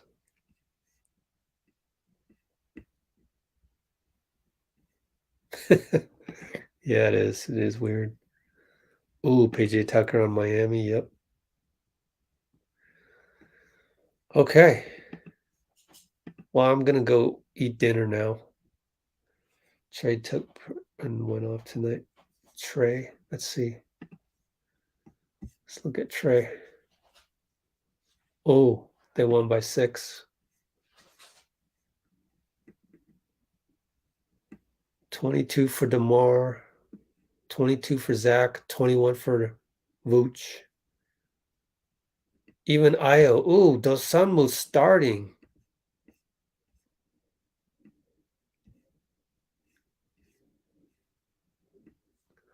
For Atlanta, they're under 500 still. Danilo starting. Trae Young, 39 and 13 assists. Jeez. Clint Capella, 12 and 11. DeAndre Hunter. Danilo Gallinari starting. Wow. And Herter, Kevin Herter. He's solid. 20 points for, oh, he's off the bench. Bogdanovich. Interesting. So they're tweaking around that lineup. Check the standings in the East here. Atlanta 10th. Yeah. Oh, who's going to win that play-in? What, 7 plays 8. Raptors Nets. Nets will win that one, right? So then the Raptors would play the winner of Hornets Hawks. Hawks are going to win that. And then Hawks will probably beat the Raptors, right? Who's with me? It's 10 p.m. here. Oh, Vitor, the answer is right here. The answer is right here. Well, maybe the answer. It's my speculation. But check that out. Let's see. Sleeping on Miami. Trey went off. Yeah, Andre might need to retire. Right. Yep, it's in my article.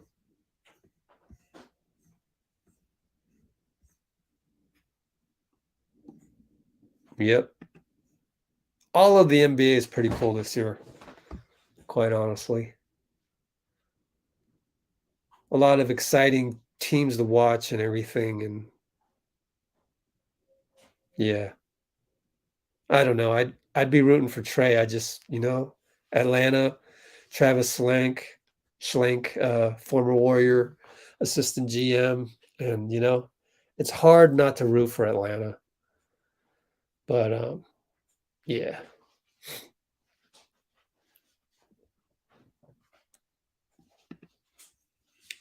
Yep.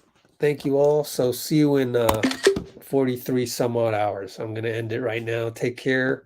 Everybody, let's go Warriors. Oh, and on the way out, everybody, please splash that like button. And I need to do that. Whoa, we got 86 likes. We got 86 likes. All right. Take care, people. See you soon.